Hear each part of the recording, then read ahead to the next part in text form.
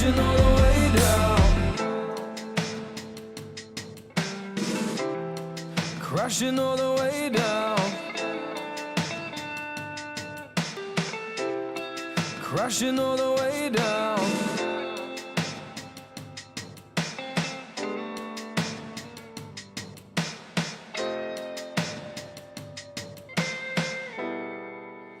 Oh, it's never too much, never quite enough, never been this close, but it's still so hard to love. If I take this step, will it be far enough? Will it come crashing down, crashing down, crashing all the way down?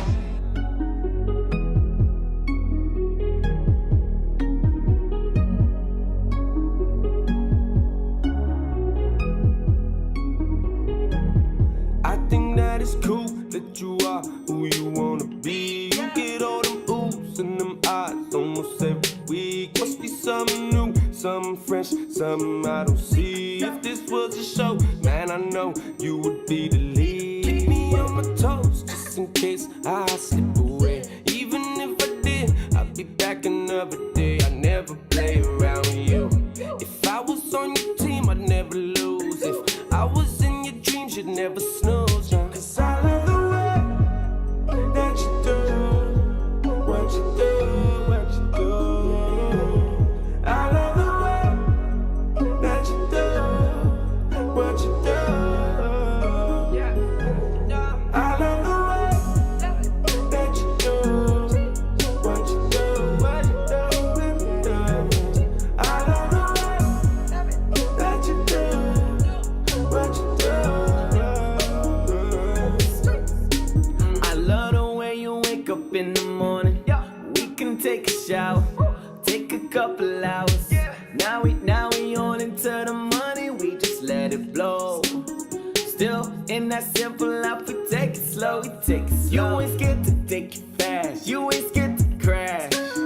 Got me feeling gas, looking at that. Yeah. Girl, you know you're sexy and you know it's true. And that's just you being you. Cause I love the way that you do, that you do.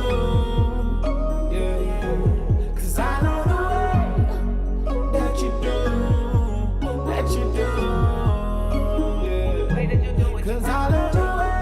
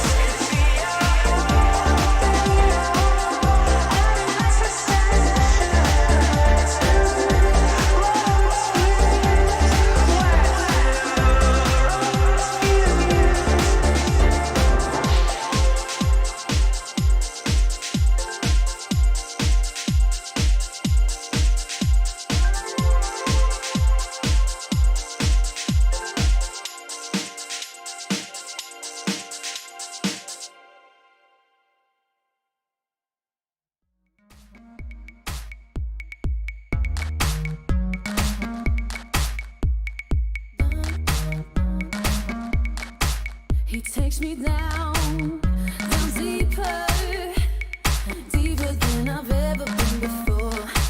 I'm getting lost in this vapor.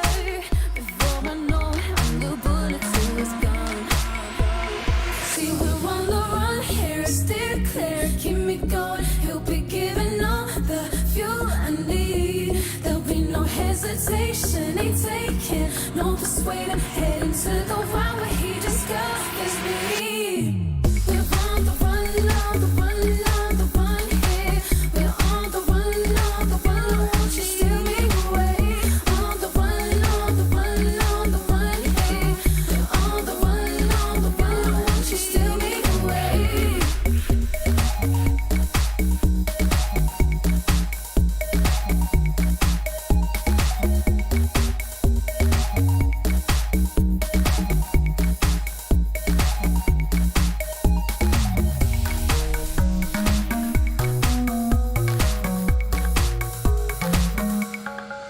He brings me around, he stays focused. Without him, I surely fall apart. Now I'm crying loud, he's behind me.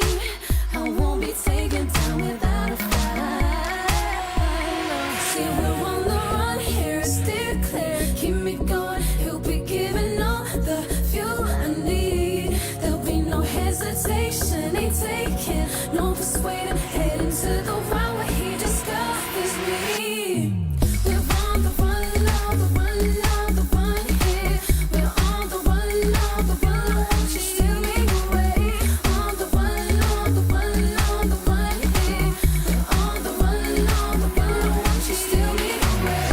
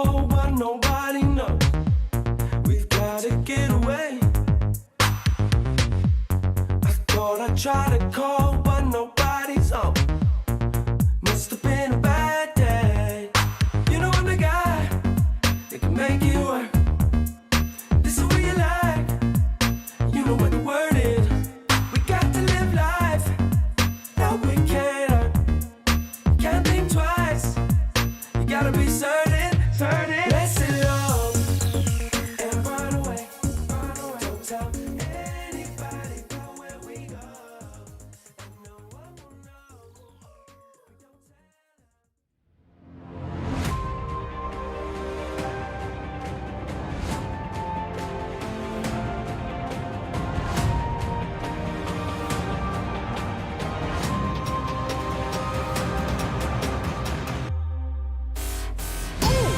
Cupcake is literally smurfing right now with these hooks. He's open up right now, but they can arrest over the wall. The counter engage for the Chiefs is way too good. There is nothing to be done for Gravitas here. Very aware of it. Kozio here, and that is the ultimate connected. Themselves into a false hold. Final 20 minutes on the goal. Only player to lock in this lane. There is just no damage for the Chiefs. Raiden gets the first printed kill of the LCO. Good evening, ladies and gentlemen. The DoorDash LCO is back for yet another week of action. We got some banger games coming up today, and we had some big upsets last week as well. But before we jump into that, I just want to say, hey, I'm Mac. Good to see ya. I hope you're having a good Tuesday, and it's only going to get better from here. So let's have a look back at what happened last week, and we'll jump into the games here on the DoorDash LCO. Arrow onto one. So even this Draku, he had the cleanse, probably the worst one of the bunch right now. They're not going to back away from the Baron just yet. It's down to 50%, getting lower and lower. The order are split. They're going to catch on towards Swaith again. Dawning Shadow goes out, locks in place members to shield the mitigation, the prevention. Swaith looking to try and spin to win and survive. A double kill once again from Kisei. They pushed forward. They went towards the four-man. He tries to go for a cheeky little skirmish, knowing full well that the Direwolves are there hunting in their jungle. That kill just happens off screen. Goodo's dead. And Nolly said enough. The Onslaught of Shadows connects, locks them in place. A battle on two different fronts right now, as Shock takes the battle up against Shinky. That's the ultimate on him, but still zaps through his HP bar. It just does not exist. A double for the Hecarim. He's now 4-1 and 6, and Claire looking to fight across the wall. Jumps into the base with the chains. Rolls them all together, and we might, at the 28-minute mark, have our first ace of the game. By the second tier, as Pentanet once again looks to try and mount an assault. He sidesteps that, does Chaz. He jumps into the Baron pit. The Baron is low down to 2k, getting closer and closer to smite range. But the fight continues, a 1-for-1 so far. But Pabu finds himself another kill, does removing curses, so the Katarina resets are no longer a concern. And Chaz is low. The Baron has been stolen away from him. And styled. He can't start on his opponent on this occasion. They're going to fall apart. And that may just be a delayed ace. Tell me it's not this way. Tell me it's not an ex-Peke. Tell me it's not a 50-minute win here for Gravitas as they look to try and take this one down. Surely! That was the most rough game of League of Legends I have ever seen. Safa, he's done it again. Saluting him for last week's effort. Let's see if Gravitas can have just as successful of a week going into week 3. But it's not me bringing you all the action. It's me and some beautiful men and women. And they are here. Most of them. Whoa! Juice! Dude, have you been to the gym? Me? You're massive today. Yeah, I think I've maybe just gone a little bit too close to my camera, but that's all good. It happens. Yeah. Should I? I can get myself lower if you like. Oh, there you get go. low? Yeah, that would make me feel more comfortable. There we go. All on the same level now. So, other than, you know, cutting your ankles off there, Jubes, how are you feeling this week? Pretty good. I'm pretty excited from the games that we saw last week. They were pretty well rounded, and I think it actually what we saw last week has just completely spiced up the LCO.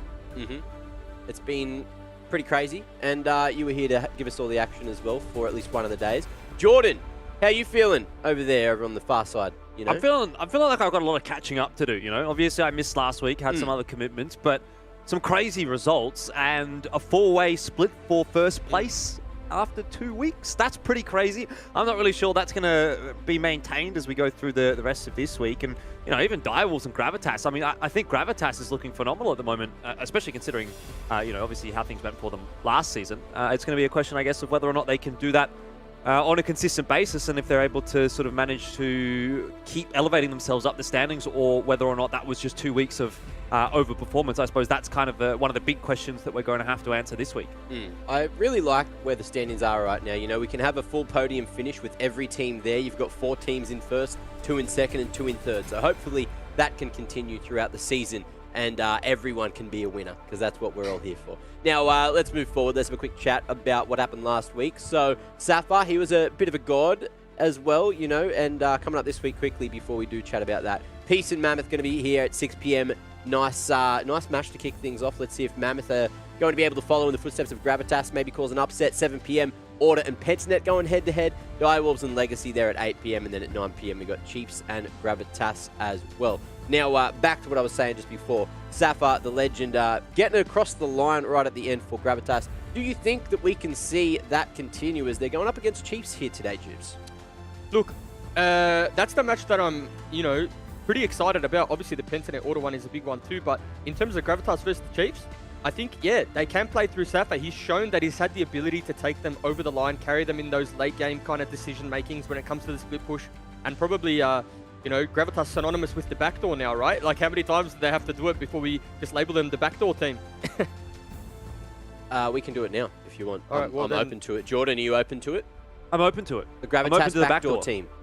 Well, they don't go through the front door, they go through the back door. That's it. Yeah, it's just they're your best That's good friends, to know. you know. They don't need to walk in the front door. They can just go play with your dog out the back and then come in the back door and make some afternoon tea. Dinner, maybe? I don't know. Would they make you dinner? Is that a backdoor thing? I don't know. Jubes, you're the backdoor expert. What's going on? I don't think I've ever done that in my life in terms of League of Legends ability, because I'm always dead. I'm never the one that was at the Nexus, so I wouldn't have the experience. Maybe Elfish, Jarvan support. Ah, yes. What about, so Jordan, In you know, what world the is the resident Jarvan expert- support going to be a backdoor expert? Just flag and drag over the wall and Yeah, and then auto the Nexus with all of your AP. That's going to feel really good. Yeah, it's so, I don't make the so rules. easy. I follow them. Yeah. Well, let's have a quick chat as well about what the key picks are. So, Jubes, this is another specialty here for you. And this week, the key picks are... Yeah, well, Lee Sin, the first one, being such a high pick rate, but then also the win rate is in the 60% global on patch 11.12.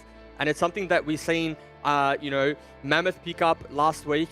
And it's probably a pick I want to see them utilize again to really, put a stamp of authority on a game, get priority in a lane, really utilize that Lee Sin to influence side lanes, river fights, river contests. And it just it's strong early, but also scales really well. So I just want to see that be a priority for a lot of the teams in the LCO this week. Center Tom Kench, one that has been banned away majority of last week. I want to see the LCO bot lanes really pick that one up. Again, stamp authority on the bot lane, has such a strong laning phase, really good scaling. And honestly, I don't think it has a bad matchup besides enchanters, but we've not really seen the prowess from many supports to be able to play those enchanters to really punish. Now, Xin Zhao's one that I was thinking about pairing with Lulu and Karma. Lulu had a 100% ban rate last week. Now, if you ever get to see, or if we ever get to see the Xin Zhao combined with the Karma or the Lulu, it becomes almost like your Lulu Kog'Maw, but as a jungle mid duo. Or you can put it in the top side of the map where Xin Zhao just is able to really invade whatever matchup he wants, has the Lulu or the Karma sitting behind him, and then when it comes to grouping and those team fight objectives and those fights, it's just an unlimited amount of heals and shields. And it becomes really, really hard to deal with. So these are the picks that I really want to focus on. They were banned in last week, but maybe we'll see some slip through. And if they do, I want to see them snapped up early, because these combinations and these little intricacies that we see can be very deadly on this patch, especially 11.12. I think most of them have like a 60% win rate as well. At least the Center Tarm does, the Lee Sin does. And globally, a 60% win rate is quite insane with a high presence. Yeah, it's all these champs do have an absurdly high win rate. So that is why we've chosen them for the key picks this week. And thank you for that breakdown. It was very in-depth there, Jubes. Anything you want to touch on, Jordan, in terms of that before we move on to the next segment? No, I mean, I just really like Senna at the moment. I think she's kind of impossible to deal with in a sense. When you've got that glacial stack, you get to sort of 60 to 80 stacks, which realistically you can do within like 15 to 20 minutes. She's just free picks if people are out of position. So very, very difficult to deal with. I think she's a very strong championship. So hoping to see her either picked a lot or banned completely. But as far as I'm concerned, I'd like to see her played a little bit, because it's one of the more enjoyable champs to watch, I think, for me at the moment. I've also seen you play it a fair few times. Yeah, maybe a little bit biased. So, of course, it's like, I'd love to see a bit of Shyvana lately, and I feel like the only person that could do that for me is maybe Pabu. But we only saw that once last season, so I don't know if that's going to be coming back anytime soon. Anyway, let's move on. We're going to have a quick chat about From the Fans. If you guys at home are cooking up some good content, I've seen some good stuff out there on the Twitter sphere. So make sure you add LCO, hashtag LCO, and go follow all the socials and send in your memes, trash talk, bloody op.gg pages. We've got the op.gg expert reviewer here in the middle of your screen, so make sure you get those in, and he can roast you or, you know, lift up your confidence and help you improve as a player, just looking at your stats and who you pick and your KDR and all that, you know. Exactly. So get them in, and we'll have a look throughout the show, of course, as we usually do. I have seen Jordan's biggest fan actually posting a lot, so hopefully we can get a couple of those pictures up at some point. You know, that was a very, very big job, and I would love to see some of those later. Regardless, let's have a quick look at what the players answered. So they got asked a question: how many champions are there? Starting with S, and this is their responses. Can you name as many champions as you can, starting with S?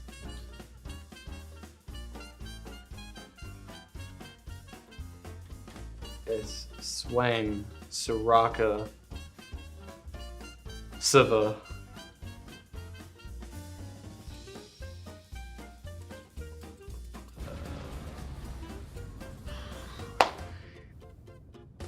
I give up actually. I don't even need that extra 5 seconds. Yeah, no. Yeah. Soraka? Oh. Jeez. Silas as well. That's 2. Soraka, Sejuani. Oh, it's not going too well. Soraka, Sejuani, Set, Syndra, Shaco. S. Swain. Yeah. That's a blank. What? S. S. Seraphine, Soraka, Sona.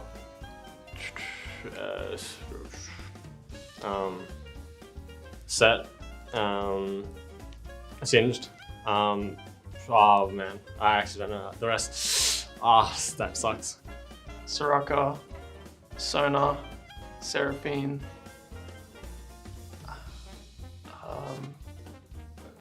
Soraka, Sona.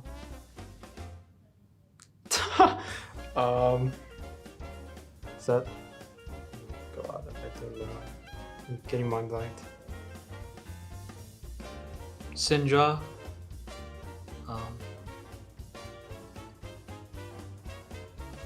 2,000 years later. Yeah, 1. That's what I got. 1. Alright. Soraka, Sona, Sion, Silas, Syndra, Swain. I don't know. So. Swain.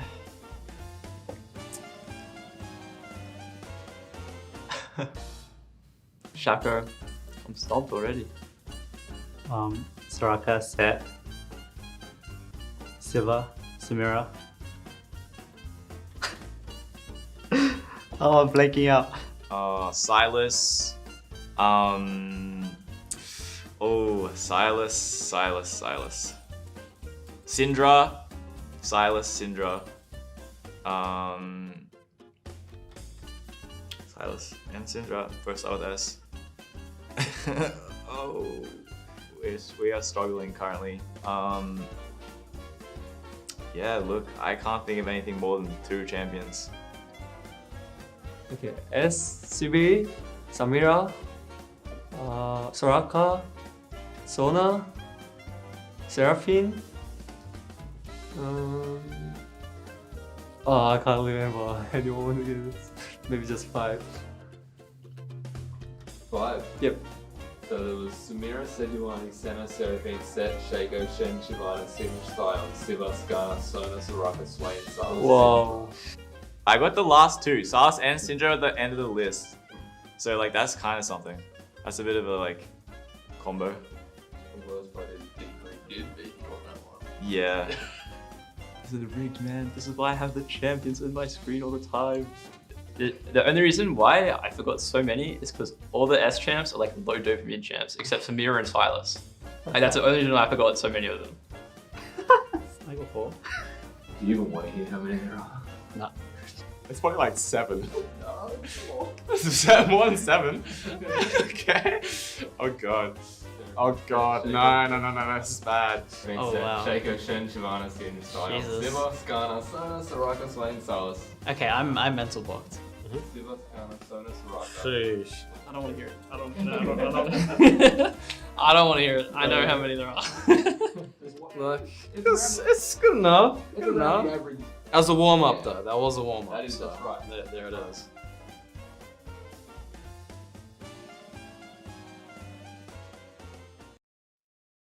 Well, they did better than what we probably would do as well. Even though there were a few there and they're getting 1 or 2.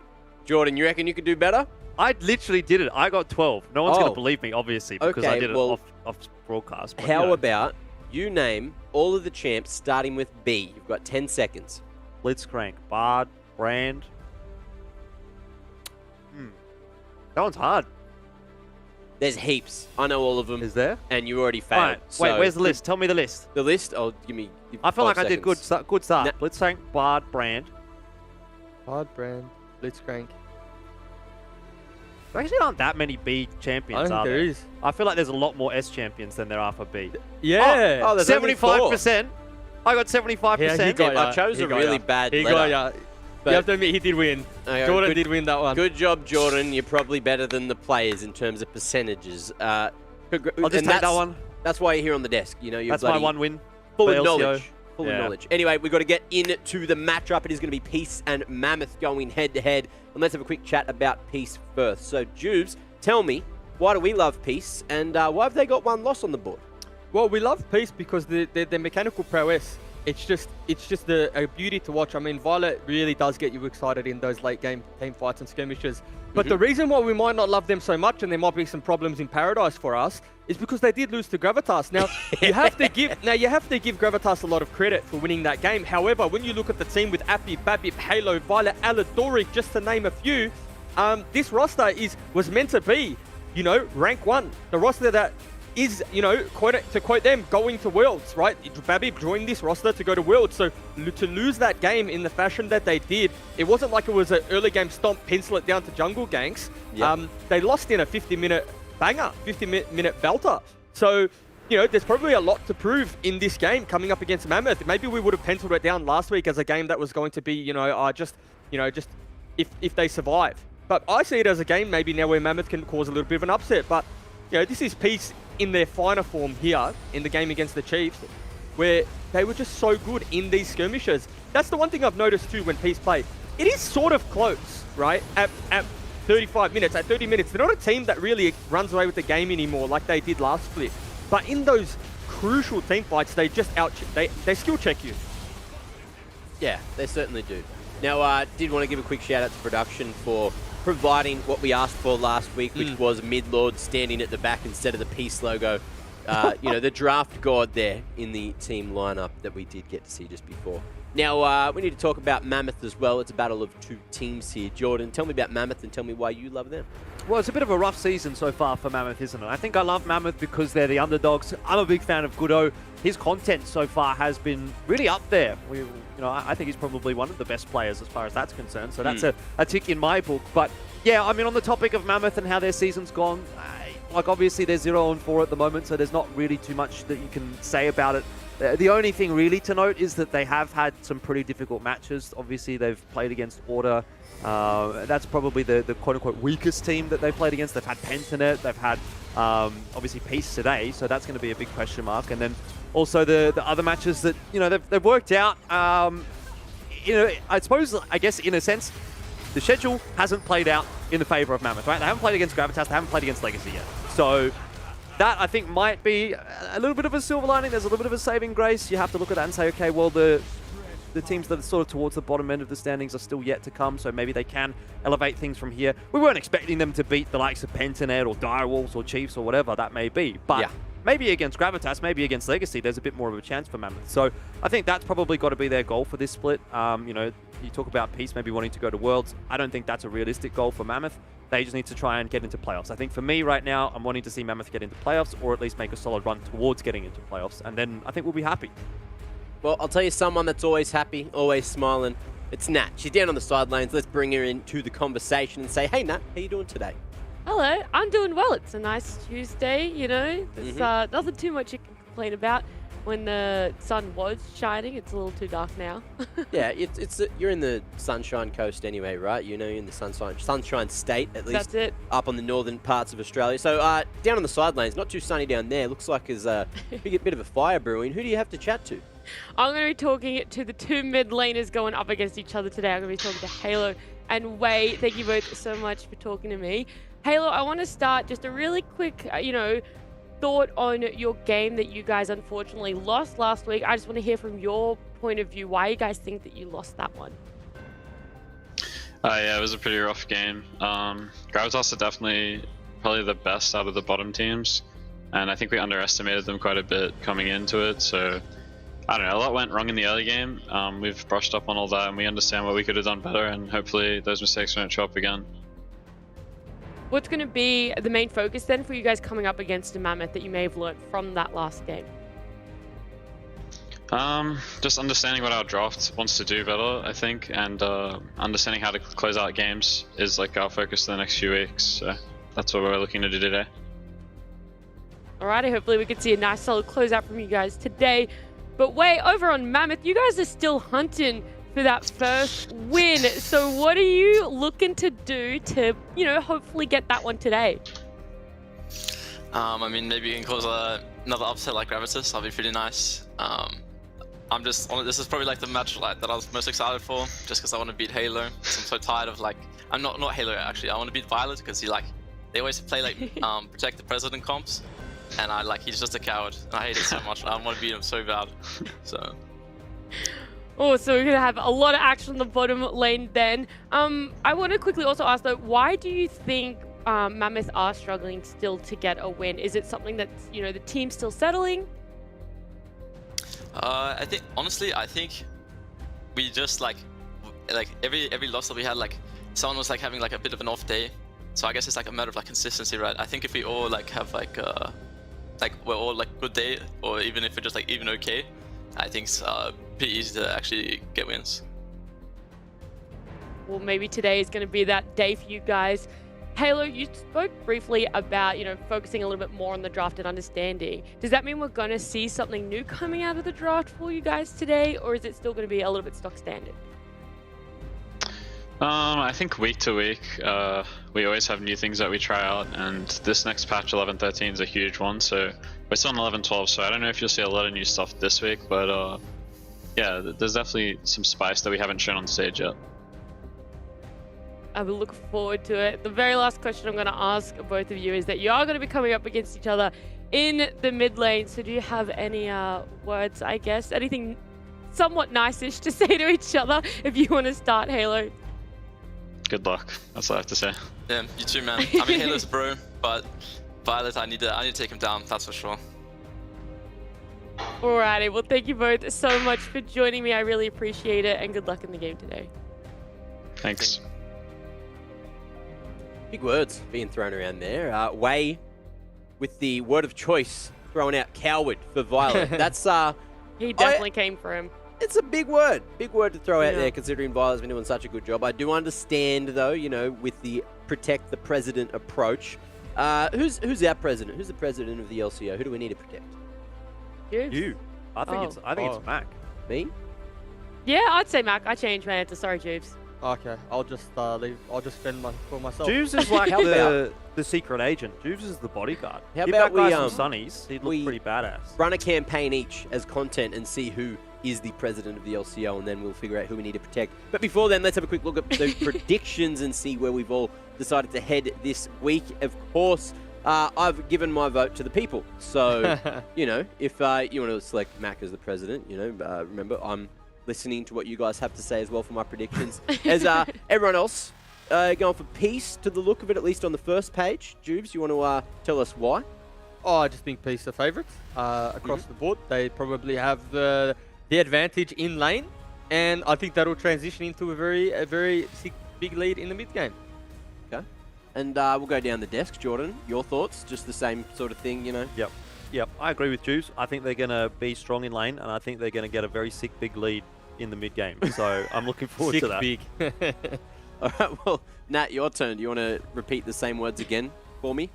Almost the same, but a little bit different. I think Peace are just quite consistent. I mean, Wei was pretty accurate. If everyone in Mammoth were to have an on day, I think it is very possible for them to win. They clearly know what they have to do.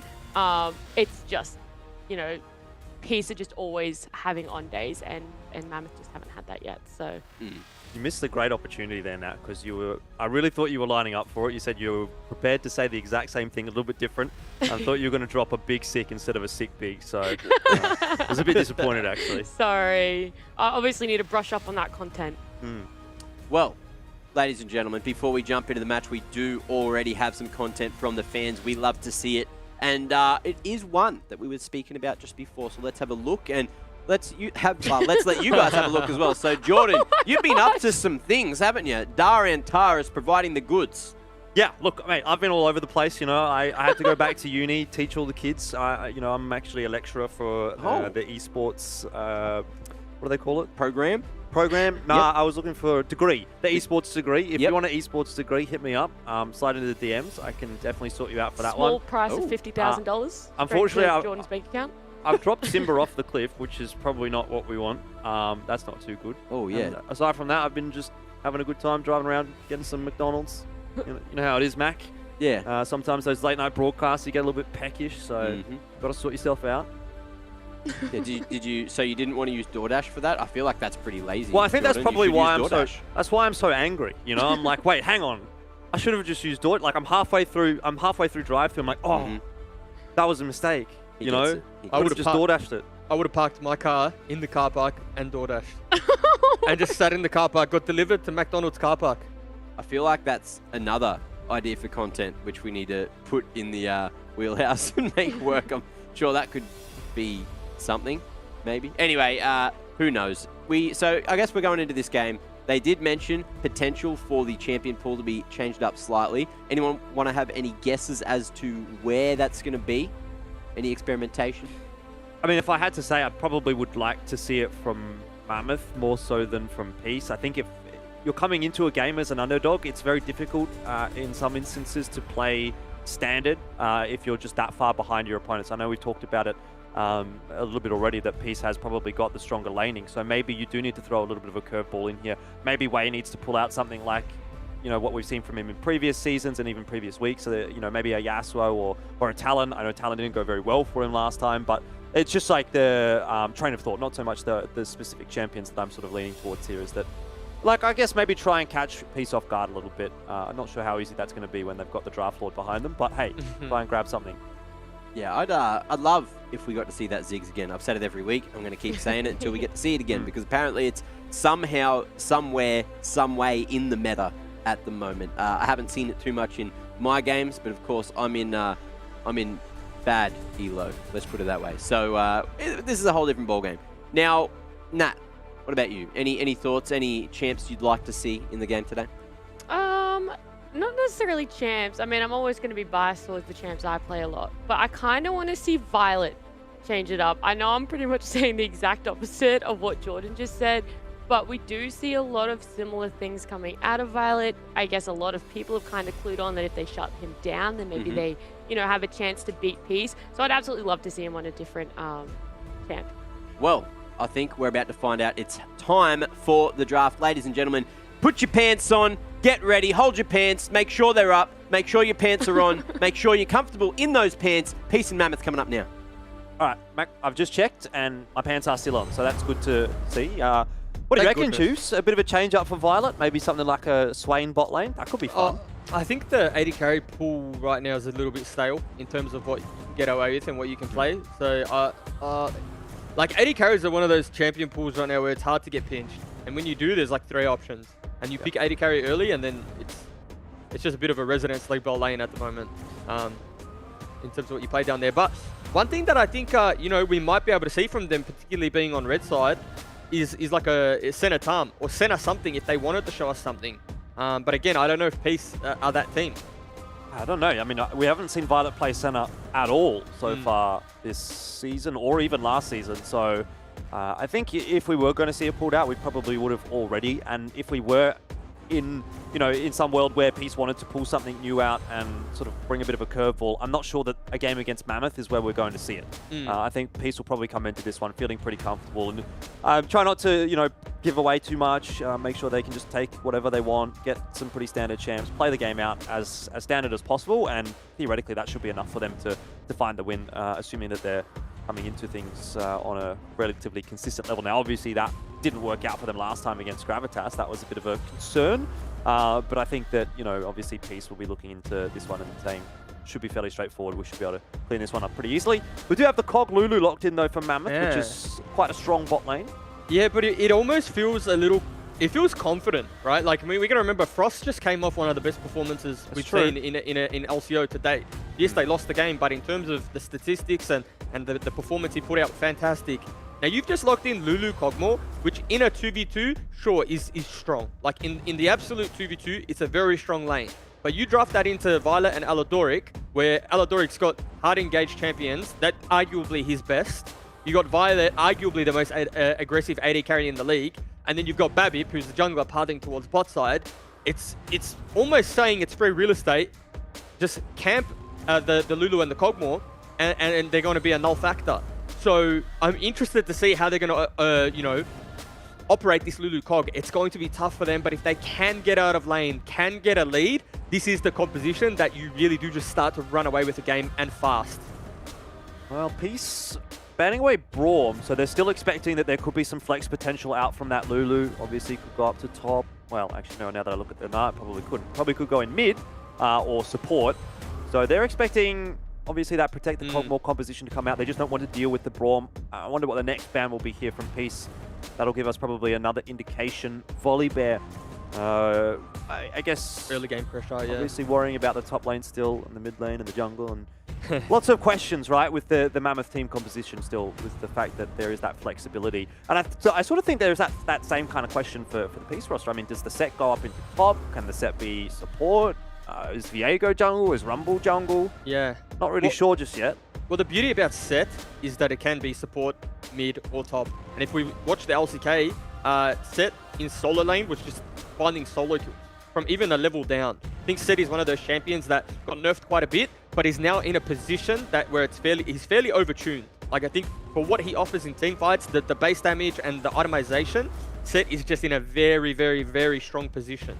So when you look at Peace's composition, like you touched on, there's just flexes everywhere. Right? I mean, the Viego, the Rumble, and the Set can all trade lanes at the moment. All right, well, we've got the Diana in for Mammoth here, which one would assume will be headed into the jungle.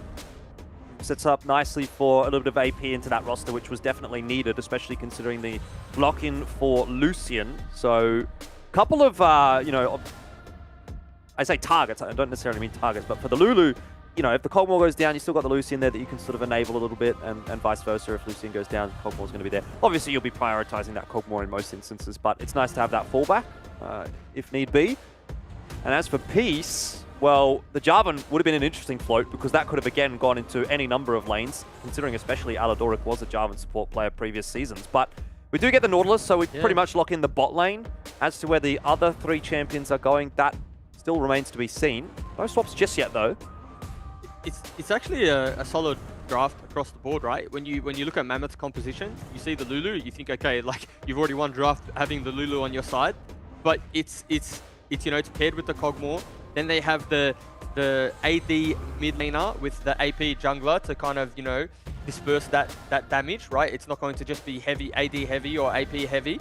And Diana is just, I think, maybe the most broken champ in the game right now, in terms of what she offers, in terms of team comps, in terms of engaging fights, in terms of just the damage she can put out. And then Peace kind of just counteract that.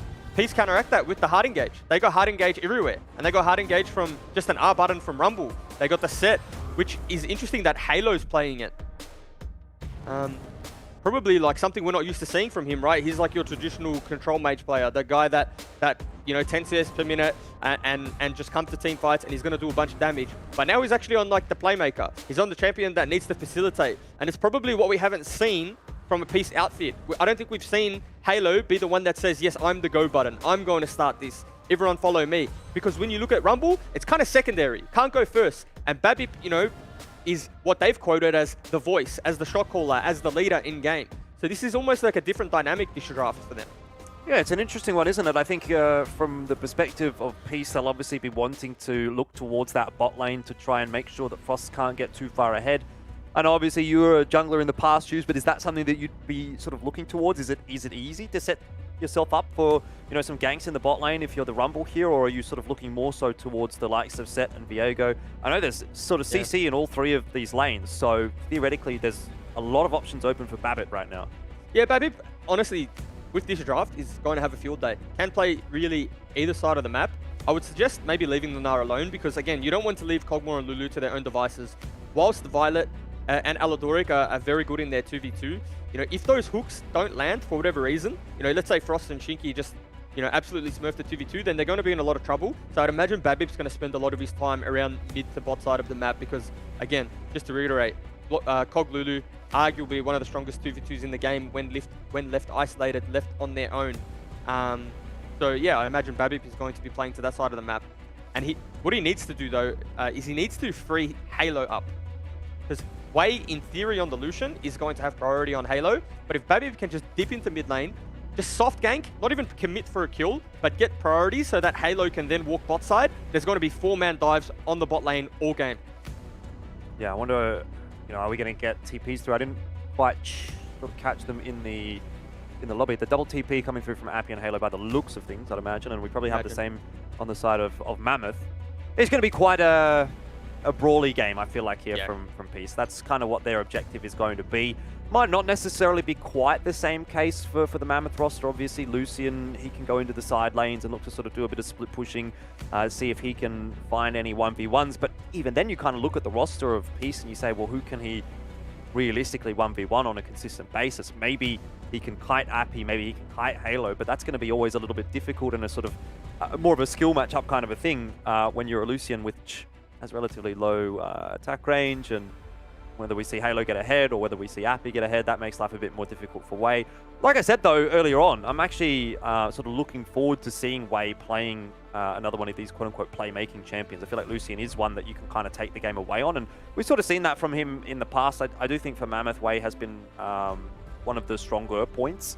So get him on a champion where he can really start to try and snowball his lane and sort of see what he can do in that respect. The only question I suppose I have there is that obviously Halo does play a little bit of Lucian as well, so he'll be quite aware of what needs to happen and probably what he needs to avoid in order to shut that Lucian down, because ultimately if you don't get ahead on the Lucian mid, is it worth the pick? Well, that's the thing, and that's what I was going to say that concerns me, is that whilst Wei has been arguably one of their better players, Mammoth have hiccuped along the way, right? And even in games that they've performed very well in, there's been some hiccups. And like you touched on, if you fall behind on the Lucian, like if you're not playing the lane to a T, playing the lane perfectly, and at the very least maintaining a CS lead, then you do kind of find yourself rendered a little useless when it comes to like those mid-game fights. Whereas you look at what Halo's playing, he can fall down 30 CS, like in a lane. He can fall to 20 to 30 CS down, still going to do what Set does, right? And that's the haymaker, the face break, whatever break you want to call it, Set's just going to break heads. And that's ultimately what's going to happen. So it might be like the evolution of Wei. Are we going to see him play this disciplined game where he's actually just going to, you play around jungle pressure correctly, he's going to use his priority to make Babip's life hard? Because whilst we said Babip's going to spend majority of his time ensuring Halo can get some priority to roam, the other side of the coin is that Wei's going to have priority, so what can he do to render Babip useless? Like what vision can he get down? What roams can he make? Can he get Guro a lead by contesting those scuttle crabs? Is it a double scuttle angle early? Well, so many questions, Juves, and hopefully we can have a bit of a chat to the man with all the answers. Jalal from Mammoth is ready for his interview. And Jalal, I guess I'll start off with first, how you doing? You feeling good? Yeah, I'm feeling good. I like this comp we've drafted, and can I keep going? Yeah, for sure. And I think like we knew what they wanted to pick in the first, and we had a good idea on what we wanted and what we scrimmed with, and this is something that we've practiced a lot. Okay, and I guess, to touch on that draft, since we're on that topic, Wei in the mid lane, I'm sure you heard us just discussing there on the Lucian.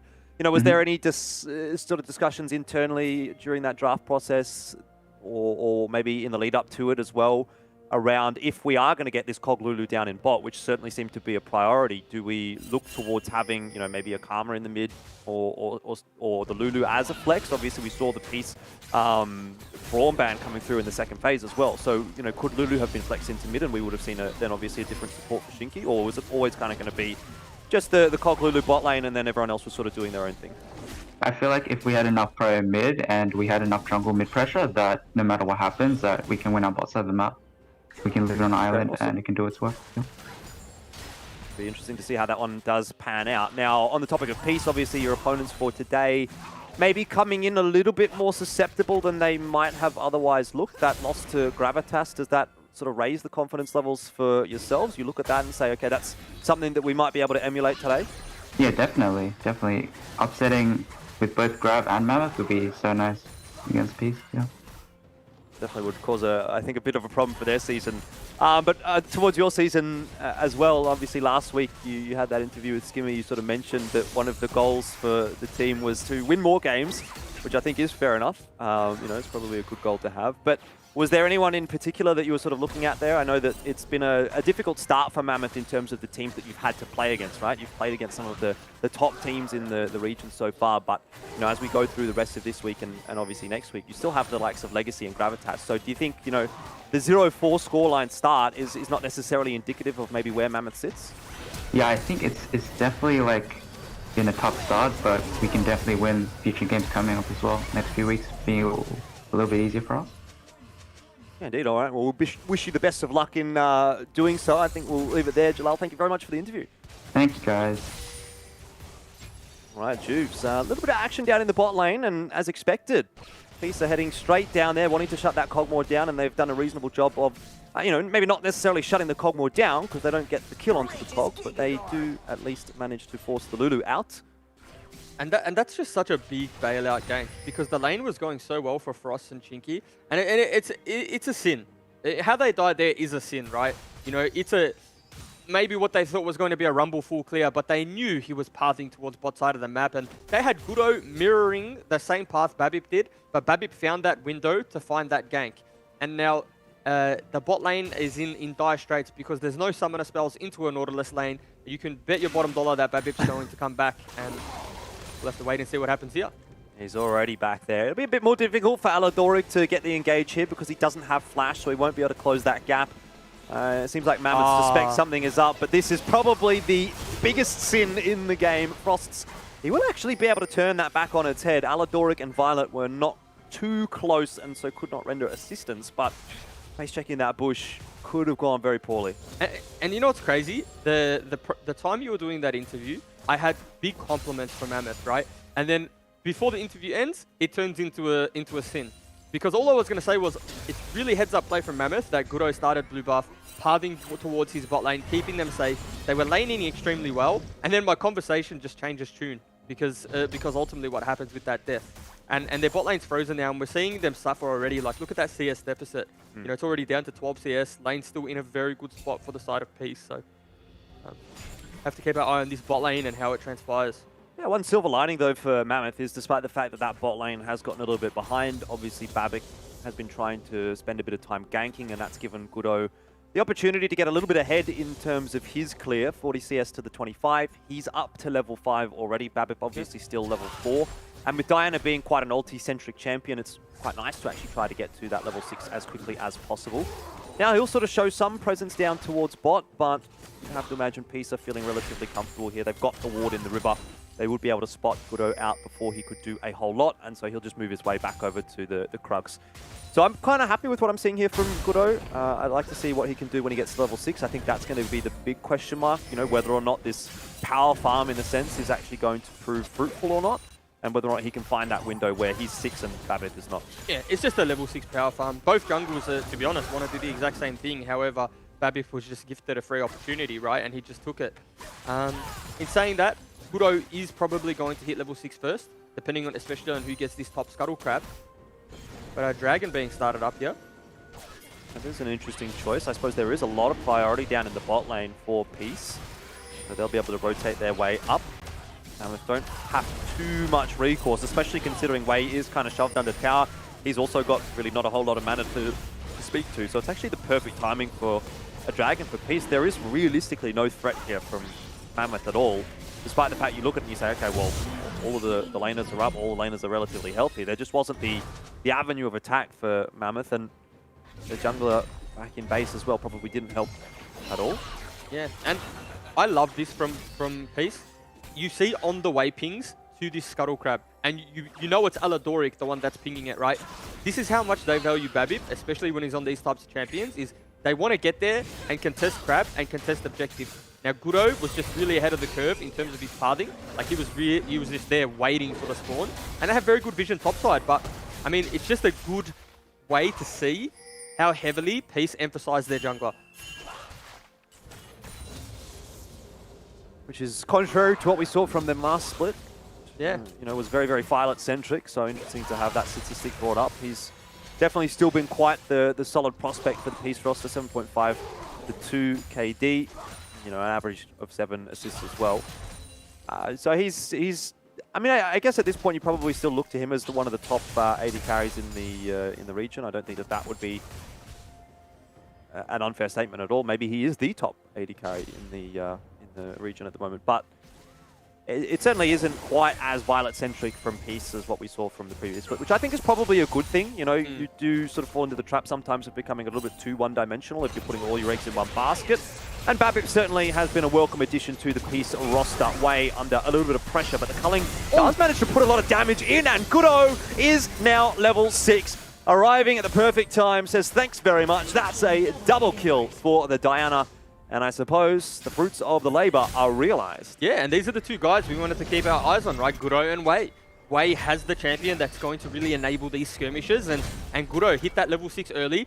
Very good pathing from him, and I think he's honestly played this game to a T, right? Yeah, it has been a full clear, a bit of a resident sleeper path from the Diana, but hey, that's the way the meta is at the moment, and you know, Peace are just in a little bit of dire straits, right? When it comes to this mid jungle 2v2, it's going to be so key to winning this game, because we did hear the coach interview at the start of the game, and he said they want mid lane and jungle priority so they can path the bot side and protect this bot lane.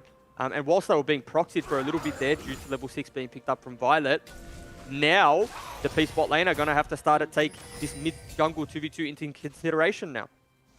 And it's compounded upon by the fact as well that there was a Dark Seal investment from Gudo pretty early on in the piece, so he's already got 4 stacks on that too, and that can really start to get it pretty out of hand, especially when it comes to a Diana where if you're getting kills on cooldown with your ult, you do start to snowball pretty astronomically. Down in the bot lane, Frost's still level 5. He obviously level 6 by being able to stay in the lane initially when Frost's was sort of hanging around having a reset and stuff. But they're both level 6 now, so that's fine. You know what the beauty about this comp is that Mammoth have? Is like, Cogmore's behind, right? Like, there's no sugarcoating it. This is a pretty significant deficit, you know? It's 20 CS, it's an assist. It's probably a fair bit of the gold as well. I might hold that thought, though. Yeah, Aladoric should be getting the easiest hook of his life. The knock up there as well. It's not looking too crash hot here for Mammoth. Wild Growth was invested, and it'll be just about enough to keep Frost alive. Violet, that's a bit of an overcommitment. Teleports coming down on both sides. Is there a punish from Mammoth? Turns out no! There was no Mega Gnar for Nectar. Eventually, Gudo does get into the back lines, and finally the turn does come through. Mammoth making it happen, and I don't know what that was from Peace, whether it was miscommunication, overzealousness, or anything, but that was not good. I think it's too early to say tilt, Elfish, but I mean, Aladoric hooked Cogmore out of the Rumble Equalizer, which then caused the flashes to come on through and the overcommit. So it is maybe just a little bit of miscommunication, but whatever Gudo had for breakfast, sign me up for when I play some solo queue, because watch the mechanics from Gudo here, right? Oh, we'll see the replay start a little bit earlier than that. It's just a very good disengage, and this is why Lulu Cog are so good in the 2v2, right? It takes so much to kill them. Nectar keeping his eyes on the bot side of the map. Now watch Diana ultimate, right? Gets the E reset onto the Nautilus, pops the ult, gets the second charge of the ultimate onto Violet. So it's just really clean Diana gaming, and Gudo, again, that player to watch, and he's just been the shining light for this Mammoth team. Super excited to see this one. And one point I wanted to touch on before that even happened, Elfish, was this composition from Mammoth. If Cogmore falls behind with the Lulu, you still have Diana. That's almost like a hyper carry. And the fact that this Diana is ahead, you almost negate the deficit that the Kog'Maw is in and almost bridge the gap for Frost. I mean, you say that, but even then, like, okay, that's definitely relevant. But the fact that Kog'Maw exists in itself is still just a ticking time bomb. You can put the Kog'Maw behind as much as you like, but if the Kog'Maw gets to 25 minutes to 30 minutes, gets a couple of items, he's still going to be doing a lot of damage, and he's still going to be really difficult to deal with, especially when paired with that Lulu. So we've got another 3-man contest down in bot, but look who's here. Goodo is back, and a fantastic ultimate right down on top of all three. That is massive. Mammoth turn it back on its head once again, and that is 10 Dark Seal stacks all ready for Goodo. He's got the Hex Tech Rocket Belt finished off, and he's got a ton of cash in the back pocket as well. There's not much to analyze here, so what I'm going to say is that regardless of result, Goodo has delivered. He is the player that has delivered so far, right? In terms of how he's played this game, the pathing, and honestly, the way that he's read Babip and what Peace wants to do in this game has just been astounding. Like, we've seen him kind of improve week upon week, game upon game rather, and now it just feels like he's hit his final form. You know, he's got himself on this Diana. You know, Mammoth have drafted what, you know, we were saying, a very good composition, one that we've wanted to see for them for the last few games, and they're really just executing because, again, all they've done is take stock of Peace's champion. When you look at their champions and how they operate, like, what do they want to do this game? Of course they want to play to their Nautilus lane. They need to. Otherwise, if you just leave the scaling in a 2v2 in isolation, they're in a bit of trouble. And it feels like Goodo's just read that, and he's just playing off that to a T. It's completely backfired for Peace, hasn't it? No, none of these kills have gone onto the Kog'Maw, but even still, he's got 5 assists. He's starting to get rolling a little bit here as well. So, too much of a recourse, I'd imagine, for Peace at this point in time. I think they need to just really try and slow this game down a little bit, which might actually end up playing into the hands of Mammoth because they scale pretty well with that Kog'Maw regardless. He's still being zoned pretty crazily, but I mean, do you care at this point? I think you're quite happy. I mean, at this point in comms, it's literally just don't die bot lane. You can go down 30 CS bot lane. It's all good. The Diana is just a force to be reckoned with, and honestly, is going to probably one-shot someone with the ultimate. And I guess the one thing that we've been sleeping on a little bit for the last 5 minutes is that Wei's been uninterrupted. And that was a very big talking point for us. This Lucian needs to have 0 deaths, 0 mistakes, and at a minimum, have a slight CSD. But he's done one better. He's got a few kills to his name, a couple assists, a CS lead, and picked up the Gale Force. Yeah, it definitely has been a very bot lane-centric game for the most part. We haven't really spoken at all about mid, and even less about top. I mean, again, up towards top, it's been, well, are they TPing in the bot lane? If not, well, okay, I guess they're just farming. And so far, that's pretty much been the case. Obviously, Nectar's been getting the better of it. Here's the Gnar. He's also gotten a little bit more of a successful bot lane teleport off. Overall, in every single lane, Peace is behind. In the jungle, they're behind incredibly far. And that's not something that we're used to seeing from Peace. I think definitely last split, they were sort of almost infamous for winning their lane and then not quite being able to convert that into a win, particularly against teams like Pentanet. But now, this split, things have sort of taken a little bit of a slower turn in terms of the laning phase in the early game, and they're having to look towards what else is going on. And again, look where Goodo is. As soon as the engage comes through from Aladora, Goodo is there, ready and waiting. Now, Aladora goes golden, provides time for the teleport to come through, but Goodo is just so big. Unfortunately, he's gone a little bit too deep, and he's fed 800 gold back over to Violet, which could be a turning point. Even still, though, Juves, up in the top lane, Nectar didn't have TP. He can't teleport down, but he does get the turret. So, advantages going backwards and forwards all over the place. Goodo's laughing in the player cams there, right? He's having a good time, but that is dangerous. That is very dangerous territory because, again, Violet has been the player that's brought Peace back from the brink so many times, and he's literally just got 1,000 gold deposit into his bank account. So you have to be a little bit careful if you're Goodo, you know, giving away those bounties. And he was there again, right? He read it. It wasn't like it was the wrong play, maybe just misexecution. It was a very good stopwatch as well coming out. So yeah, we have to keep our eye on Violet now, right? He's the man with the gold on the team. And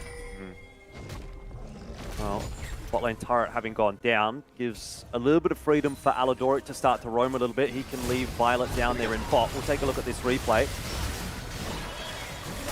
So yeah, it's such a good stopwatch, and I thought there, that chunk of damage, forcing the heal out of Violet, I mean, that's how strong the Diana is, but it was ultimately the TP that separate Frost and Shinky from following Goodo up there. You know, if they were able to match that TP or even stop it, potentially we're talking about Mammoth with a, 5-6k gold lead. However, Halo getting involved finally on this set. You know, whilst it wasn't a kill participation to his name, it was enough to zone and let Violet pick up that 1k shutdown. On the Rift Herald right now, Bab is very close by, but I'm not sure that he's going to be able to check it in time. There was a ward in the Pixel Bush, but overall, no contest coming through from Peace. And I mean, I suppose it's a small little speed bump for Mammoth, but the storyline really doesn't change a whole lot, right? They're still very, very far ahead on all aspects. You have given Violet a big cash injection, but this should definitely still be Mammoth's game to lose. Flash over the wall from Aladoric. Yeah, and the thing that concerns me though, Elfish, is that speed humps can turn into holes in the road very quickly when you verse a good team. So, yep, and that's and that might be one of them, right? You know, unnecessary death dead, dragon spawning.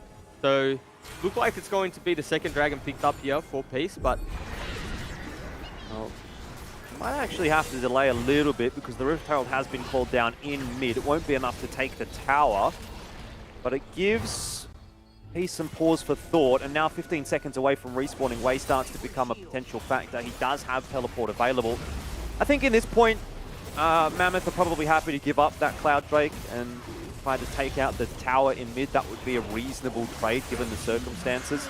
They get something out of it, and it is only the second dragon for Peace, so it's not a huge amount of pressure, especially considering it is a Cloud Drake after all. Looks like Nectar wants to get aggressive here. Mega Gnar and the Gnar ultimate invested onto Halo, who is going to be booking it, but where can you really go right now? Set's supposed to run at people, not away from them, and I dare say he's not going to be getting out of here alive. The rock connects, slows him down. Frost should be gifted this kill if possible, and will be. There was never going to be enough damage from Halo there, even despite getting the Haymaker down. Yeah, that's huge. I mean, they picked up another kill onto the Cogmore. Haven't really lost much in return, rather. You know, they got the mid lane turret, and what did they trade? They traded a Cloud Drake. I mean, you'd have to say that is advantage Mammoth. And again, with a composition that we didn't really expect them to win early. When you think of the set, the Rumble, and the Nautilus, you expect that they're going to be winning the early skirmishes, they're going to be winning the early game. But we're at a position now where Mammoth have just sat on this gold lead, and it does them justice, right? Because Cogmore is going to get stronger, Lulu's going to get stronger, everyone on their composition is getting stronger. So you feel like the pressure is on Peace to make something happen.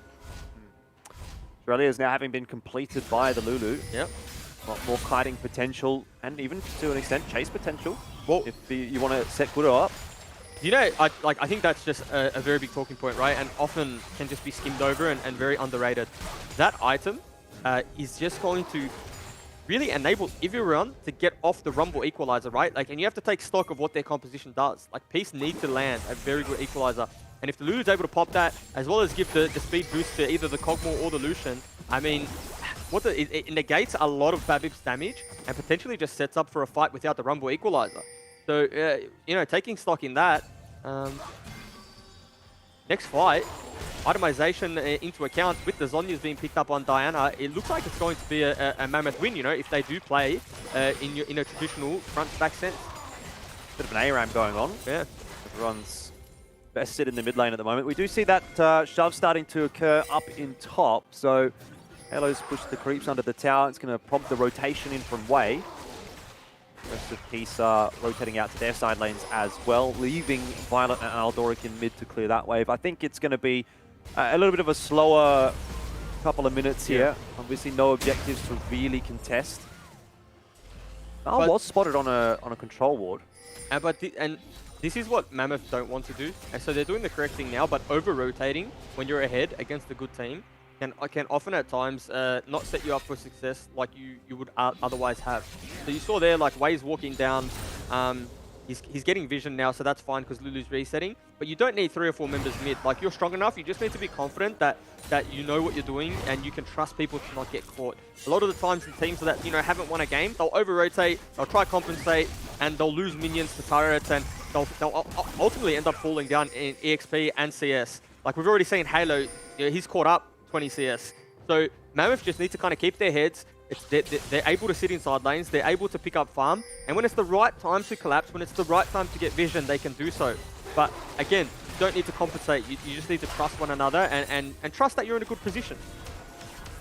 Good ward coverage going down right now for piece around the Baron pit, but a bit too early in the discussion for a Baron. If it was a Rift Herald, you'd probably think, all right, now's not too bad of a time with all that wall coverage. Never mind for what's happening up there. A little bit of an exchange down in the bottom lane. Ooh. Not a whole lot there. Looks like we want to see some aggression from Frost as he's feeling confident. Does cop the wild growth. Aladoric nowhere to go.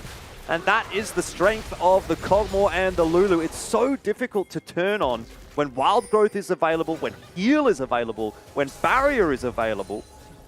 And the shield from Lulu. Like, it's just incredible amounts of sustain in a fight. Yeah, and I mean, it's kind of, I guess, why we saw Lulu being 100% banned last week. Now, this is dangerous, right? Even though Aladoric is dead, starting up a Baron Nashor versus a Rumble is always dangerous territory, so they've decided to opt out of that one. Dragon's going to be spawning in 40 seconds, and this one will be a good opportunity for Mammoth to contest. They'll be feeling strong right now. Still 5-1 and 3 for Kudo. Kog'Maw starting to come online, has got the 2 items. We haven't seen the pick on two-way, so that was the big talking point on the last Dragon. It was a freebie really for Peace. There was the trade for the mid tower, but this will definitely be one that Mammoth is looking to contest. They have the top laner down towards the bottom side of the map. Teleport is available for Nectar, but he's just going to stay with the team to make sure that he can be that front line from the outset. If there's one team fight that Peace are going to win, it's going to be this next Dragon fight, right? Kog'Maw has no summoners, and you best believe they've timed that. Now, with the composition Peace have built, they should be able to get on top of this Kog'Maw and ultimately swing the game back in their favor, because, again, if they lose this next team fight, we're already out of 4 or 5k deficit, and I don't imagine they want to give this Dragon for free. They're going to.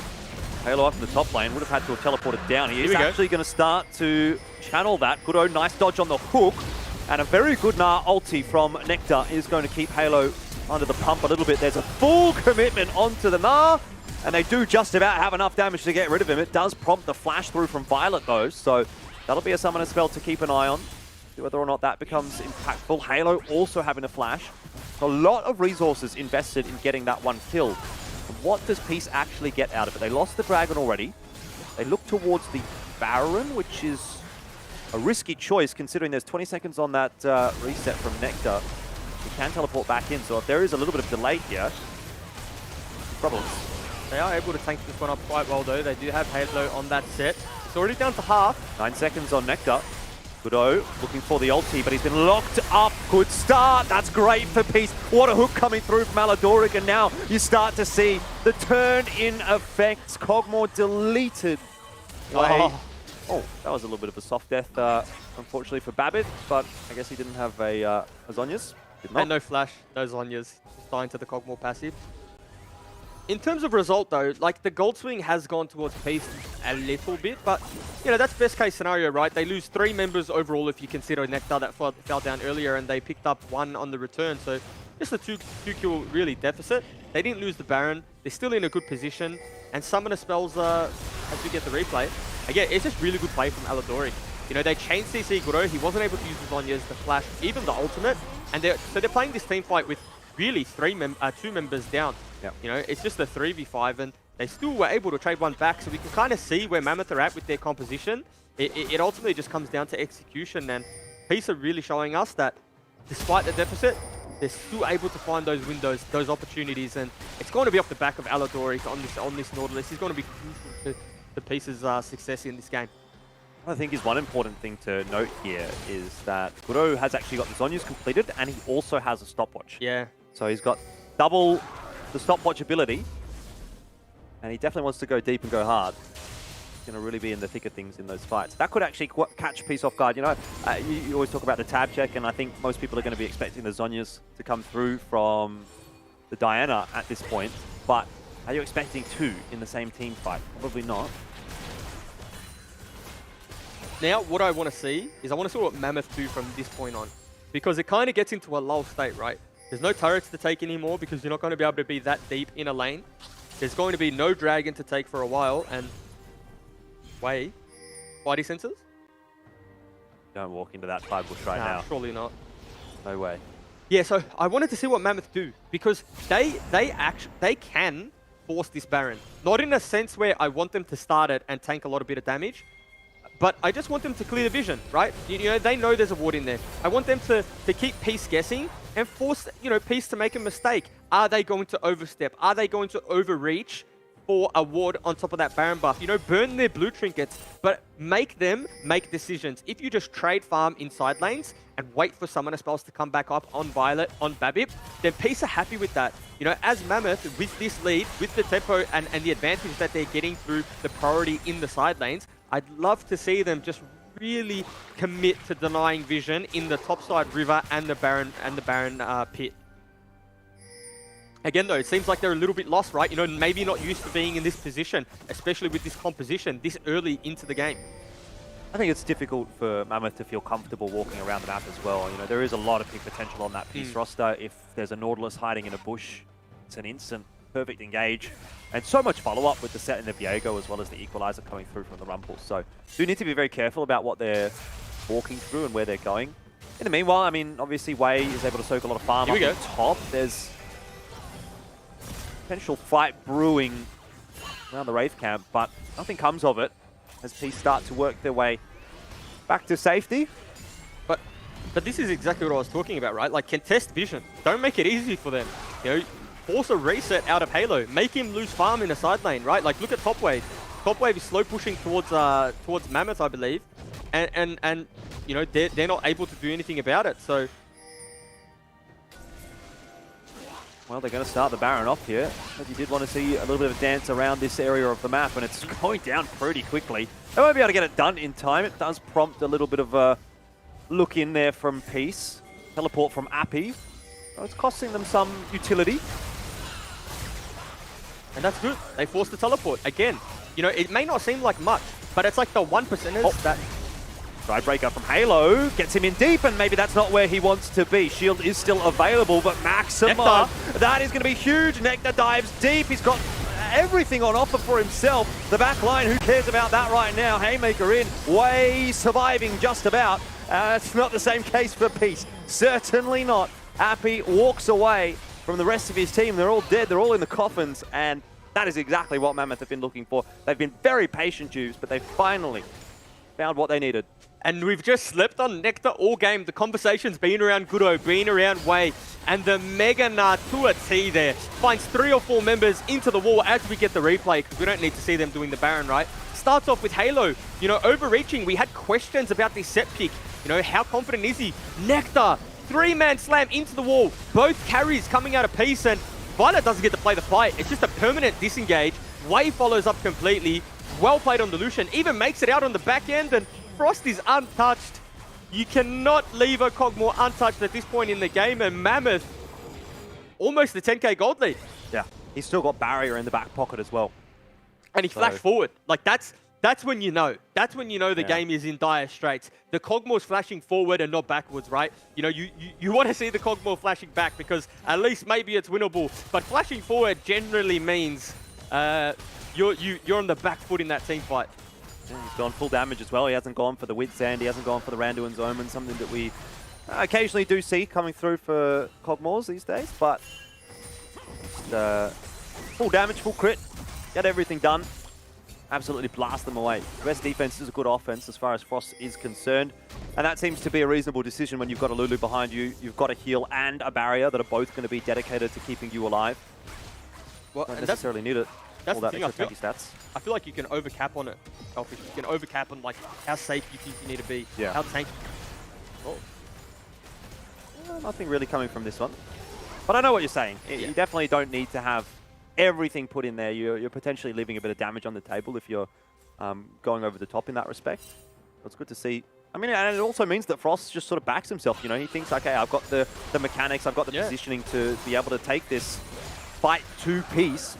Even despite the fact that Peace have, you know, so much crowd control, they have some decent gap close, they've got the Equalizer as well, which is generally one big problem for AD carries, especially immobile ones like Kog'Maw.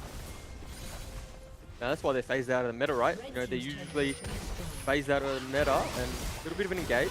Yeah, but it's onto Nectar, yeah. So I don't think that's ideal for Peace at all. Halo, again, just has to try and wander away. And one of the big problems with Seth is that once you're in, it's very difficult to get back out. You know, he's supposed to be going forward, going forward, going forward. He can chase well, he can catch them.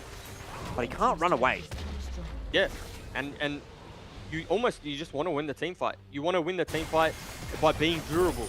You know, win the team fight before you fall down, I guess. And even if you do fall down, you're happy because you're probably done as they fight into a choke.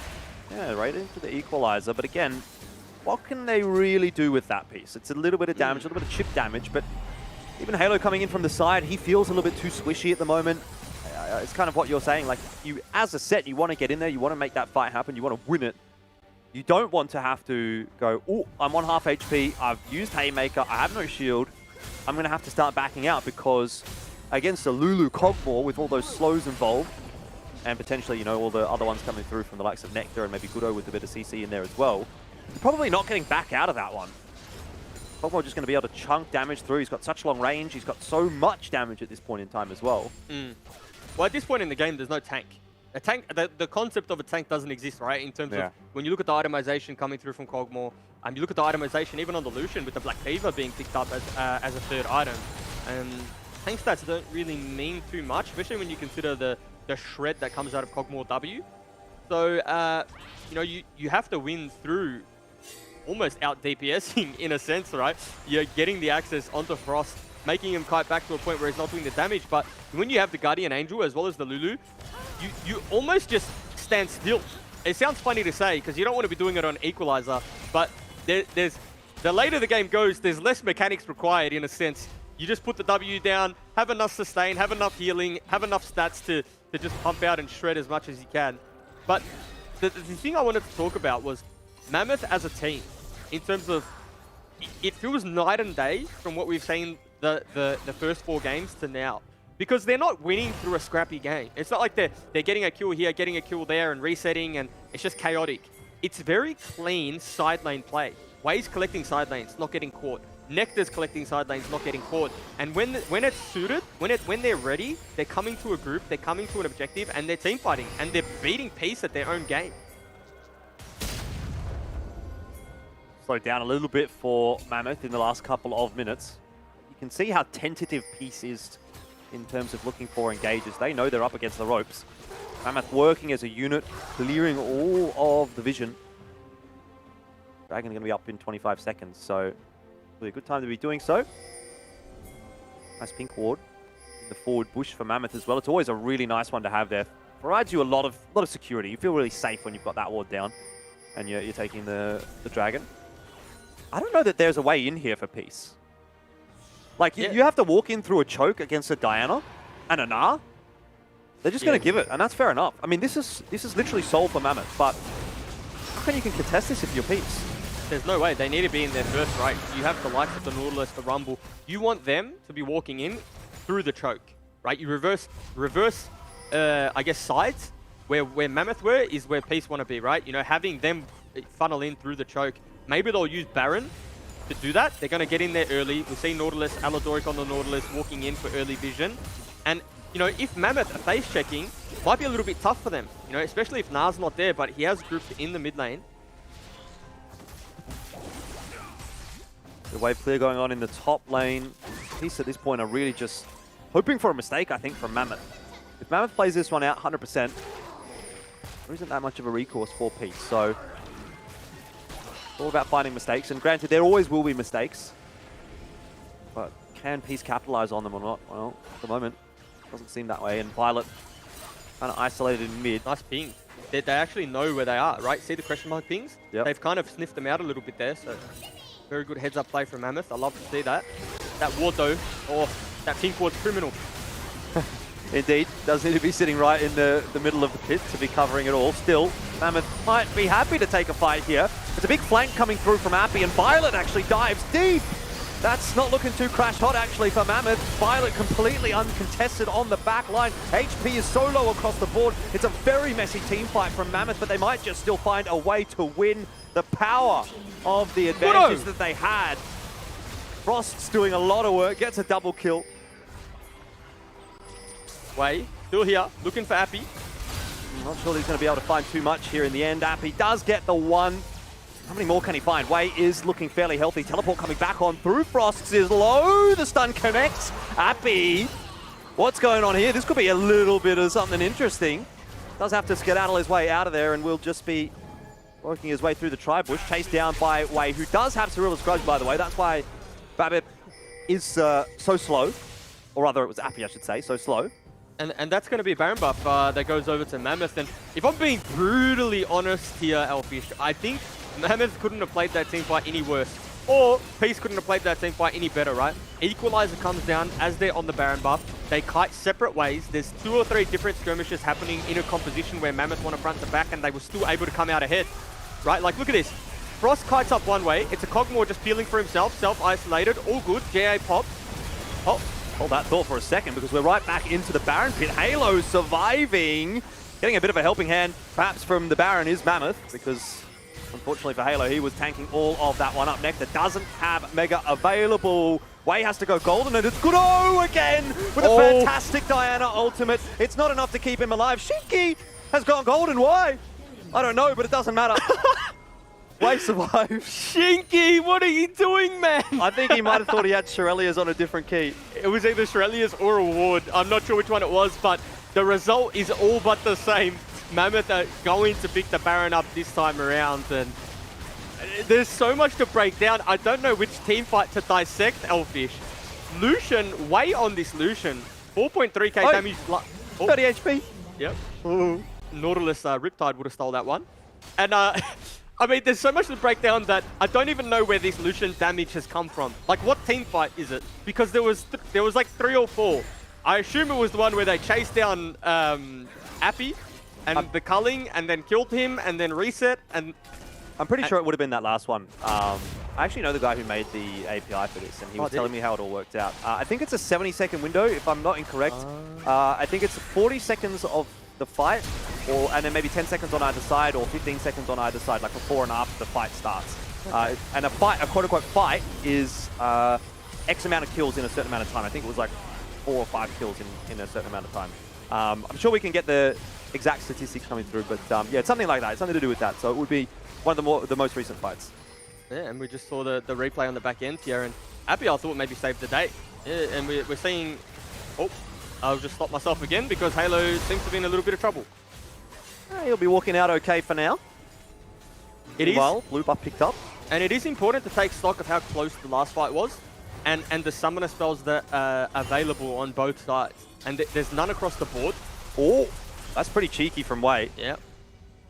So there's no summoner spells available across the board, but you have to say that would suit Peace more, in the sense that you're up against a Cogmore, you're up against a Diana, you're up against the DPS threats that have no mobility. Especially when you pair that against the Rumble and the Nautilus and the Kai'Sa. If there's a team fight that you're banking on winning, this will be it for Peace. They really need to fight on the summoner spells being down, because last fight was pretty close.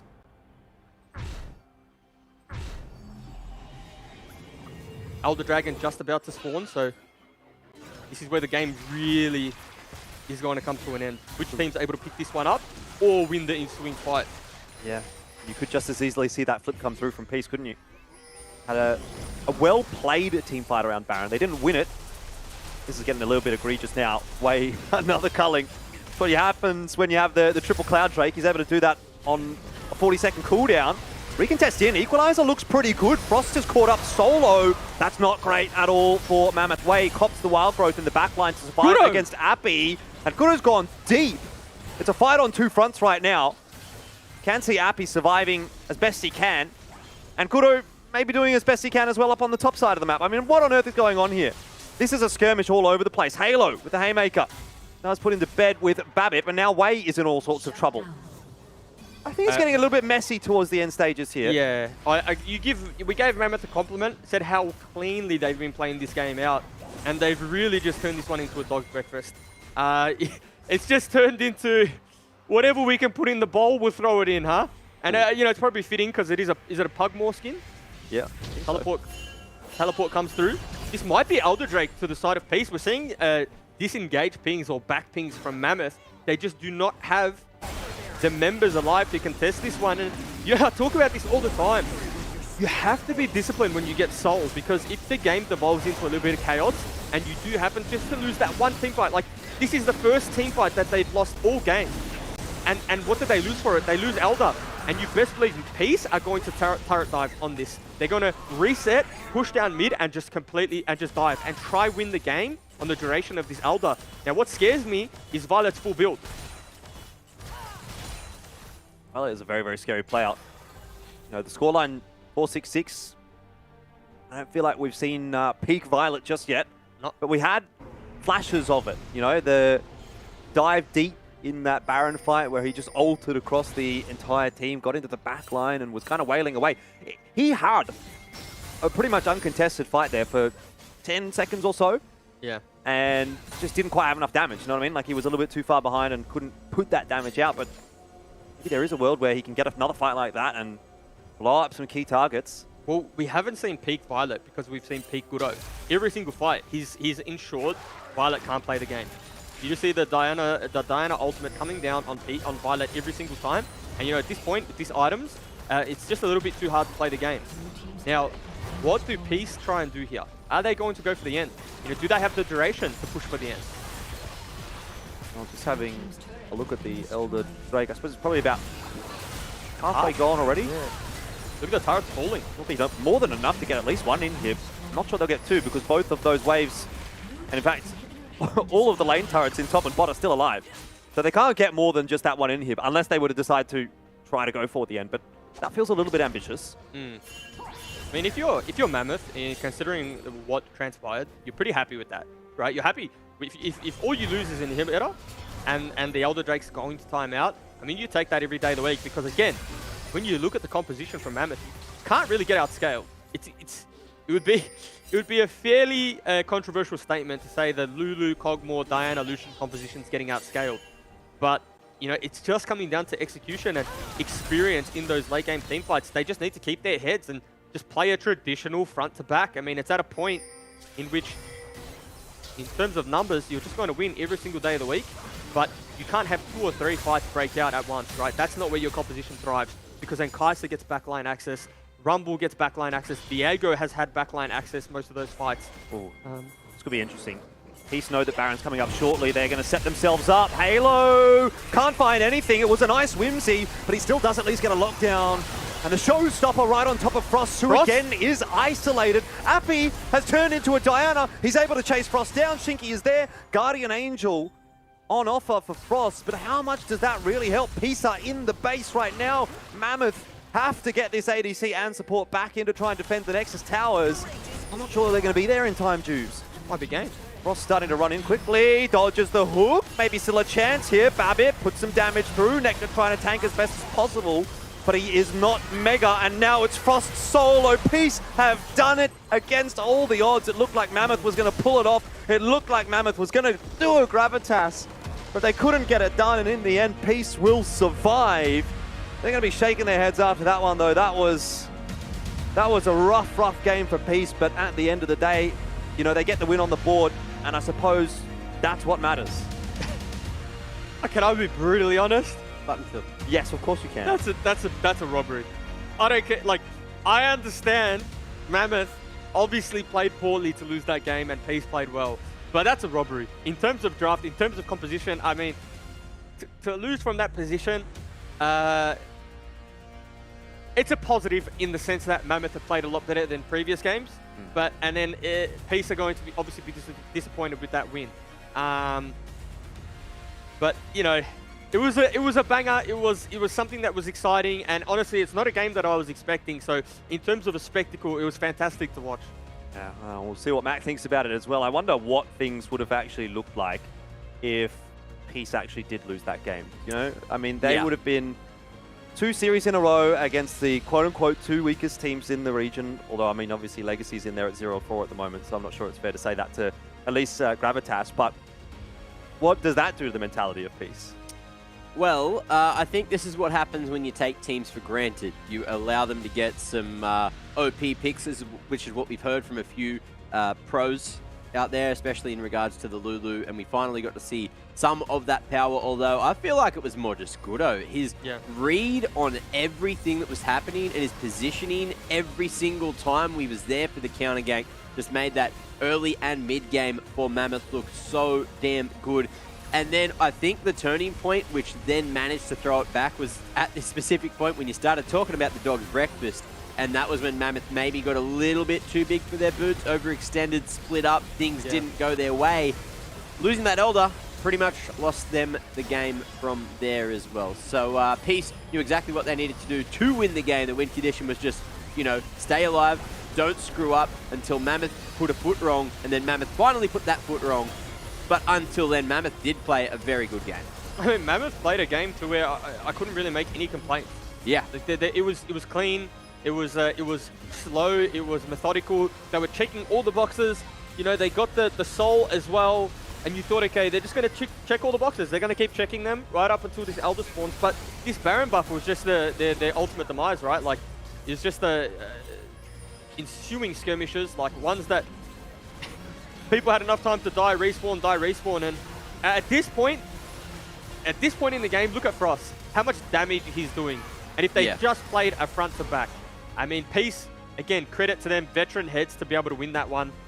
But your heart has to break for Mammoth. Yeah, well, they lost up gold. Yeah, that's it. Look at this now. You got 78.9k to 76.4k. But they had a 10k gold lead before that awkward fight in the red base. And it was...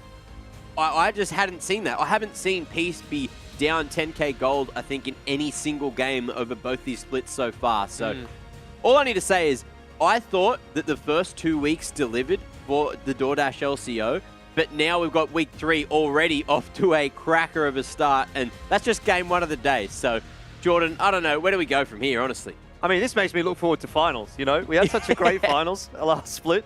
And it already sort of feels like we're getting some of those caliber games in the regular split. One thing I want to say there, 34k damage coming through from Wei. He's on the Lucian, and just about the same coming through from the Kog'Maw. Got to give a bit of credit there to Wei. He was putting the damage numbers up. Obviously, doesn't end up working out for Gravitas. There was definitely some good signs for Mammoth, I should say. A lot of good signs for Mammoth, but unfortunately, just still 0-5. So it's got to be a bit of a stinger, unfortunately. Well, let's have a chat with Nat as well and see exactly what her thoughts were on the game. Nat, what are your thoughts on that one, and who do you have down on the sidelines? Honestly, it was a really great game to watch, I'm not going to lie. I thought Mammoth had it for a while there. I thought, like, this is it. This is the day they showed up. Yeah. But Peace were like, false confidence, we're gonna win this one out. So I do have Babip joining me down here for the post-game interview. Thank you so much for joining me. I want to ask, first of all, how did you guys keep your calm during that game? Because it was a really big back and forth for a long time. I guess, we weren't really that calm, to be honest. We were pretty much like, this game is going to be quite hard to win now after the early game. So we pretty much just knew there was like one way we could win, and we had to do that. Like just some miracle team fight without diving comp. Yeah, that was pretty much it. We weren't that calm, but yeah. Yeah. Okay, so maybe not calm, but somehow you guys kept your heads in the game, which is pretty impressive. I want to go back all the way to the draft. Did it play out how you were expecting, or were there a few surprises there? I wouldn't say there was many surprises. I would say that, like, we kind of trolled by not banning Lucian. But no, there weren't many surprises. We were super, like, confident and comfortable in this comp. But yeah, we just need to make sure we actually play it properly.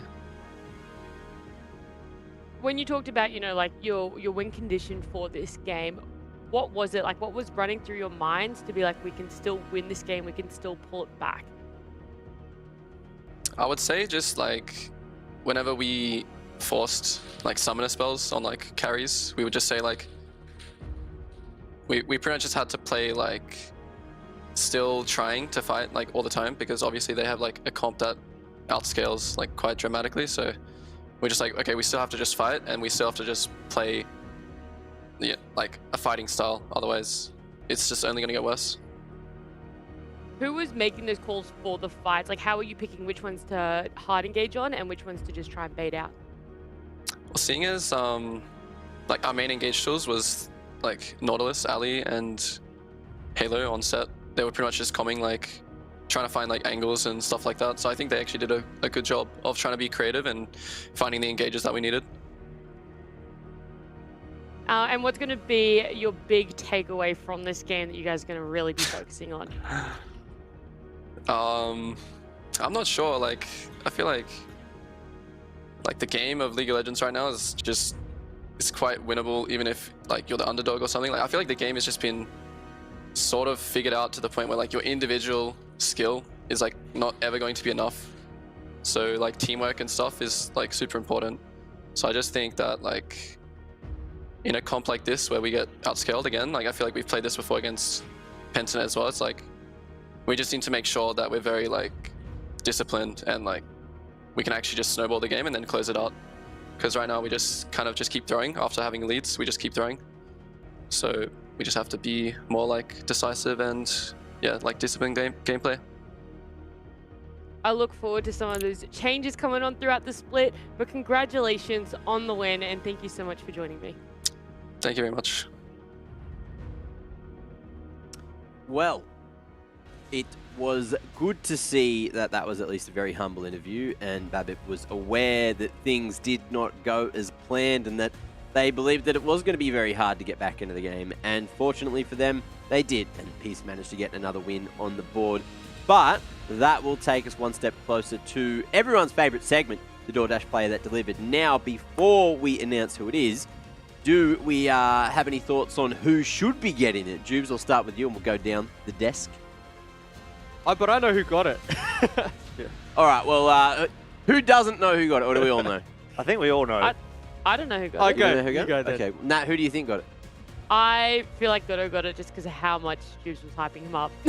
Well, Nat, you're bloody correct. Goodo was the DoorDash player that delivered it, and he will be taking himself home a $100 DoorDash voucher to get himself fed, because he certainly delivered the goods in the early to mid game. We did have a discussion, of course. Didn't go as well for him in that late game, but boy, he was certainly a bit of a game changer early on. If I may give honourable mention. Yep.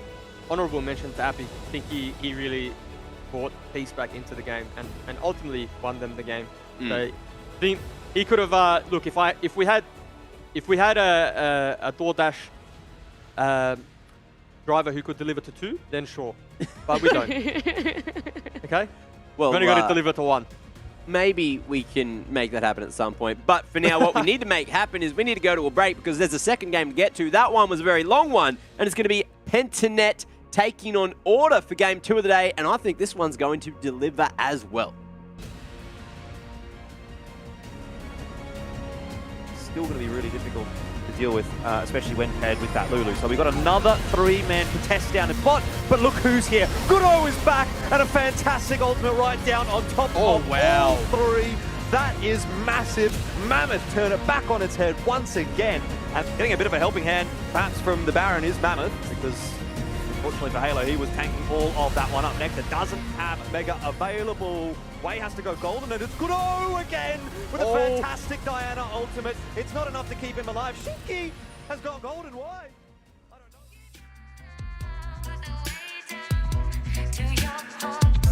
You're broken right from the start. For no one to tell you, they feed you their lies. No wonder they don't work. They got you. Something in the way the words they always say. There's something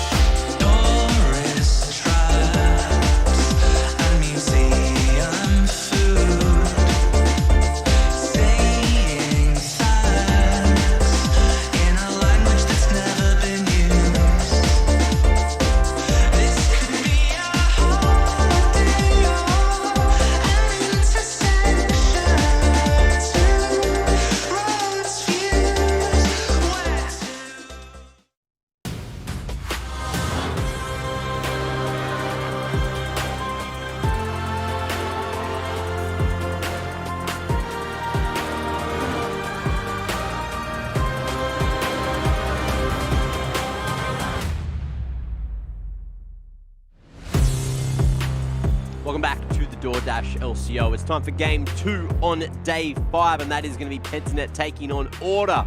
Now, we're going to go through this pretty quickly, I think, because it looks like we're already behind schedule after a thrilling first game of the day. Anyway, let's have a quick chat about Pentanet first. We know them, we love them. You guys know them? You guys probably love them. I hope you do, because they're very fine gentlemen, all 5 of them. Now, Jordan, tell me, why is Chaz so damn handsome, and how's he leading the ship today? That's because he's just an alpha male, mate. Of course. He throws out that alpha male energy, and I think that's why he's so handsome. Very, very similar to yourself, obviously. Now, look, as far as the Pentanet boys are concerned, I think they've generally looked pretty good this season. There is some sort of shakiness. You're starting to see a little bit of shakiness, I guess, is fair to say, and some susceptibility. But as a whole, I mean, they're still looking like the top team in the region. It's still looking like they're going to be able to go through this split pretty comfortably. And I guess I'm not really too concerned by what I'm seeing, given it's pretty early on in the piece. We've sort of spoken about the fact that they might not have had that time coming back off MSI to be able to run into Split 2 as comfortably as they might have otherwise liked. That said, you know, they're sort of still getting it done, right? They're getting the wins where they should. They did drop that game to Peace, but realistically, it kind of looked like they were going to win that game anyway. So for me, that kind of speaks more than the actual statistics and like the win-loss record on the board. It's more so the eye tests and how they're looking as a team, and I suppose that's kind of why I'm not feeling too concerned about stuff so far for Penton. I think they're looking really good. And they can only get stronger as the season goes on. Obviously, we've still got a long ways to go. So what happens in week 1 is, you know, not as big of a deal once we get to the end of the split, as long as they made it to playoffs. And once they made it to playoffs, you probably back them to make it into the finals. Yeah, 100%. Now, Jubes, it's your turn. Let's talk Order. Order have pretty much played perfectly so far. They've had a couple of crazy comps where they have pretty much no HP in terms of tankiness, no real bruises in those lineups. But we did see a change up, and they went for a more tanky, Senna-esque approach last week. Do you think we'll see the same? And what do you think are Order's biggest strengths? Yeah, I think Order are that one team that really do stick to their identity, and they don't kind of venture off into the unknown. And that really works for them, right? They win a lot of games in doing so. You know, Changi being the guy that plays those playmaker mid lane champs. You know, the Lee Sin, the Galio, probably one of the only mid laners we have in the LCO left that plays the Galio. And Kevy really just thrives off that, right? You know, as a jungler, as a carry jungler, you want a mid laner that plays those types of champions. So I just think that Changi and Kevy were meant to play together. And in terms of a dynamic, Order have done very well in seeking and finding that. You know, Beats and Puma have continuously improved as the splits and games have gone on, and they're working better and better together as a 2v2. And I mean, I probably don't need to do too much of an introduction to Maximize. I mean, he's your mate. He's the most vocal one of the team on social media, so he's just good fun, good bands. And can play the game, by the way. He can play the game. He certainly can. Someone else that can play the game at a reasonable level as well is Nat T. She's down on the sidelines. Let's bring her into the conversation. And look, I'm going to give you one goal. Don't let Chaz take over the interview today, all right? Now, good luck. Who do you have? I've ensured Chaz won't take over this interview by making sure I'm not going to interview him today. Instead, I'm going to be joined by Predith and Puma, the 2 bottom laners going head against each other tonight. Now, Predith, we've seen Puma get player that delivered twice in the first week, so I have to ask, how nervous are you to go up against him today, or like, how do you think the matchup will play out? Was he playing Ezreal in those games? By any chance? I cannot remember off the top of my head, unfortunately. I'm pretty sure he was playing Ezreal in one of them, so we just take that one away. And I'm pretty sure the other one was a not very good team. So no, I'm not too nervous. I think I'll do just fine. Alrighty, well, looks like you're going to be putting it down to the draft more so than anything. Now, Puma, when I last spoke to you, you said you weren't too impressed with how the team was going. Has that changed a lot more for you? Because I think you guys have been doing an amazing job. I think this week's prep was not that good, but I still do think that we can win today, and that we do have a chance to be a really good team in this league. What is going to be your main focus to try and get that win over Pentanet? I think Pentanet normally have a really, I guess, we know what they will play and how they will play.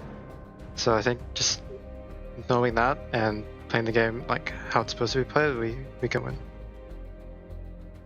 I look forward to seeing that. Now, Praetor, the last question that I have time for is just general prep things as well. What have you guys been working on this week coming up into the game against Order? I think we've just been working on the issues that have showed up in our games. A lot just to do with like side lane or whatever. And I've been working a lot on just bot lane 2v2ing as well. Because I feel like I slumped a little bit there, but like yeah, we've been working on that a lot, me and Danny. So I think we're back being good, and we're versing Order's bot lane, and I actually respect Order's bot lane a little bit because they do opt into fighting a lot. So hopefully we'll get some spice down there. Although like slight problem is that they're kind of both just pretty bad, so we'll probably just stomp them, but. Like, they do fight back, which I respect. A lot of bot lanes in this region don't really fight back, so I'm looking forward to that. Well, it seems there'll be a lot of action and fighting going on in the bot lane, so I'll make sure the observer's constantly looking down there. But thank you both so much for joining me, and good luck in today's game. Thank you. Thank you. Well, looks like gloves are on. And, Jubes, did you say you were putting your gloves on as well? You said you wanted me to ask you about Praetor's remarks in terms of saying that one of those DoorDash player that delivered was from against a not a very good team. So he did say a few things, and he also called the Order bot lane not very good. Now, the last few games that I've seen Praetor's and Decoy play, they've been at a CS deficit, been solo killed, and really have been carried through the game. So my mans has a lot of fighting words, but he really needs to back it up before he just starts dropping those bombs on Beats and Puma, because I think Beats and Puma have been doing just fine. And in the last few games, if I remember correctly, there's been some substantial CS deficits in the favor of the team that has been versing Pentanet. Jubes is saying what Puma should have said. Warm my hands up here. There's some fire. There's some fire right next to me. Puma's too good of a kid to say anything back. So I had to have his back just a little bit. Because I know, if anyone watched the broadcast, by the way, I've been the biggest Pentanet supporter for a very long time. So it's only fair that I give Praetor a little bit back. It's all in the equilibrium. Now, let's have a quick look at our predictions as well before we do get into Champ Select. And, of course, I'm going with the people and what the people think. Jubes, you're going for Pentanet. Why? I think they're just too good across the board. And, you know, I think Pabu's just really leveled up as a jungler, and he's really, really intelligent when it comes to the game. So I think he'll be able to, you know, edge a win on this one. Okay. Now, Jordan, what about you? I mean, it's pretty hard to go past Pentanet, isn't it? Even despite the fact that there has been a little bit of shakiness from them, they've still looked like the strongest team in the region, and I don't see any reason why that would change today. Whether or not there's going to be a bot gap, I guess, does remain to be seen. But I'm sure that regardless of that fact, the mid and top and jungle gap will be enough for Pentanet. Ooh, okay. And Nat, let's go to the next page and have a look at what you've gone for. Everyone on this page going for Pentanet. Nat, tell me why. I mean, look, we have seen Pentanet's bot get gapped before, but honestly, their top laner and their jungle definitely bring it back to them. Like, they're probably the two most consistent, probably the two most consistent lanes for them. So it's just one of those things that we've been able to see them bring it back and sort of snowball before. And I don't see why today wouldn't be any different for them. Well, it looks like Rusty's still leading, by the way. 16-1 so far. I don't know if anyone's going to be able to catch him if he keeps up that form. He does have his birthday luck this week, at least. So he is very lucky that he managed to get that piece one over the line last game, as well as everyone else. I think I got that right, too. I did see it. There was a ridiculous amount of points. I think it was like 94% of the channel points went towards... piece last game or something. Maybe it was 93%. Anyway, it was a lot. It was a whole damn lot. Now, in terms of the draft, before we jump in, does anyone think there's going to be anything crazy? Do you think we'll maybe see some Vi again coming out from Kevy? I think Kevy will be the one that spices it up. Maybe the Evelyn, maybe the Karthus, maybe the Vi. He's got the champion pool that really will, you know, shake things up, if you will. Okay, well, I just got word. It's time for Champ Select. It's ready for us. They're waiting on us for once. So how about we just jump straight in? It's time for Order to take on Pentanet. Sounds like a great idea, Mac. I'm looking forward to this game. I think, you know, for both you and I, Jubes, this was one of the more interesting matches of this evening. especially considering the way that Order have been going about this split so far. 3-1 scoreline, they're looking pretty good. The one caveat I have to say there, though, is that they haven't played the top teams. Right. So they've kind of been, beating up on some of the lower tier teams, the teams that are expected to be towards the bottom end of the standings. And I feel like this is actually going to be their first really big test. Granted, they played against Chiefs at the end of last week, and they did lose that game. So there is that to keep in the back of your mind. But Pentanet, you would consider on another level to Chiefs. And so if Order can put in a good showing today, that's going to be really good for them heading into the next few weeks. Yeah, 100%. And I think we have to say too, Elfish, that the teams that Order have beaten, well, they've actually proven that they're not that weak. Like they've just gone toe to toe with a lot of the big dogs in the league. So I think this game's really up in the air, and it determines, and a big part of it is who wins draft. The draft is crucial. I think at this point in the game, especially with so many really strong picks at the moment. Lee Sin being one that's been picked up by Maximize, and I'm super keen to see how Order flex this one, because Chungy can play it, Maximize can play it, and Order bot lane is actually a big center team, right? So maybe it would be Lee Sin support, center 80 carry. We've seen that in Korea quite a bit. That would be an interesting prospect to take a look at. We do have the Tristana there for the flexibility, but if the Ahri gets locked in, you might start to think that won't be the case, at least down in the bot side of the map. So Chungy, more likely than not, will be taking that Ahri away, which leaves Maximize for the Lee Sin, maybe Kevy, although we haven't seen Kevy playing it so far this split. We'll probably be expecting it to go more so towards the top side of the map. Again, similar situation for Pentanet as what we saw for Peace last draft, where the top lane, the bot, and the mid lane, you could sort of put either which way, and it will potentially work out. Obviously, Diana for Pabu makes a lot of sense. That'll be straight into the jungle. That's really no questions asked there. I do think it's fairly unbelievable that Pentanet have managed in the first three to get Diego, Diana, and Nocturne. I feel like in terms of global meta, at least, they're probably some of the most hotly contested picks, if not the most, in terms of if you consider like Lulu, Gwen, Karma, Ezreal, like permabans. It is looking like a scary first three. I think we should just really touch on. And, you're really hoping that Order have a plan for it, or at least have expected it. Well, you do have the center open. So that's definitely a possibility down in the bot lane. It is, but they have drafted the Tristana, right? You really only play the center. You're not going to play center Trist lane, especially not into a composition with as much hard engage as Pentanet. Like, that's so much hard engage. Rakan sometimes struggle being primary engage and having no follow-up, but I mean, Rakan can almost be secondary if need be. When Nocturne ults in, Diana follows up, and it's just a three-man wrecking ball. Yep, and is that a lock-in? No, it's not a lock-in. I thought that was Yumi. Not yet. I was hoping for the Taric, to be quite honest with you. I feel like that could be pretty fun. But it'll be Leona. I think Taric got buffed 11-13. Or he's getting buffed. Or maybe even the next patch. I don't know. But I feel like Taric was getting buffed. And I was excited to see it. Yeah, he's been out of the meta for a very, very long time. It's one of those interesting champions that you don't see very often. I think he's quite difficult to play, the ultimate timing and all that. But it could actually be not a bad choice into what Pentanet did have. Obviously, a lot of dive. Regardless, not going to be the case. We do have the Leona.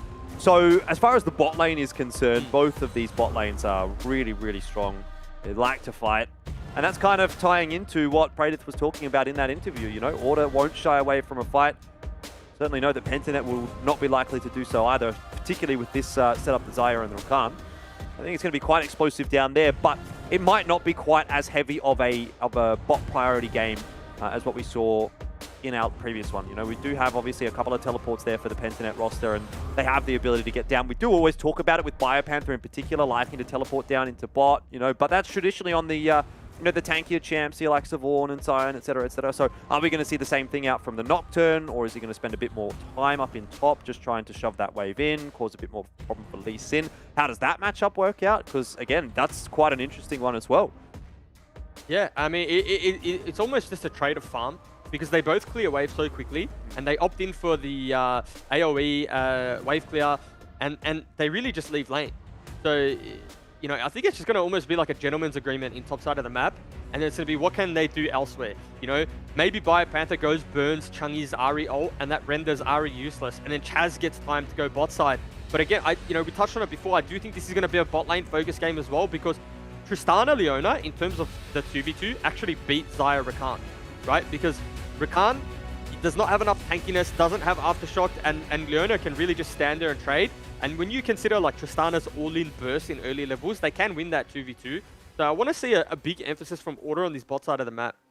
All right, well, that's something that we will definitely keep an eye on for the next few minutes, but I'll leave you to it, Juice, because I have someone better to talk to. It's Calvin from Order, and, how you doing, Calvin? You feeling good? I'm feeling really good, actually, and I just want to say that Juice is a nice guy. I'm sure he'll be very appreciative of that, but overall, looking forward to getting your thoughts on this matchup and Order. The first thing I wanted to sort of quiz you on was just the season as a whole. Like, obviously, it's gone very nicely for you, 3-1 scoreline, but do you sort of have in the back of your mind that you can't rest on your laurels here, knowing that you've still got Pentanet, Peace, and Direwolves to play? Yeah, no, it's definitely, a really good start for us in terms of scheduling. So, and I think everyone in the team knows that, we have the easy part at the beginning, and, the fact that we're playing against Pentanet, Peace, Direwolves, Chiefs, basically next to each other, is something that is, very challenging, and we also know that, we have quite a bit of things to work on. But, at the end of the day, I think we do enough preparation and practice to beat them. Yeah, definitely, and obviously things are going pretty well with Kevy in the roster now. We've sort of touched on him a few times, being the new addition. What's your thoughts on the integration of Kevy? I think Juves was talking about how he seems to synergize quite nicely with Chang'i. I mean, are you guys happy with how things have been progressing in that respect? Yeah, I mean, it's pretty clear that with Kevy coming into the roster, we have a pretty strong mid-jungle duo on top of Puma and Beats stepping up a lot this year. So yeah, I mean, our core and our identity is a lot more versatile now that we have two junglers to work with. So yeah, I mean, I think Heavy is a pretty good addition. It's a really good addition, in fact, to our comp. Indeed. You speak of two junglers, but what about two coaches, yourself and Omo? We did have an interview with him last week, but I wanted to sort of get a bit of an understanding of how that sort of works between yourselves. Is there a breakdown of roles? Is one of you sort of focusing on draft and the other focusing on sort of cooking over the VODs, or how do you guys sort of work together, I suppose, as a coaching duo? Well, as a coaching duo, I think we both try to share our workload. We didn't really necessarily assign who's doing the draft, who is doing the VOD reviews, etc. But rather, I think our knowledge together helps out a lot, because I think Omo have a different approach to gameplay compared to myself, and we can always just find the middle ground, what works the best for this team. Yeah, definitely. Always good to have a couple of heads. I think collaboration is always one of the big key points, I suppose, in any team environment. But either way, we might leave it there for you, Calvin. Thank you very much for your time. I'm sure this is going to be an exciting game, so really looking forward to it. No worries. Thank you.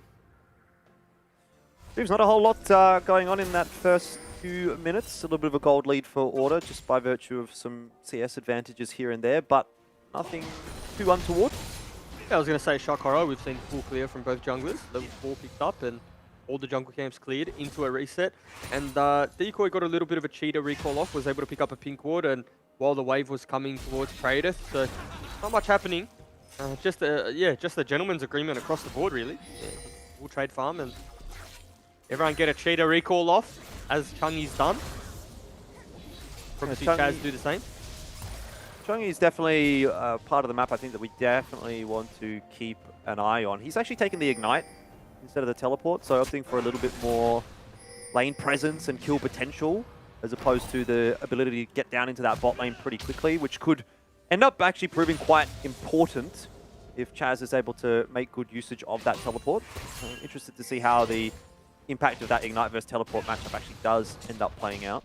I feel like you need it on the Ahri though, right? You want to snowball the game, and you want to have that, little bit extra burst when you tick 6.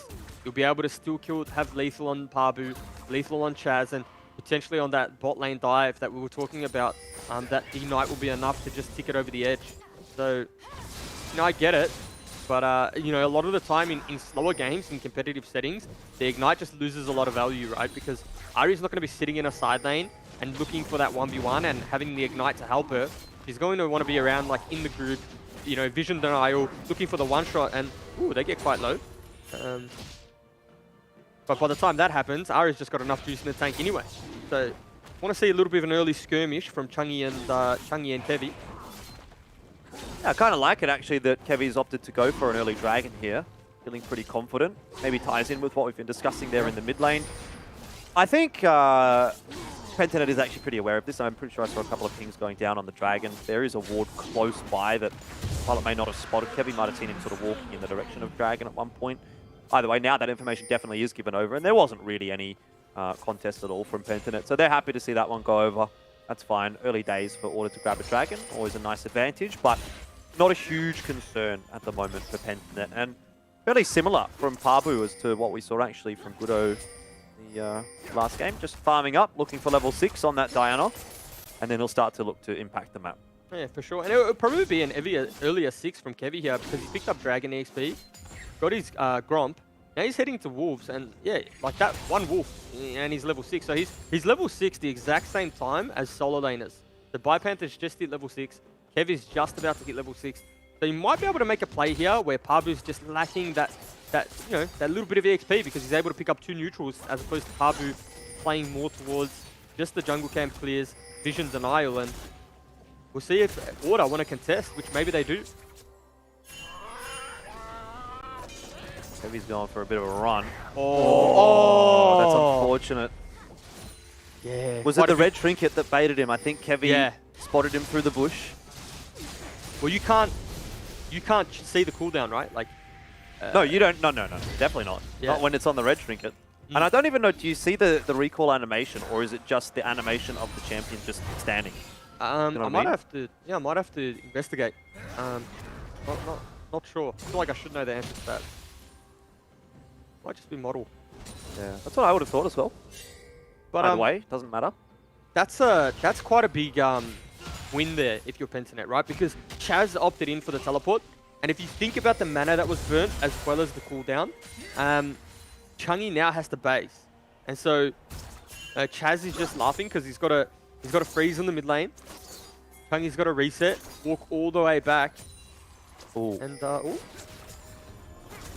Okay, it's like Beats is going to sacrifice his reset just for the sake of Puma going back. What a good support. Thankless job.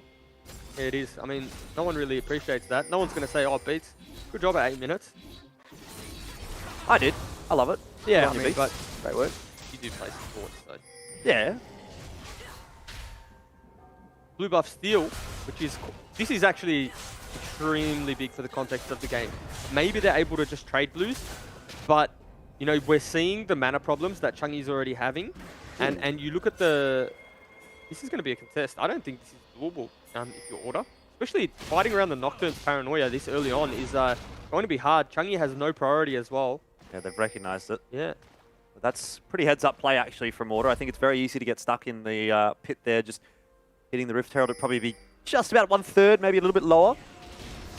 Oh, I wonder if this will work out for them, though. Ghost invested, and that should be a very dead Nocturne. He goes one way. It's like a pinball machine.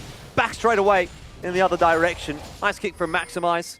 And first blood achieved for Order. That'll be going over to Kevy, so Maximize probably not happy. Not helping get that DoorDash MVP, but anyway. Maybe biased, but I'm a firm believer that first blood is extremely good on supports and junglers. Because supports are able to base, get early boots, and then can move around map quicker. And like, who doesn't want to support all that?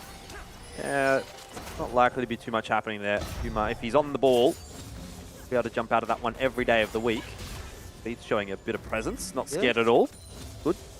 So it's, as I was saying, I mean, junglers get to base and look at the itemization coming from Kevy. Usually they're big one-item power spikes for most junglers, whether that's like a Barmy Cinder, a Sunfire, or in this case, Divine Sunderai. He's well on the way.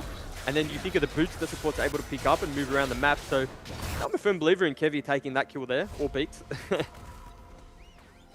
Well, Beats already has the mobility boots, so we'll be pretty happy in that department. Didn't want to stop that one. Yeah, he hasn't actually looked to roam at all yet, Beats. Just been happy to stay in the bot lane. You do start to see him walking around a little now that the resets are potentially starting to come through from the opposing bot lane, but a second, is that reset cancelable? Well, Gravitas is still running around. But of course, the passive, I always forget about that one. Gravitas definitely did not.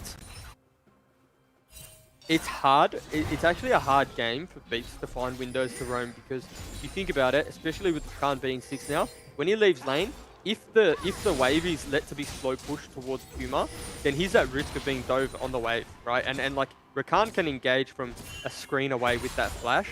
There's no cleanse, so you know it's going to be hard to buffer as well. And you know he's almost just like I guess playing with a little bit of fear, right? Can't let Puma fall behind. He's been crucial to Order's success in recent weeks, so maybe just babysitter Leona. Good early priority in the jungle, though, for Order. I mean, that's the second dragon for them, and we're only into the 11th minute of the game. Looks like they're definitely getting it done. Maximize able to get a little bit of XP off of the Krugs as well. But Pabu's going to go back up to top. He has the Rift Herald, does he? Yeah, he does. Dropping it early. Rotation's coming in from the Order lads. You can see at the moment. Heavy working his way up the river. Chungy was looking into there as well. But the Rift Herald doesn't amount to a whole lot. Pentanet are happy to just take those plates and leave. It's so demoralizing though. Like you look at the work Maximize did there to chunk that Herald down. I think he got it down to like 1.2 before it charged.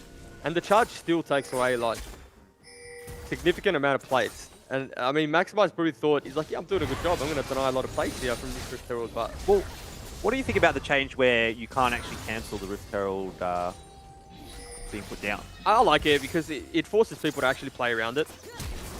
Oh, flash in from Beats, but a great ultimate from Praetor. Kevy still wants some more. Has Onslaught of Shadows available, so Pentanet need to be careful with the feathers. They're so good, it's going to force Kevy to ult out instead of ulting in, and that's always a bad feeling when you're playing a champion like Hecarim or Malphite or whatever it may be. Not where you want to be, you know, it's not the direction you want to be headed in. No, it's not, and it's a little bit of an overforce, right? You got to be happy taking the cleanse and the Xayah ultimate, and Kaz just going to zone Chungy coming back to mid, but you got to be happy with those cooldowns because look at the CC you have. The cooldown from Leona ultimate's going to be up before the cleanse, so you have that window. So it's just a little bit of eagerness, I guess, especially because Ellie coming through from Maximize, should have the kick available here. This could be problems for Pentanet. Can't quite get it through, but the flash does make it easy in the end. That's the end of Praetor. Meanwhile, in the river, Chungy under a bit of pressure, but will survive. And the cavalry arrives in every sense of the word as Kevy comes rolling by. Yeah, it's a kill for what expense, though? You burn teleport, you burn Lee Sin flash, and you're going to lose top turret. And you've also lost Chungy's ultimate in the mid lane, and he's going to fall down, you know, even more in this CS deficit. So whilst it looks nice for Order, you'd have to say, like, in terms of gold, they've lost out on that play. Have indeed. There's a lot of room for Biopanther to work with now as well. You see level 10, we've yet to really see him have much of an impact on the map with that teleport or with the ultimate. So that's going to be rearing its ugly head relatively quickly, I'd imagine, now that that turret is down. Maximize will be stuck up in the top lane, making sure the waves don't shove in. I was going to say, Praetor might be caught here, but it is only Beats. Well, see how patient Beats is going to be. Well, and in fact, if Puma can even get there, because Rakan and Diana are hanging around, Viego and Nocturne, they're all grouping up. And Puma's actually really heads up here. Look at this. He has not pushed in at all. Yeah. Playing very safe. I was going to say, who caught who? And actually, Gravitas is definitely the one caught right now. Yeah, Beats connects the Zenith Blade. That's too easy. Yep. That is massive. Big brain play from Order. Now, Praetor did say some things before the game that I had to just maybe bring up, or maybe too soon. Because Praetor can definitely still 1v9 this game.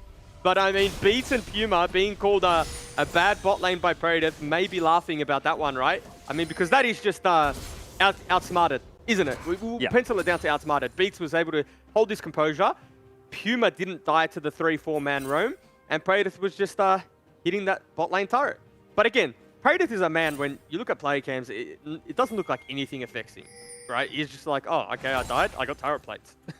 Like, that's the kind I think of he's guy. probably happy anyway. He's getting money, isn't he? Yeah. He wanted the reset. That's probably the mentality. I wanted to go base anyway. Yeah. He's got his Gale Force now, so he's happy. He's all happy. But in terms of where the money is, right? Like, it is a 1k gold lead for Pentanet, but we got to look at who's got the gold for Order, right? Because, you know, it's the Hecarim with the Divine Sunderer that has the gold as we look at total gold. Like, Puma and Maximize are the top 2 for Order. And Biopanther, sure, he's the richest, but he's not really been anywhere. He hasn't been involved in the game, right? And I mean, there's no kill participation or no KP on the side of Pentanet, but maybe this is where Biopanther gets involved here at this next Dragon fight, because it is going to be sole point if Order get it. And Pentanet looking to contest. They're going to run right into a charm. Chungy can't connect it. By the position. So Pentanet will survive. Pabu now looking for an ulti. Will catch Kevy. That's maybe not the ideal target, but the follow-up is certainly coming through from Biopanther and Decoy, forcing Kevy out of the fight by a vast margin. And now it's 4 versus 5. Pentanet, well, they don't get a kill, but they've essentially achieved what they wanted to, and that is control of the Dragon. Kevy on the way back does have his second smite coming off cooldown fairly shortly. Onslaught of Shadows, though, not available. He's going to have to charge in there. He'll be on the warpath. The connection is through from Maximize. A good kick onto Biopanther. Dragon, in the meanwhile, by the way, did go to Pabu. And Order, this looks like a bit of a nothing fight, unfortunately, for them. Puma will just be able to jump back on out, but Beats is done. Nowhere to go. Pabu picks that one up, and a very nicely played fight for Pentanet. Like, it's a pretty anticlimactic fight in the end, but really well done. It's anticlimactic because as soon as Pentanet see you waste the cooldown, they're going to pull the trigger, right? Hold on for a second here, because Pabu coming in on the flank, looks for the kill onto Puma and will get it. Chungy not able to do anything about it, and he might have actually just entered there as well. Praedyth walks straight at him, says thanks very much, that was a freebie. Should not have turned around. Order, that's a big swing of gold that goes back over to Pentanet. That was a head scratcher. I mean, there's no other way to really digest or break down what happened there. Maximize going to try and get something done onto Chaz. Teleport is starting to come through, but Kevy's there as well as Beats. It'll be a 3-on-2. This could be exactly what Order needs. If Biopanther dies here as well, and then Order able to pick up a little bit more cash in the back pocket. Beats still on the chase. Zenith Blade just about in range, but Biopanther will get that extra move speed from his Q and get out to safety. How they've both walked away, I have no idea. And you know what that's a product of is, it's like we're going to kill both, as opposed to just kill one, right? I mean, and that's the golden rule. Just kill one, especially in a competitive game, because if you kill one, the dominoes will start falling. Whereas you try to be cute, you try to be pretty, you try to take both kills at once, and you ultimately end up leaving with none. And that could have been a very big play there, because they would have got the bounty down onto Diego, as well as, you know, putting Biopanther in a further deficit. So, again, get out of jail free card there for Pentanet. 3 players spotted bot. Pabu's doing some mental calculations. 3 plus 1 plus 1. That's 5. That means more than half their team is on the bot side. I can take the Rift Herald for free. And he's done just that.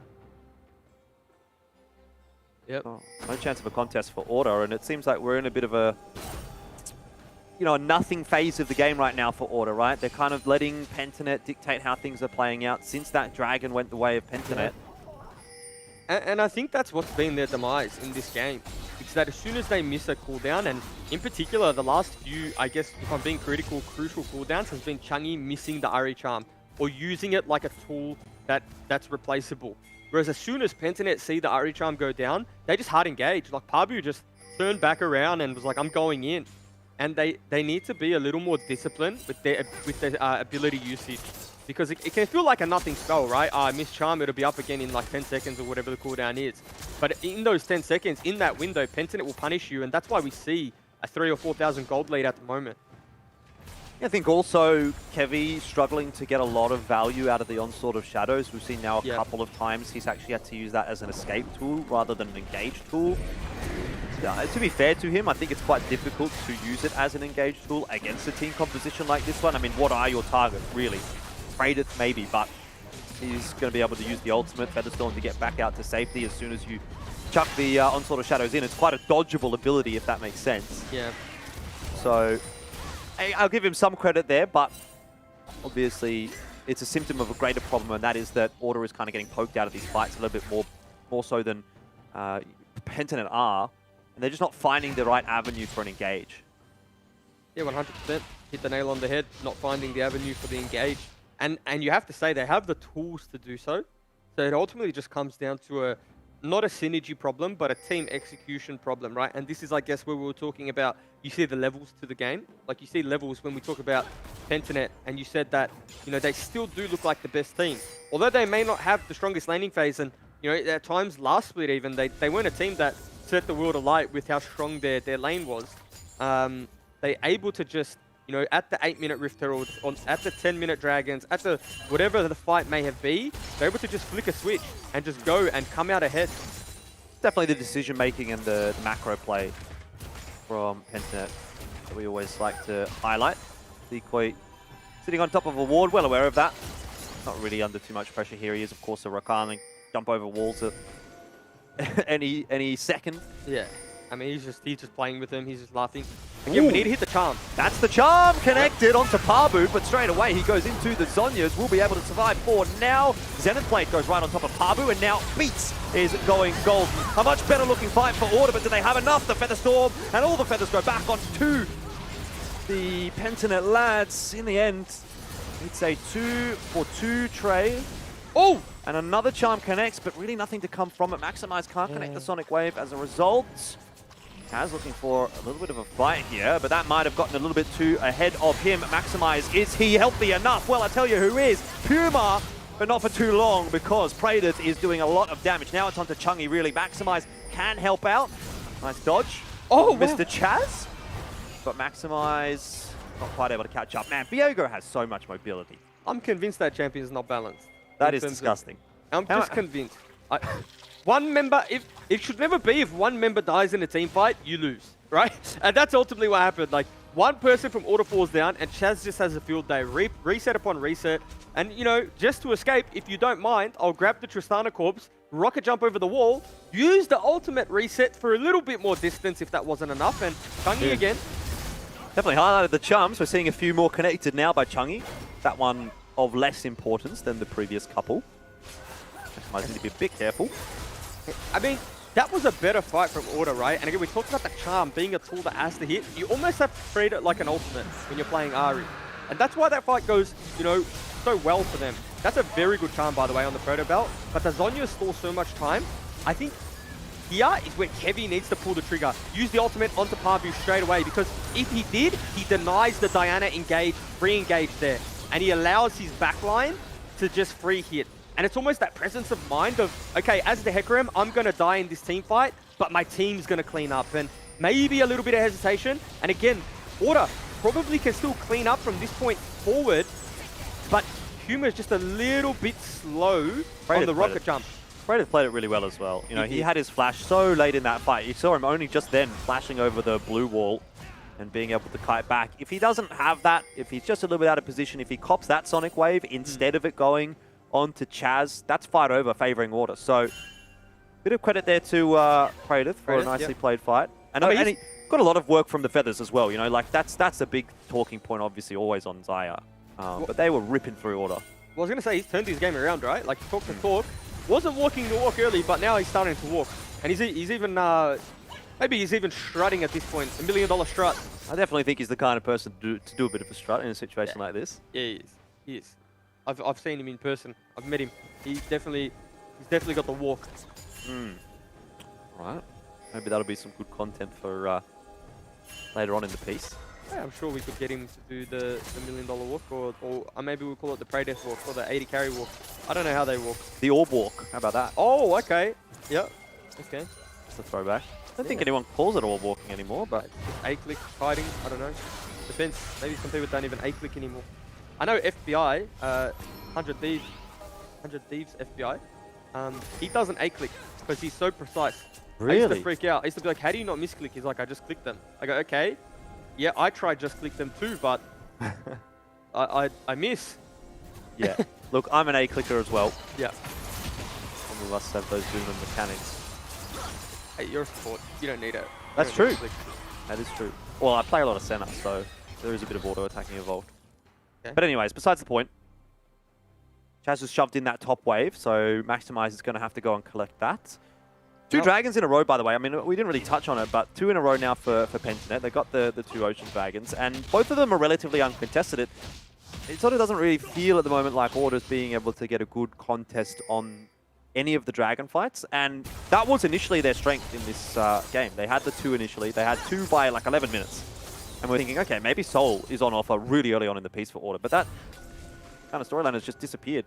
Yeah, it's because of Order's setup, right? Like, they've never really set up with Ari in the river. The one time they did, she missed the charm. And they kind of just, you know, whiffed their, like, the ensuing team fight. So I think they just need to kind of regroup, gather their heads. The problem that they have now, though, is Chaz is level 15. And if you compare his counterpart, that's a 2-level deficit. And then you take stock of itemization. So Viego being Chaz, he's just really, besides the Merc Treads, opting in for a Bruiser build, but all armor from here on out. And so you look at the squad of Order, who's going to kill Chaz? Like, it has to be, until Puma gets, you know, the full armor pen, it has to be Changi. And, you know, probably doesn't have enough juice in the tank to do that right now, just through the inbuilt tankiness that is the Sterax. Yeah, Ludens is always one of those interesting items. Cannon? Yeah. I wasn't going to mention it, but... yeah, Ludens, I mean...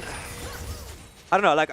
I don't know what exactly is the quote-unquote meta build right now for Ari, but I know there was a big discussion around Everfrost when the buffs came through for that. I know that wouldn't necessarily help Changi in terms of bursting anyone down.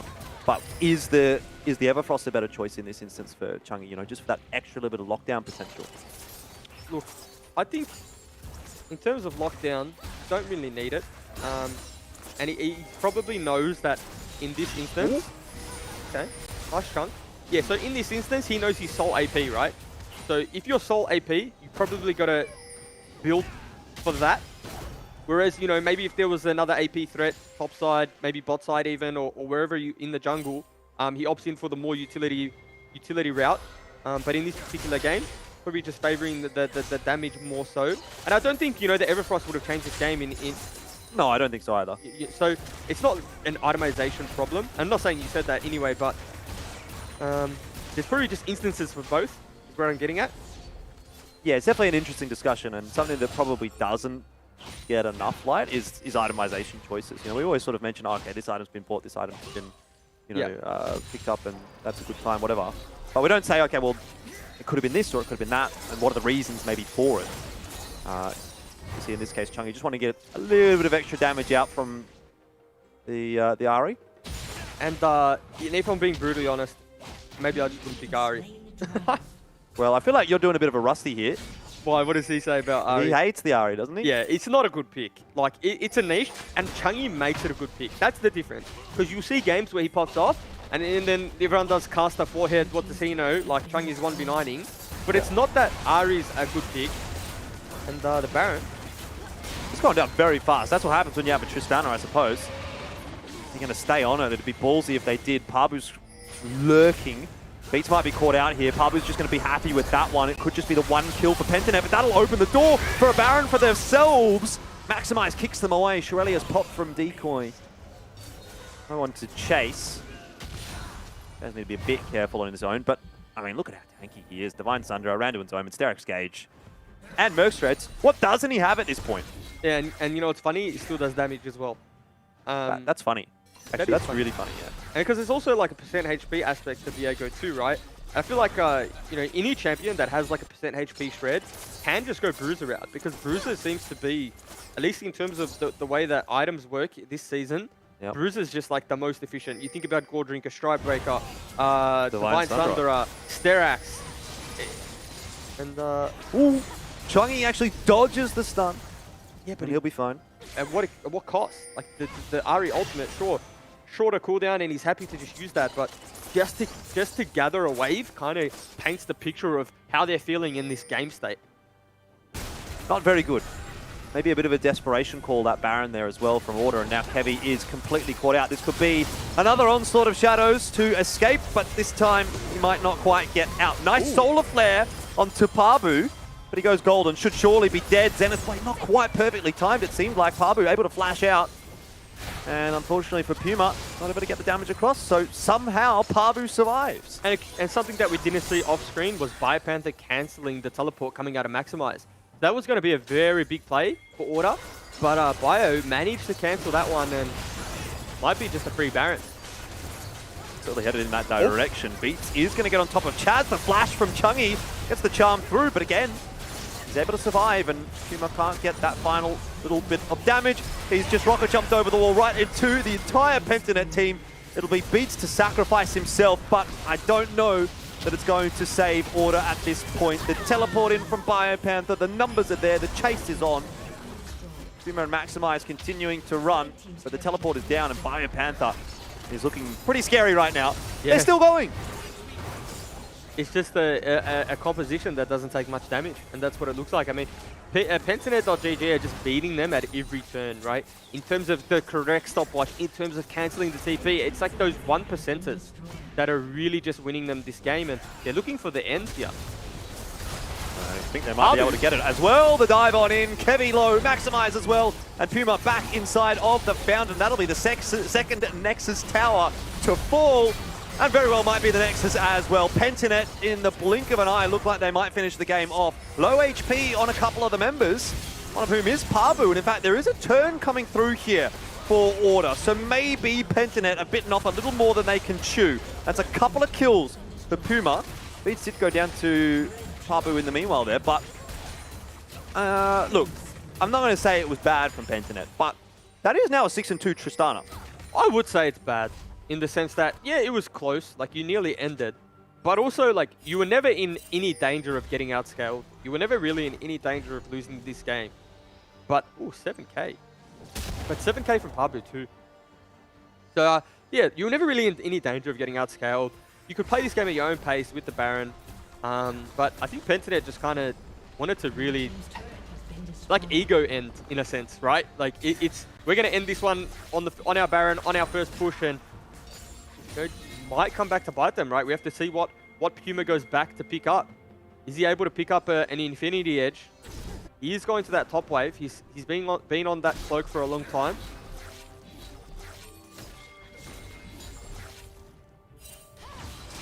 Chungy's just in desperate need of levels at the moment. If he can pick up solo EXP, whether that's with the supers or in the mid lane, if he can ding level 16, and maybe they can contest this dragon. Got to be careful though with your Nexus open like that. Chaz obviously having teleport. Biopanther doesn't have it available right now, but you know, 2-man TP into the backlines if there was a ward somewhere.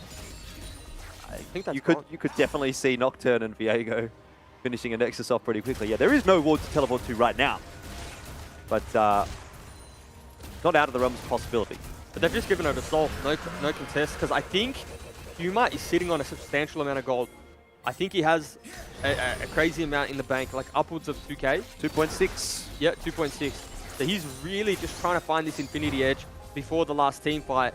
Now, what heal cut do Order have? Because that's going to be important, right? You know, you look at yeah, they have a Thornmail, they have a not a Morello's, but component of a Morello's. So yeah, they got it on almost every single player actually, except for the Tristana. Yep. It'll be okay in that respect, but Heavy is forced to pop Ghost. Pabu looks for an opener. Charm thrown in, didn't connect. Now Beats under a bit of pressure, but Order need to find the engage before there's more pressure on the Nexus, and Kevy already having gone down is bad news indeed. Puma trying to auto as best as possible. Does actually have that Infinity Edge, and how much of a difference does it make? Well, absolutely none when he is dead. Prated is going to pick up his 8th kill for the game. Biopanther his first. And that's the Nexus as well. Order done in 34 minutes. Pentanet happy with that win.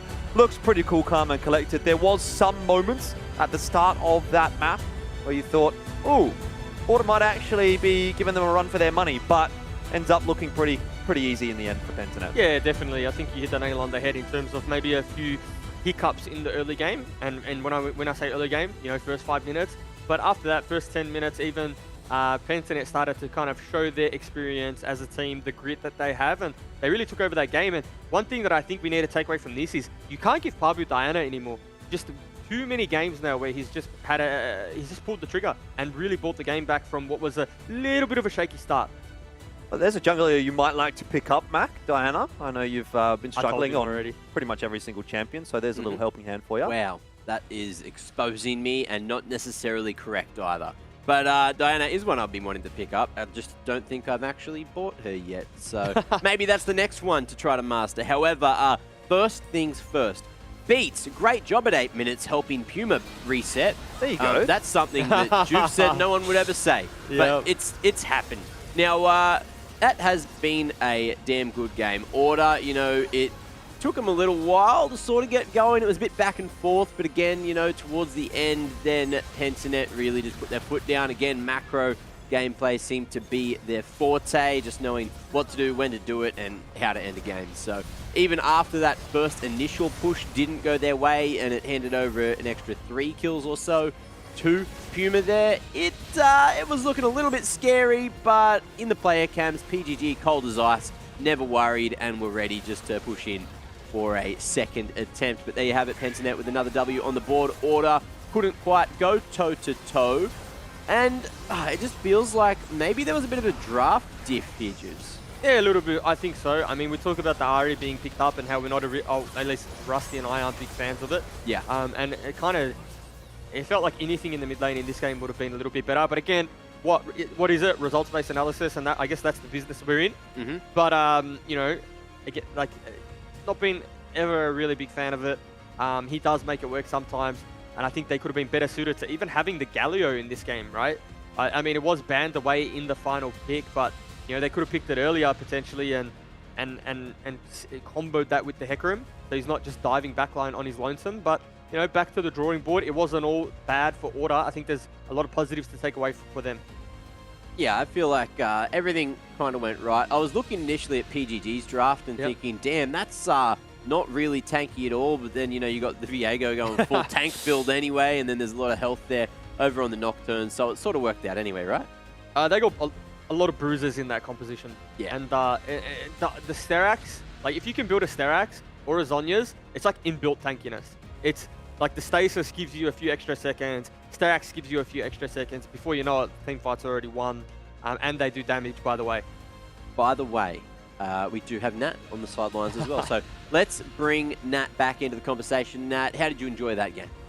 Yeah, it was pretty good. I feel like it was, quite interesting for the first bit of the game, but otherwise felt a little bit stock standard. Pentanet just sort of getting that mid to late game in their favor, so it was good. Yeah, Good just game to sort watch. of scaling back into the game, kind of like Split 1. Now, who do you have to chat to for the post-match interview? Well, I thought about this one for a while, but I decided that I would give Chaz another chance at being a good interviewee.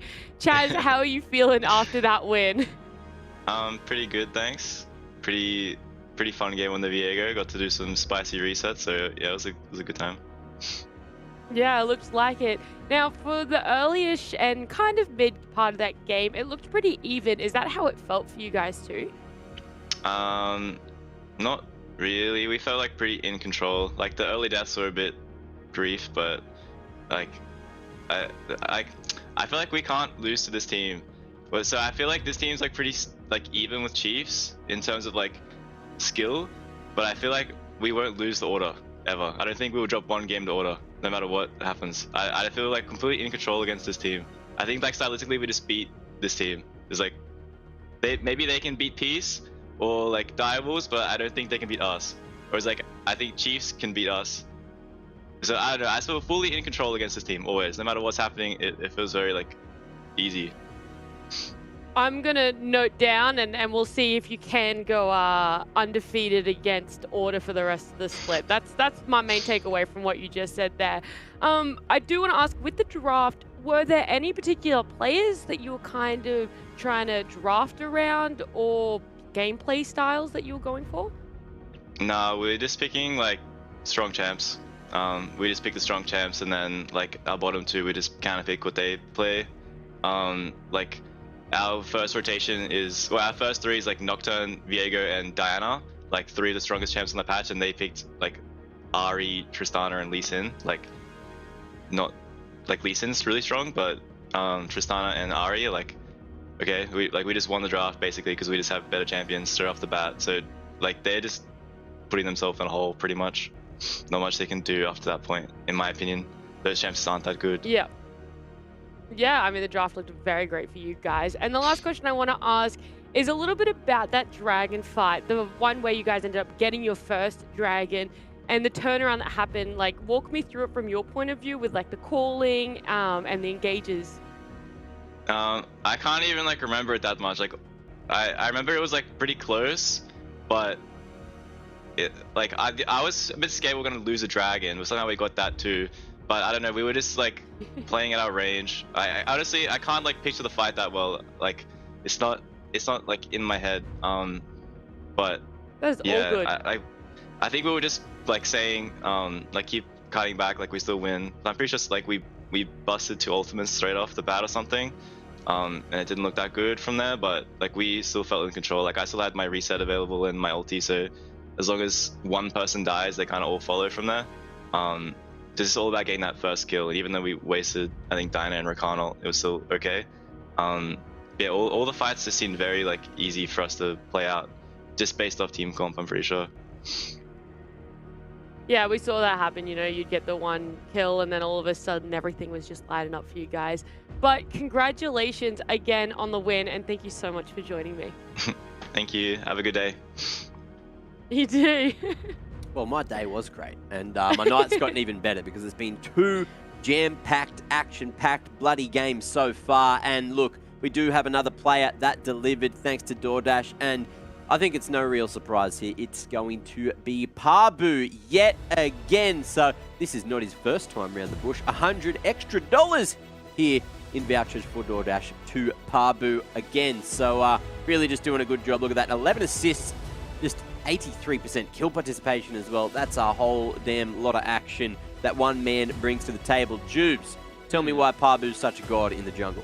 Not Pabu's first rodeo, but I think on the Diana, he really just pulls the engages very well. Like, he really identifies what's cooldown is down, what's up, who's got summoner spells, and what's the win condition. So, you know, giving him the Diana, it just enables him to start fights on his own terms. It's a simple engage tool, and the team's willing to follow up his calls, and that's why he's the player that delivered.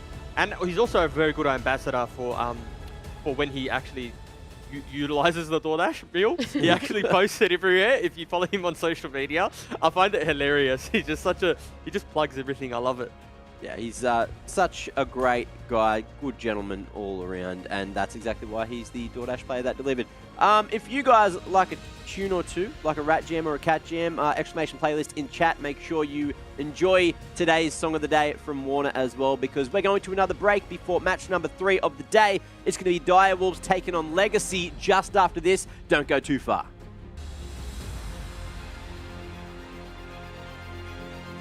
Very well might be the Nexus as well. Pentanet in the blink of an eye look like they might finish the game off. Low HP on a couple of the members, one of whom is Pabu, and in fact there is a turn coming through here for Order, so maybe Pentanet are bitten off a little more than they can chew. So Pabu looks for an opener, Charm thrown in, didn't connect, now Beats under a bit of pressure, but Order need to find the engage before there's more pressure on the Nexus, and Kevy already having gone down is bad news indeed. Puma trying to auto as best as possible, does actually have that Infinity Edge, and how much of a difference does it make? Well, absolutely none when he is dead.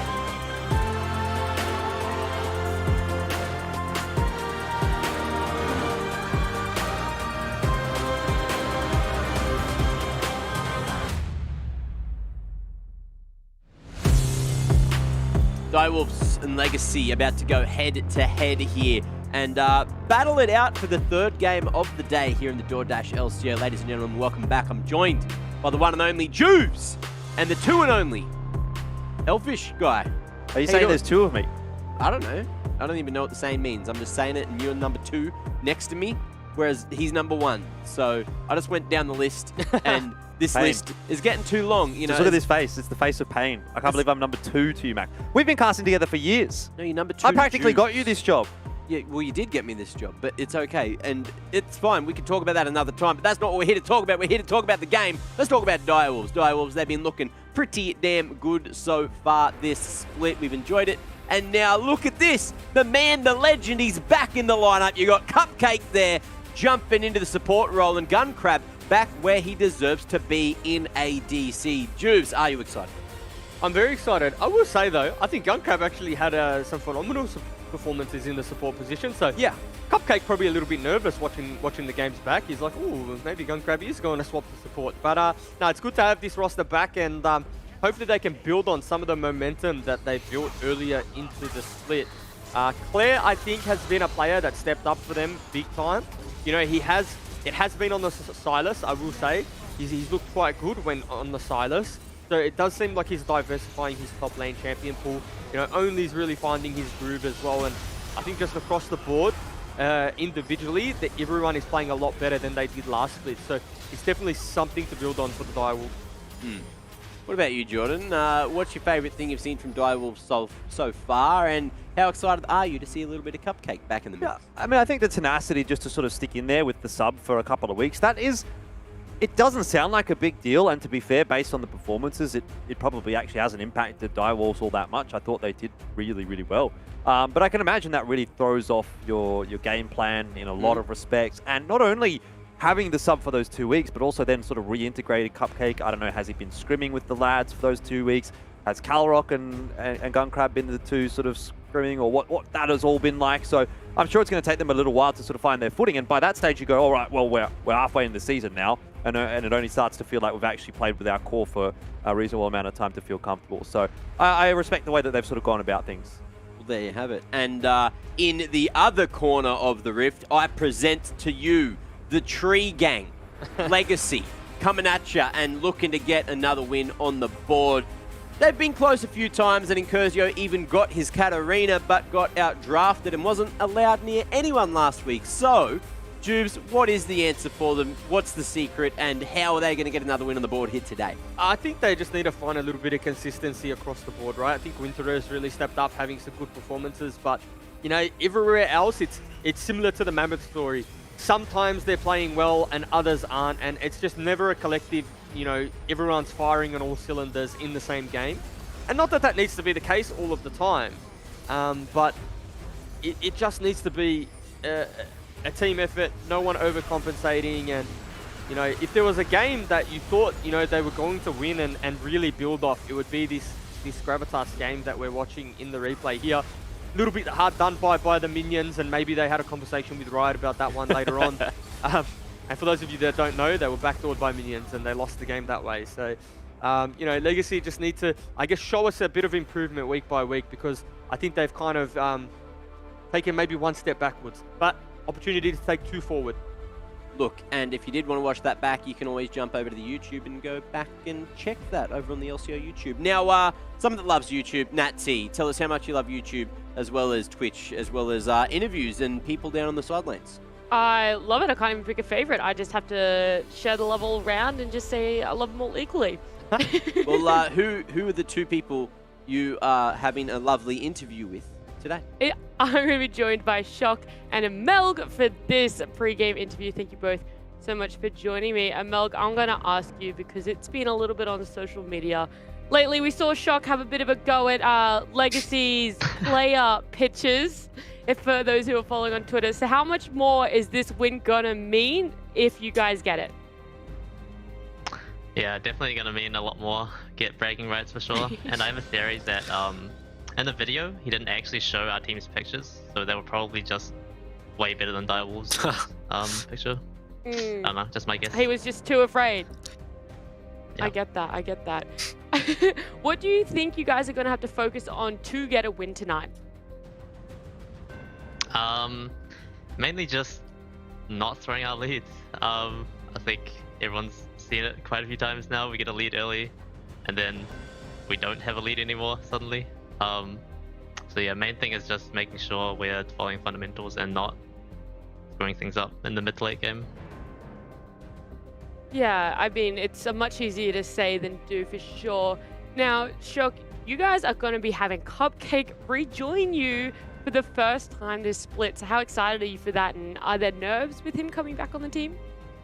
Definitely no nerves. Like, Cupcake's a confident person, and like we played with him a lot last split, right? And we still played some scrims with him, even like during the sub period. So I wouldn't say it's really something new for us. I guess the biggest change is like the ball lane drafting for us. Like before, we pretty much just like play crazy stuff or like whatever Gunkro wanted to play every game. So now I think we'll be going back to something like more meta rather than just like Gunkro first timing a new champ every week. Or I didn't first time them, but you know, we'd like never scrimmed on some of these picks. So yeah, it was kind of exciting to use those, to be honest. Yeah, but now we'll see a little bit more of a rehearsed Direwolves. I did want to talk on that practice topic. You know, how have scrims and prac been going for you guys, and what are you focusing on coming into this match with Legacy?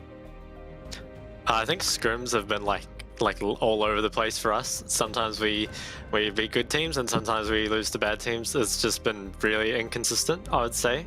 Going up against Legacy, like obviously they're one of the weaker teams, but they're pretty explosive and not really a team that you can like lay your guard down. I feel like they will definitely like beat some teams this split. Might not be yet, but they will eventually. Well, Amelga, my last question will go to you. You know, what is your focus for you guys to try and beat Direwolves tonight specifically? Any players? Well, I mean, I feel like we've been able to show up against quite a few of the bot lanes in the LCO, so I'm hoping we can do that again tonight and build up from there. I look forward to seeing it. Thank you both so much for joining me and good luck. Thank you. Thanks. Well, good to see that they are ready for this battle for bragging rights. It's always a nice gentleman's agreement to go for this one. So I guess we'll see once we get there. Anyway, before we jump into the predictions, has anyone gone for the underdogs here, or who is at least on the table right now, the underdogs? Anyone? Any hands? Well, who are the underdogs? Who do you think are the underdogs? Legacy are the underdogs. If you look at the standings, they're under the dogs. Wolves are dogs, so, you know, it just makes sense. Anyway, I'm going with Twitch chat. You know, Twitch chat, believe in you, do me well, do me proud. Thank you very much. Jupes, Jordan, please tell me why Direwolves are your pick. Is it just because they're the favourites again? Yep. That's pretty much how I predict. Unfortunately, I've got nothing interesting to say. You know how it is when you ask me for predictions, Mac. It's always the favourite. I'm going to quickly do one different and say, I like that Twitch chat is losing because then they can never flame or insult me or my casting partners ever again. If we're beating them in predictions, they can't talk. Don't talk. There you go. Because that all 13 and 5, that's all Twitch chat. None of that was me maybe going the wrong direction. Anyway, Rusty still 17 and 1, and it looks like he's going to be pretty much mono a mono with everyone unless Twitch chat chooses me. Legacy, I guess we'll see once the game starts. But that's that. So Nat, you know, any bias reasons why you're going for Direwolves there, or just because you think they're the favourites as well? Well, I mean, they're roughly the same rosters versing up against each other as we saw in Split 1, and Direwolves came out on top of that. So, yeah, pretty much just the same as picking the favourites because they're favourites. Well, there you go. So, just leaning into history. Now, are we going to see any crazy picks from either of these teams going into the draft, or do you think it's going to be same old juice? Probably being Curcio with the crazy picks, and like at this point, if he picks Katarina, is it crazy anymore? Like it's just like it's almost meta. If Legacy draft Katarina or like something wacky, it's just it's meta. It's they're playing 11.12 like Legacy. Well, let's see if it's time for Legacy to keep playing Legacy's meta, or if they join the meta with the rest of us. It's time for the game. Direwolves and Legacy coming at you all right now. Indeed. Should be an interesting one here, Juves. 0-4 start to the split for Legacy. That is not the number that they would have been looking for, and maybe not even the number that they were expecting, given some of the matches that they've actually been able to play. I mean, in particular, I'm kind of looking at that Gravitas game as being at least one that Legacy should have picked up based on the performances from the last split, but hasn't gone their way. Tough ask today against Direwolves, especially with the the addition of Cupcake coming back in. You can only imagine that should elevate the strength of the Direwolves roster. Yeah, 100%, and it'll probably change the way that they draft too, right? They no longer have to have concerns around champion pools and what they can play, what they can't play, and Claire's probably the one player that's made this Gwen, and arguably probably the only player that's had Gwen, work. And I know they lost, but he was like the shining light and potentially the win condition for the team. So the fact that Legacy keep this one away, I'm interested to see what they counter it with. Yeah, no surprise to see the Thresh picked up in the early rotation as well for Direwolves. That was a big talking point last split, that Cupcake was not only a very good Thresh player, but maybe even a little bit over-reliant at times on the Thresh. So, going to see him go straight back into that. I personally don't mind seeing it. Obviously, first game back in Split 2, probably want to be on something that you're comfortable with. Just get eased into things quite nicely, and it's obviously a solid champ. So, very, very good selection from Direwolves. Does give the Nautilus over to Legacy Esports, which is maybe a little surprising to see that high in terms of the priority when there's a lot else on offer, but Rumble also being picked up in this rotation for Legacy. So you're starting to see things come together. A lot of crowd control, a lot of team fighting ability for Legacy already. Yeah, I like what both teams have put together so far. You know, Legacy, again, it feels like, you know, these two are in tandem, right? Every time we've seen Rumble picked, I think we've seen a Nautilus on the same side as well, because you think about the auto attack, the ultimate, and the dredge line coming out of Nautilus, that's just like 3 seconds of pure CC where they're just going to be sitting on that Rumble carpet. So it makes a lot of sense that teams are just opting in for these. And I'll be honest, it really does feel like most drafts are a little predictable tonight, in the sense that, not that there's anything wrong with it, they're just picking the S tier champions, right? It's like Diana for Rumble trades. It's Nautilus in the bot lane versus Leona, and in this instance, Thresh. You know, we got the Viego given away, the Gwen taken away. So it's you know, if you had to write a script, you'd include these champions in it, and it ultimately is just going to come down to execution. You know, are they able to stop Claire getting ahead on this Gwen? You know, is Sybil going to be able to have a performance of a lifetime on this Rumble? Viego is it going to do what Chaz was able to do last game? Yeah, very heavy AP presence coming through from Direwolves as well already with the Gwen and the Diana. Could leave something open maybe for Shock in the mid lane to look towards an AD mid. But obviously you still have the AD carry still yet to be chosen as well. And to your point actually around the Rumble and Nautilus interaction, last time we actually saw Legacy playing, they did play the Rumble, but they played it with the Thresh. Now that wasn't an option here for them. They've kind of got the next best thing, or maybe in this instance, an even better thing, right? I guess that really comes down to your personal preference. But it should fulfill fairly similar sort of roles. See the ADCs being banned away for the most part. Ezreal is still on offer. Haven't seen much Ezreal actually today, I feel like, which is a bit of a surprise because he was a priority pick in previous weeks and has been in a pretty good spot. It has been banned away in some of the games tonight. However, I'm surprised that we haven't seen Ezreal picked up by both of these AD carries, right? You know, Direwolves, maybe I can understand a little bit more because they tend to opt in for the likes of a Jinx, which has now been banned, or, you know, the scaling type AD carries. That's like what Guncab is kind of hovered towards. Whereas, yeah, Styled, I think, is more of like that utility, you know, weak side, fulfill a role in the team player. So Ezreal definitely suits how they play the game, and they've picked it up now. Yeah, I mean, you've seen the Senna and the Varus come through this season already for Styled, so that probably ties into what you're talking about. Happy to sort of play that scaling game and see what kind of extra utility he can add to the roster. Or maybe poke potential as well in the case of the Varus. And we get Lucian out for presumably, I want to say the top lane for Winterer. Although I guess actually Incursio is a Lucian player. Yeah, well, you know what? You're actually right. I actually didn't even think about that. So I think that Incursio is more comfortable on the Viego. He's put more time into that champion.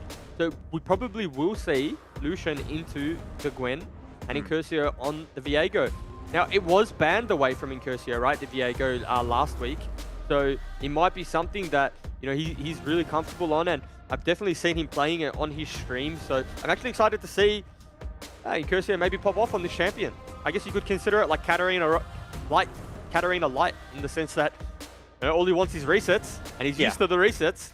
definitely is very much an Incursio champion, isn't he? He likes to get into that melee range. He likes to be jumping around all over the place, doing the damage, and having that playmaking ability, I suppose. So it's a champion that certainly fits well with his identity as a player. One thing to touch on as well that we sort of spoke about a little bit earlier was the AD coming through from the mid lane as well. We've got Nocturne there for Shock.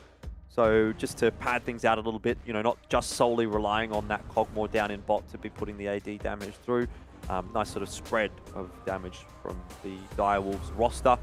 I mean, it is interesting. Obviously, we've got the Cogmore paired with the Thresh, and obviously that can work, but no Lulu in this instance. So his survivability could be potentially hindered if he gets jumped upon. You do have Lantern, obviously, and quite a degree of peel coming through from a Thresh, but you don't necessarily have the buffed Cogmore, which kind of relies a little bit, I think, on Cupcake to be hitting his abilities, needs to be hitting those hooks, needs to make sure he's in the right spot to be having a Flay that's going to be quite useful, and also potentially a Lantern, whereas for the likes of Lulu or Karma or whatever, you just basically dump all your spells on the Cogmore and let the AD carry do the rest. And you've also got to think about it in terms of mobility too, right? Generally we see Thresh with the Jinx because the Lantern's so good, but Jinx can kind of play the Lulu speed herself when she gets excited in a team fight, whereas Cogmore doesn't have that route. However, interested to see if they can make this one work. I think both compositions are fairly well-rounded in the sense that they're very good damage spread, very good scaling on both ends. And you have to say the agency and the onus is probably going to be on Legacy. They have the champions to really facilitate a strong early game, particularly when you think of the likes of a Cogmore, a Gwen, a Diana, a Nocturne needing level 6 as well. So it does feel like a very Legacy-esque composition. That's a very good talking point as well, Juves. I'm going to leave it there for you for the moment and have a chat with Ceres and see what he thinks about how things have panned out from that draft. Ceres, first of all, how's things going? Yeah, it's going pretty well, mate. And the draft, I think, looking pretty good. Was that something that you specifically angled towards, that sort of early game impact that, I think is kind of typical of Legacy in the past, that you guys do like to get things rolling pretty nicely. So was that an aim of the draft, or is that just by happenstance? It definitely is an aim of our drafts that we're facilitating what I think that we're strong at, and our early game is a clear strength. It's something that we've been matching the best teams with, and transitioning that into the actual wins is a problem. Okay, interesting to think about as we go through this game. And one other thing to note, I suppose, is that obviously Cupcake has come back into the roster, and I know we've talked to you about it in the past, obviously more so in relation to Guncrab and Calrock. But, what does Cupcake bring back to the roster? Is he, quite a vocal player, or is he just sort of being able to bring that extra ability in the support role? And what does it sort of mean to have Cupcake back for you guys? Or to be going up against him, I suppose? Right. Well, I guess Cupcake is obviously a veteran and been around for a long time. I would imagine that he has a lot of leadership on the team, and that their shot calling and their people who are being vocal is drastically increased. So we expect them to be a lot more coordinated. It's possible that they haven't really practiced with Cupcake recently as well, because he is fresh off of his hiatus to finish up his exams. And if anything, I think this would be the best time for us to play him when he's just coming right back. I hope he doesn't prove me wrong, but yeah, I do think that this would be the best time to do so. I mean, he's gotten onto a comfort champion, so I suppose that is something that we'll kind of keep an eye on. And I do want to jump back to the drafting for a second, because I know it's always a big talking point with Legacy around the fact that you guys do have some pocket picks. I mean, I think specifically in the mid lane, we saw a little bit of it last season, even for Winter up in the top lane with some sort of interesting selections. Is that something that's sort of primarily driven by the players, or are you sort of the one that's kind of making those decisions when it comes to the draft and how that all sort of pans out? Or I suppose is it more of just a team-oriented thing where you all just sort of get together and say, this is how we want to play these drafts out, this is what we want to do? Well, for sure, draft is always limited by champion pools and availability, right? So inherently, they are, especially if it's something that's unique, it's inherently something they're already doing. Especially from a coaching standpoint, there's no sense in making somebody go out of their way to pick something or to learn something that's extremely off meta. So for sure, there's a big impact from the players. It's definitely a collaborative effort, I should say. Though it doesn't just happen in isolation, but I would say that it's mostly the players kind of pushing forward the champions that they play. Awesome. Well, I'm hoping it obviously goes well for you guys today. Definitely in need of a win. And I guess I'll leave it there for you, Series, and say best of luck in this series because it should be quite an interesting one. Yeah, cheers, mate. Appreciate it. Cheers. All right, Juice. A little bit of action actually going on down in that bot lane. Very interesting. We're talking about Cupcake, and he's going down straight off the bat. You'll also be happy to see those first bloods going over to ML. I'll be honest, I think I blew into my microphone like 2 times during your interview because I was just like shocked at what happened bot lane. I was like try to get my breath back. I mean, it was just ML, right? Off the back of those hooks, you know, started landing the Ezreal Qs. We didn't see a good portion of it because there was action happening elsewhere. So it's hard to say, you know, how those trades exactly, you know, started. But obviously we know how they finished, and pretty big lead in the bot lane for Legacy. Now, the other thing I wanted to point out while you were doing the interviews, Winterer on this Lucian already picked up a 15 CS lead, as well as burning Claire's teleport. And then to top that off, Claire's opted in for the Ghost. Yeah, no flash. And I suppose that is fair, given there's a decent amount of mobility inherently in Gwen as a champion, and you want to sort of stick to players. So maybe having that Ghost could be pretty useful, a la something like maybe Darius. But a little bit of an exchange going down in mid. Only could be caught out here. Cupcake's come up for the roam. Saved Only's life, but as he doomed himself, Claire walking down. Incursio is now a Thresh. That's going to be great news for Sybil, because it's going to be able to lock down anyone that was trying to chase him. Bit of a roam up from the bot lane of Legacy as well. It's not a party in bot, it's a party in mid. Sybil sticks around a little bit too long and ends up actually being a 1-for-1, which might be a disappointing result, all things considered, for Legacy. Yeah, a little bit greedy there from Sybil, I think, right? He was as good as dead. And before that fight broke out, I wanted to touch on how I think the Ghost is a greedy summoner. Like, like, you're laning against the Lucian, right? And maybe he didn't think he was laning against Lucian, but you can't Ghost and outrun the culling. Like, you have to run sideways and try and juke sideways, and then by then, like, the mobility from Lucian, you're probably caught, and it just doesn't seem like a summoner spell that's going to get you out of danger, or even get you in. Like, look at the CC, the disengage, and oh, he's out of range for the paranoia. Shock was so close, but just a little bit too far. Everything that could go wrong for Direwolves this early game has gone wrong. And I mean, it kind of just speaks to what Series was saying on his interview. You know, Legacy feel like in every early game that they've played, they've taken it to the best teams. This is one of those early games. They have a 2,000 gold lead already, 4-1 kill score. Now they talk about, can they pivot this or transition this into a mid-game lead, into a mid-game kind of consolidation? And I think what's also important to note is, can they actually convert this into a win? Because you've got it available to you. It's definitely not on a silver platter at this point for Legacy. Like, they're ahead, but they're not drastically ahead that this is going to be a free win.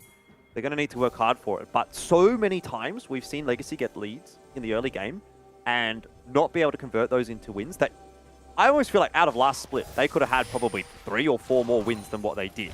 100%. And I hope that that's not something that's going to continue to sort of crop up for them here in Split 2, especially considering they are so desperate for a win now being 0-4. Yeah, you hope it's not a worrying trend. But I mean, something that we talked about the last game as well, Elfish, was that support's getting kills, like in the early game. It's not horrible. And this is why. He's gone back, picked up the Moby boots. So now, one way you stop global ultimates, like being this Nocturne, which is already with the first ultimate, but as you play through mid lane, everything you do goes through mid. Yep. He might be in a bit of trouble as well, speaking of. Culling. Can't really block all of that one with the spell shield. The flash not connecting, but Winterer has enough. And he is also going to have to use his flash, but you will definitely take that. 0-1 now for Shock. Another kill on the board for Legacy. They're continuing to compound these leads. Exactly what we said, right? Like, play through mid lane. Play through mid lane, Nocturne's in trouble. And it's kind of a rule. You can take the solo queue in a sense. If you're ever versing global ultimates, the one thing they don't want you to do is play through that lane. But Shock's going to have a really tough time finding windows of opportunities if this is what keeps happening. You know, it's not every day that Winter is going to be able to get enough prio top lane to walk mid and do that. However, with Sybil having the equalizer now, you know, Moby boots on ML, Rift Herald up, I'd be surprised if they don't try and break mid turret or at least get some plates. Backwards and forwards between Incursio and Shock. It's an awkward one, I think, for Incursio. Obviously, with the Fear being able to kind of chase him as he uses the gap close to escape. The chains, I suppose, is probably a better way of putting it. But so far, Shock hasn't really been able to find too much success. I think, again, it's probably difficult for Shock to get enough damage in a very short amount of time to really do anything too substantial to Incursio. So he's probably going to be looking for avenues of attack in other lanes. And that, again, probably does tie in with what you were saying. Speaking of, Sybil is hanging around. Has Equalizer available, but Shock isn't really pushed up enough for this to be a particularly threatening looking position. Yeah, Shock is being respectful here. And this is the problem though, right? Because as the Nocturne, you want to be like consistently in your lane opponent's space. There's not much that beats you in the extended trades, just through the nature of how your tether works, right? Like, get that fear off, it's just 2 to 3 auto attacks you get for free. You're able to back off, reset, wait for that cooldown. Top that off, you have that sustain. However, Shock's not able to play Nocturne the way he wants to play it now, at least until his flash is up. And again, it poses all these problems because what do you do, right, if you're Shock? If you do sack mid lane and go to make a side lane play just to get a little bit of gold back on the board, you run the risk of losing mid lane turret, especially because Sybil has that Rift Herald in the bank. Could be a bit of a gank going on in mid. Equalizer is chucked down. Shock does not have flash. He's dead. Incursio picks up another one. Now 2-0 in mid. Sybil doing a good job of getting those laners snowballed. And I mean, this starts to get pretty dire for the Direwolves, for lack of a better word. He also, I don't know if you noticed this, but Sybil walked over a ward. Like, he walked over the pink ward in just in front of Red Bush, and it got pinged. And like, maybe Shock was in no man's land. Like, we didn't get to see it, but you'd have to say it's uncharacteristic, right? To be caught sort of there, like in the middle of the lane, and he knew the gank was coming, so... Yeah, might have been caught napping a little bit. Sybil's on the move again, this time up to top lane. No Equalizer available, no ultimate, that's for sure. Just using the W to charge up a little bit of extra heat, which could prove pretty important given how many Direwolves players are here. Cupcake's going to have to be the focus. He would have found them instantly blown up, but now the 2-on-2 ensues, and Sybil can't use autos. Oh, can use autos, can't use any abilities. Luckily, ML able to get back up there pretty quickly with the mobility boots and save the day. It was looking a little bit rough for Legacy and might still well be. The snip comes through from Claire, but he is turned upon.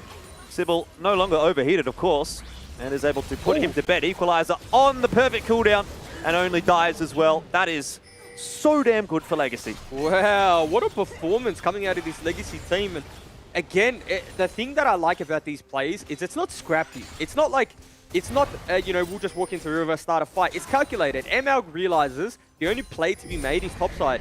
You know, Sybil probably says, I'm going to drop the Rift Herald top, come make that play. And in doing so, they're able to just counter, you know, Cupcake's gank perfectly to a T, and then they're just able to turn that around. And mechanically, they're playing the skirmish as well too, right? Stopwatch after stopwatch, flash after flash, and it looks like a different team at the moment. It does. How long does that last? Yeah. You know, do we see the table flip for Legacy in 20 minutes? Or at 20 minutes even, you know what I mean?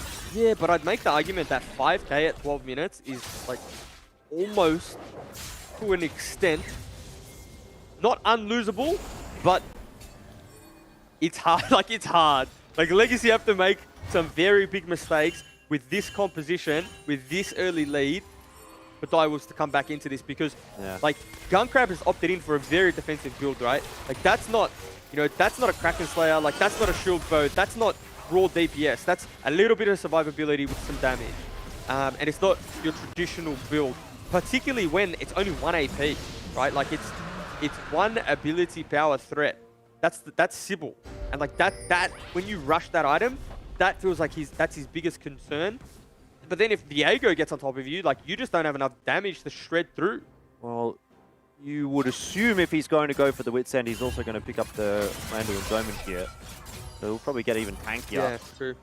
So that is in the ballpark. We'll see what he opts to end up for. I mean, he was obviously playing this early game pretty slowly. He's gone for the cull, just wants to sort of scale into things. Doesn't want to take any fights. And that, I think, for me, is the main takeaway here for Direwolves, is that inevitably they will scale. Like, Gwen gets to late game, very scary. Diana, Nocturne, Cogmore. And Thresh obviously still very, very relevant as a support. There's a flash through from ML, gonna opt in for the ulti to begin with. And that'll actually force Gunkrab's flash out as well. You take that every day of the week as a support though. Especially against a COG. I'm a firm believer of support flash always worth AD carry flash, always. I don't even care who it is.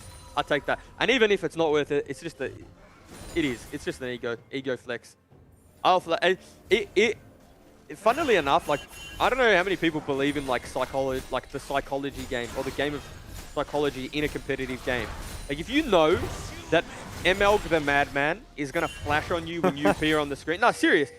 You are playing with the utmost respect for the rest of that game.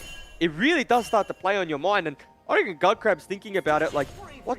Why did he flash on me there? And it may not even make sense, but it's putting this doubt into Gunkrab now. I love it. Getting some Sun Tzu vibes coming through from you right now, Juice. The art of war? Exactly. Making them get inside their own head. And I'd say Direwolves probably is in their own head at this point. They are really struggling. 9 and 1 down. 4 and a bit K gold. To rub salt into the wounds too. You think about it, like, you know, the game earlier tonight that went to Soul Point, it was a cloud salt. And you know, Direwolves, unfortunately, are going to be on the receiving end of an Infernal Drake. Right? Sorry, an Infernal Soul rather. Not fun against an Ezreal. No. And it's going to be a fairly early one as well, right? You know, not the earliest one we've seen by any means, but nevertheless, by 25 minutes, 26 minutes, we're going to be setting up for it if it's all taken, you know, relatively off cooldown. Curzio's going to have a little bit of a look here, only completely caught out. Luckily, there's a Lantern. Has to scurry away on half HP. Yeah, I think the thing that stopped that play from following through, though, was Styled having no mana. I think if he had mana there, they just dropped the Equalizer. Only has no flash, and he's as good as dead.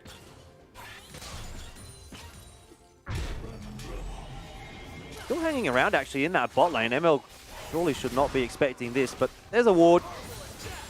And so only cannot get anything done. Have to go back to base. Yeah. Everything that can go right. Oh, no way. No way. In what world do you decide to throw a hook in there? They might actually kill only here because of it. Not quite.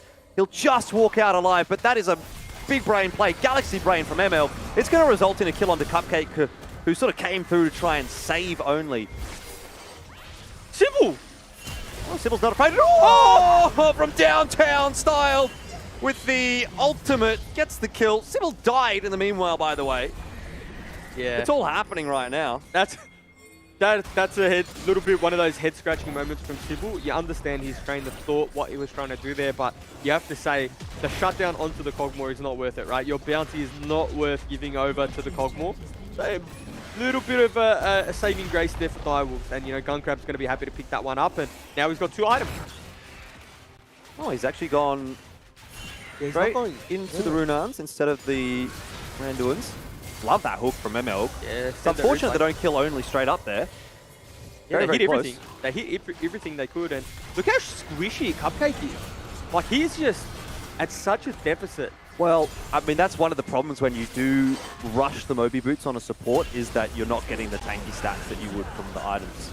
So you do give yourself the ability to influence the map a lot more, but if you are out of position, if you're the one that's caught, like, not only do you obviously have lowered movement speed because the Moby Boots resets the speed on damage, but you also just have no tanky stats at all. And on a Thresh who plays close, that's rough sometimes. And then you also got to consider too, right? Like, you want to compare ML to Cupcake. One has a Locket plus Mobies. Yeah. The other one has a Kindle Gym. Like, that's at least, what, 2K? At least 2K. Well, it's, yeah, certainly not a fun place to be if you're the Thresh. Cupcake 0 and 4 right now. I've been in that position, and you just feel like you can't get into the game. You know, if you get a hook, you almost are a bit tentative to follow up on it because, oh, if I dive in here, do I just get instantly blown up and sort of ins? So you kind of have to play a little bit more of a peel-oriented, passive kind of play style, which isn't necessarily the worst of things, considering they do have a Cogmore, so you can just sort of pocket him. But in that sense as well, Gunkrab's not really that far ahead. In fact, he's not really ahead at all. No, he's not ahead, yeah. And you know what, like, Cogmore is a hyper carry and he's this and he's that, but like, what weight do we put on the Ezreal build, right? Divine Sundara, going to have the Muramana, going to have the Frozen Heart, going to have like all these defensive options that I honestly feel like Ezreal in his own right is a hyper carry. At least this iteration of Ezreal, right? In a traditional sense, sure, you're going to lose out eventually, and Kog'Maw is going to do enough damage. But in terms of just what Ezreal offers and the damage that Ezreal's allowed to output, as well as being so tanky, I really do almost pencil Ezreal down to the jack of all trades. Like, tanky, does a lot of damage, does scale. Like, it's almost just so hard to deal with. So we talk about Kog'Maw scaling, but I'm a little concerned about Ezreal as well. I think one of the great things about Ezreal is that he can be quite self-sufficient as well. He can make the plays. If he sees an opportunity, you can shift forward and try to look for it. And if you hit one WQ, a good WQ combo at the start of a fight, let's say onto a Kog'Maw, like that almost feels like the fight over. We'll hold that thought for a moment though, because Incursio has jumped in. A little bit of an engage coming through from the Legacy lads, and they're strong enough to survive by the looks of things.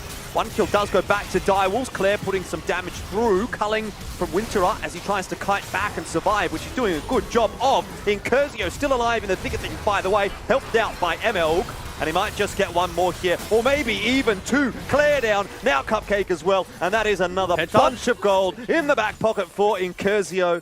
It's a quadra, not a penta, unfortunately, as Gunkrab is able to get away safely. And now thoughts on not giving the pentakill. I mean, probably a good idea, IMO. Yeah. I would argue, if you are talking about winning the video game, for sure giving the pentakill is not...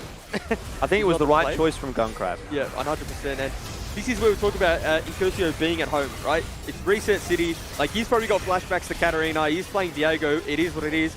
But he's like, okay, I've seen health bars like this before, and I've definitely reset. And again, Viego's one of those champs you just can't afford to die around, because he just does this. And it looked, honestly, like a good fight for Direwolves. Yeah. But then Incursio gains health throughout all of that. I mean, I feel like the secret MVP of this game for Legacy has actually been MLG as well. Oh, 100%. Every single time you see one of these fights popping up, you look at it and you say, oh, Direwolves have got numbers there. They're looking good in this fight. And then this massive Nautilus just pops up on the side of your screen. You go, oh, actually, never mind.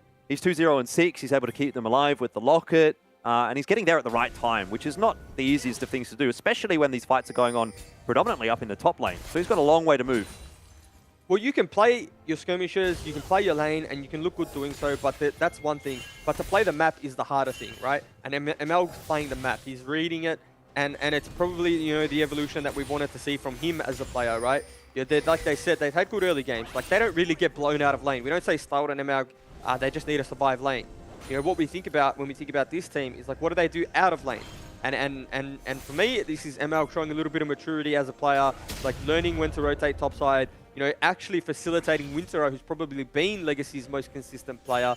And they're really reaping the rewards of not only having a strong laning phase bot side, but pivoting that into a topside lead. Dragon's up in 1 minute, so we're going to start to see Legacy working their way through the jungle, clearing out as much vision as they can. That control ward down already, which will be a pain for Direwolves to remove, with ML just hanging around. You just can't walk inside your own jungle right now if you're Direwolves. I almost feel like, I want to say that they have to give up this dragon, but you can't realistically when it's an Infernal Soul at 22 minutes. So you're backed against a corner. If this wasn't a Soul, you would be saying, well, we just give this, I think. They don't have that option. Styled is making those plays, as I spoke about on Ezreal. That's just something you can do. Jump forward. Direwolves have one of their players on half HP immediately. And then all of a sudden you think, okay, well, guess we're not contesting drag. 20 seconds. Someone has to reset. Do have a pause. So a little bit of time to stew over how things have been playing out thus far in the game. But, I mean, I feel like we've spoken about it at length. What is the recourse here for Direwolves? That's probably the big talking point. What can they actually do to win this game? And at what point are they able to take fights? Yeah, well, you raised the question, right? Like, you feel like they have to contest this dragon, but also let's just wait a little bit, and they can't. But I feel like there's no better time. I mean, you lose this Infernal Soul, then you are not going to have the ability to scale back into this game. So this is what happened level 1, and I'm glad we got this replay, because ultimately this is what sets up the tone for the rest of the game, because Cupcake felt the pressure to roam like he has in these skirmishes, but it's just not there. There's no play to make, and then you see, because of what they were able to do earlier, Styled and ML were able to just collapse in mid lane and turn this skirmish around, and yeah, Sybil falls down here, but again, Styled picks up the kill. And now look at this, ML hook again. He's free, out of lane, flashes the wall, doesn't actually get an assist, but you can see the pressure that's being exerted here, Alf. Yep. It's one of those games where if you're in solo queue, you're getting constant question mark pings in the bot lane. And there's really not a whole lot that Direwolves can really do about it. I don't think Gunkrab and Cupcake can be very comfortable pushing forward at that point. They can't shove the wave under tower. They can't deny the roam. And at that point, Cupcake can't really match the roams either. Like, what are you going to do? If you walk through the jungle, you end up probably getting picked off by the Nautilus and someone who's just hanging around. So it's a really rough place to be. But a great game from ML so far. And again, this. And this was massive. Like, I mean, I can understand what he's done that for. You know, you're probably thinking, well, why not? I'm so strong at this point. If the hook connects, then we might get a free kill. If it doesn't, it doesn't matter. Yeah. But it's like, you just don't hook that. Like, big brain. Yeah, and I mean, the confidence he's playing with, right? And look at this. Oh, again, I thought he was going to throw that. I thought he was going to throw that. Really threatening. You're scaring. Well, they're going to have to go back to the Dragon now. And Direwolves is probably going to look to follow suit. But they'll be very tentative in doing so. And they might just be a little bit too late to even challenge this. It's gone. Yeah, no contest. Now it's a contest, but like, you've just given the soul It's too away. late. You can't take this fight anymore. Surely not. Well, the culling goes down, forces him away, only onto the side, looking for an angle. Won't find any. Equalizer with that Infernal Soul and an Ezreal. That's not where you want to be. That's not the fight you want to be taking as Direwolves instantly decimating Cupcake. And I mean, it's not really much of a fight at the end of the day. It's more of a, okay, we are Legacy. We are bullying you, Direwolves. Get out of here. But I'm surprised that Direwolves even looked to try and continue that. I think the paranoia baited them in a little bit. They wanted to get some value out of it, and they just couldn't. Yeah, it almost felt like Direwolves did want to contest that soul before it went down, but it just feels like they're a little bit rattled at the moment, because Legacy have just put their foot on the accelerator and they've never taken it off. If anything, they've just pushed down harder, and they're pushing towards what is a sub 30-minute win if they're able to utilize this Infernal Soul. And, you know, Ezreal with Infernal Soul, just siege. Why not? Look at the damage coming out from the Ezreal. 2 items. That's where you really start to feel the damage ramping up, and it only gets worse from this. There's an equalizer. That almost kills only. Luckily, he does have the smite to survive. He got the red, though, with the equalizer. I guess you'll take it. I mean, the equalizer, even now, like, you can use it to do stuff like that. It's only a 55-second cooldown. What are you going to use it for in the next minute? Nothing to really contest. It's worth a try. Yeah, 100%. And I mean, I'm looking for a way to Direwolves to just come back into the game. You know, are they able to because you know what? You know, are they able to survive the next Baron? Are they able to survive until Elder Drake spawns? Because again, we've seen it last game, or we saw it with the Peace game rather. If you can stall for that Elder Drake, and you find 1 pick or 2 picks, and you're able to just pick up that Elder buff, then of course the game's winnable, right? Like, the buff is just too strong to deny. So I think that's what Direwolves are kind of aiming for and hoping to hold on to, and just maintain this gold deficit, because again, they're not going to close it by any means, but maybe they can get Cogmore to a mythic item before this next, objective. Winter is just really making sure that he last hits this cannon, because he knows Juice is watching. Did he? He did. I was looking at the itemization, little graphic that popped up, Kraken Slayer. ML's in. Doesn't want to find his first death of the game, but he will. Unfortunately, he goes down to Gunkrab. Not the perfect game anymore. It is a 1-for-1 though, so it's acceptable. Claire doing his best to clear the wave. Yeah, has to invest the ultimate to do so. Not a good feeling. Now, I want to just reiterate, Legacy's in firm control of this game, right? Like, in terms of getting this Baron buff, in terms of getting this Elder Drake, but that was kind of a hint of what Gunkrab can do. Because he's having a pretty good performance. Like, he's up 50 CS. He's got 2 kills to his name now. And ML, who's arguably the tankiest member on the side of Legacy, just absolutely shredded to the Cogmore. So, you do still need to play this game, even with the Soul, with a little bit of caution, right? A little bit of respect for the Cogmore.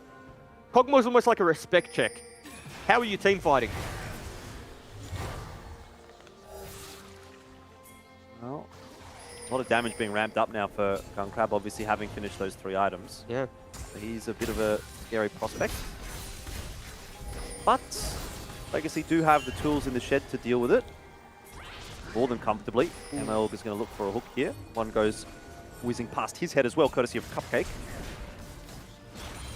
You know, with the Infernal Soul, I'd love to see Legacy start the Baron without Rumble. Rumble can drop Equalizer through the choke that they need to walk through. And with the Infernal Soul, you do Baron so quickly, right? So I don't even want to see Sybil here doing it. I mean, okay, this goes down. Never mind. Grab the sword. See what Direwolves can do. Cupcake does manage to get the hook onto ML. This could be a free pick, or maybe not. Equalizer certainly does equalize the situation there. Claire in deep. Nocturne ultimate on the back line helps out. This is probably the best looking fight that Direwolves have had, but Incurzio is still alive, and he's absolutely massive. And he's also a Viego. I mean, these are the 2 players that you'd love to have alive at the end of a fight for Legacy. So it doesn't end up being too bad in the end for Direwolves, given that Gunkrab and Cupcake do survive and they take 3 of the Barons away. But overall, still a net positive for Legacy. Net positive for Legacy, but I'd also argue it's a huge win for Direwolves. You deny Baron buff of 3 members, you pick up a few shutdowns, get a few kills, and you stall the game out. All you're there trying to do is drag this game out till the Elder Drake. That's the one place where Direwolves feel they can win. Look at that ultimate from Diana, by the way. 5-man ultimate. You're not going to find a prettier picture than that if you're a Direwolves fan. And even though they managed to find the dream fight, it is still Legacy who come away with the goods. But again, team fight that close. Elder Drake spawning. If you're a Legacy fan, you're very happy. You're smooth sailing, but there has to be maybe a droplet of sweat on the forehead at the moment. Yeah, Just one. You wouldn't want to have a reality check fight here. You know, a fight where Direwolves actually wins. Yeah. Because that could actually just lose the game for Legacy. Like, that might just be enough to snowball things back in the favor of Direwolves. All it takes here is the one fight. And you think about all the hard work that Legacy have put in, could be for naught. But Infernal Soul. How do you lose a game with Infernal Soul with this kind of a composition? You don't. Cupcake completely caught out. There's really nowhere for him to go. As soon as that Nautilus hook connects, he has done so. And again, that's just the strength of the engage that Legacy has. And not only that, but the fact that, like, Styled, again now, with Cyril's Grudge, can just E forward, slow the Thresh, cancel his Mobies, and that gives enough time for ML to catch up. Now it's a free Elder. Yeah, I mean, this for me was like the last bastion of hope, right? Are they able to secure that Elder Dragon? And well, Oni's going to try and do what he can, but Styled having access to the Zhonya's really not going to do a whole lot. Obviously, a stopwatch, not a Zhonya's, but yeah, I think it probably is. Legacy just needed that little extra push to get it over the line. Now they've got a Baron and an Elder, so if not now, then when? Yeah. It's sad for Gunkrab too, because he managed to pick up his Randuins. He was actually in a very good position, but we'll see what he does. Have to do something pretty special. The Nocturne dive is deep. Remember, Elder is online right now for Legacy. Nicely timed stopwatch from Shock. Gunkrab will go down though. The culling connecting, and Cupcake also falling. I mean, if it were not for Elder, right? That actually could have been a really close fight. And maybe Direwolves can survive. Only's up in 9 seconds. What can Claire do? How It's going to have to be confident perfectly played. Oh, that hurts. Yeah, King in mid. I think they just want to clear the waves. Yeah. I mean, I'm getting a little bit scared for Legacy. Like, that was a 3v5 or a 4v5 versus Elder Dragon, Baron buff, and Gunkrab was able Infernal to put Soul? out, yeah, Infernal Soul, and Gunkrab was able to put out enough damage. And again, how crazy does it sound to say? Like, look at the gold difference. And we're talking about, I'm talking about getting scared for Legacy. Obviously, it comes down to execution. And if they play a slow front to back or just, you know, sit on their double AD carry composition, they'll be able to close this one out, no questions asked. But in terms of just the teamfight prowess and I guess the angles and the what Direwolves are able to find, Legacy's making it look close. Which is probably not what they want at this point. They were hoping for a pretty cruisy win. And I mean, they spoke about the team being, you know, having hiccups, closing games out, not being able to close games out, and maybe this is starting to play on their mind, even though they have a 11,000 or 12,000 gold lead. if you were to look at it on paper and you saw a 7-1-6 Viego, an 8-0-6 Ezreal, you'd go, okay, well, whoever's playing against that is just losing. Yeah, 100%. But Eyeballs are making it really close. There's an equalizer down from Civil, by the way, on the bot side of the map, which forces half of Claire's HP away. Yeah, it did one-shot him. Maybe it just has to be a good equalizer. Like, we saw what it did to Claire, and Claire's one of the tankier members of the squad. One of those abilities, isn't it? It can be just a team fight win if you hit a good one. True Shot Barrage doesn't do a huge amount of damage, obviously going through the creeps. I can imagine it would really chunk if it was, you know, the first target. This is where Legacy really thrived with this Infernal Soul, right? Having Ezreal just no minions in lane. As soon as he hits one, you can't really avoid the rest because of the slows. Eyeballs do have players on the side. Claire maybe caught out here, needs some backup. The Paranoia can't help him out, and he's just deleted. There you go, dash forward. Someone's going to have to make something happen here. Gunkrab running around, running away, trying to survive, but he needs to put damage out. Winterer will survive. He has Guardian Angel. Gunkrab cannot. Doesn't quite have that luxury in the passive death form. And that's irrelevant damage at this point. Unfortunate for Direwolves, but their run has come to an end in this game. It's taken 33 minutes for Legacy to find their first win of Split 2. And they are pretty happy about that one. I think Curzio throwing in a bit of a fist bump there on the cams. Oh! Winter has given us a show. Yep. Having a bit of a dance. I saw a few dabs, a few dances, and that is the team fight you want to see from Legacy with the gold lead that they had. Right? They made the game look a lot harder than they needed to, but again, you know, prior to, I guess, closing it out, they looked really clean. Really clean. Yeah. Look at that. Man's got moves. I got rhythm. I'd love to see him in a club, hopefully one day. Well, I reckon Carbon's been doing some dancing lessons because that's how he dances when he's out. But good times, good times. Well, good times if you're a Legacy fan or a Legacy player. Maybe not so good times for Direwolves, but maybe we need to hear from Mac. He knows all the things. He's a pretty smart lad. Yes, many things. Thought about calling the upset there, to be honest. I think, you know, you might have been saying the same, Juice. I did say it. Yeah. There always seems to be one every day. Don't know that I really expected it there, but, well, there you go. All I know is if I didn't give it to Twitch chat, I definitely would have got an extra little pick on the board for my predictions with those underdog picks. But it was not to be. Legacy really coming in at the gates swinging, you know, getting 9 kills in the first 11 minutes, and then it just looked like Direwolves were kind of lost for what they were doing. Every time they tried to get something working, it just got to that point where Legacy were just so fed at that point they could turn it around with the numbers disadvantage, and then, you know, they'd have the rotations on point as well and just get all over there as well. You guys were talking about it during the cast, that ML was just all over the map, and I'm sure that that is a strong part of the reason why Legacy got over the line. And, well, Legacy are on the board now, finally getting the win and separating themselves from Mammoth, who almost also got their first win on the board today. Yeah. It's so hard to call the league now, right, too, because, I mean, every narrative that was spun, and again, it's very early, but every narrative that was spun in terms of who's who and who belongs where and who beat who, it's kind of just all thrown out of the window, right? Like, every team at every part of the ladder, at least this early on, has beaten one another now. Yep. Yeah, it feels like there might be even some cursed champs going on. All I want to say is when Legacy picks an actual meta draft, look what can happen, rather than just trying to go for some crazy experimental games, experimental champs. We like what we see here, don't we? A victory on the board. Maybe they should keep doing that. Who knows? Maybe it's the recipe for success, Jordan. I think there's a few recipes for success for Legacy, and that certainly is one of them. Look, I'd love to see more of that. And I think, I mean, Legacy is not a team that it's surprising to see that from. This was kind of their identity last split, was the upset team, was kind of the wild card team.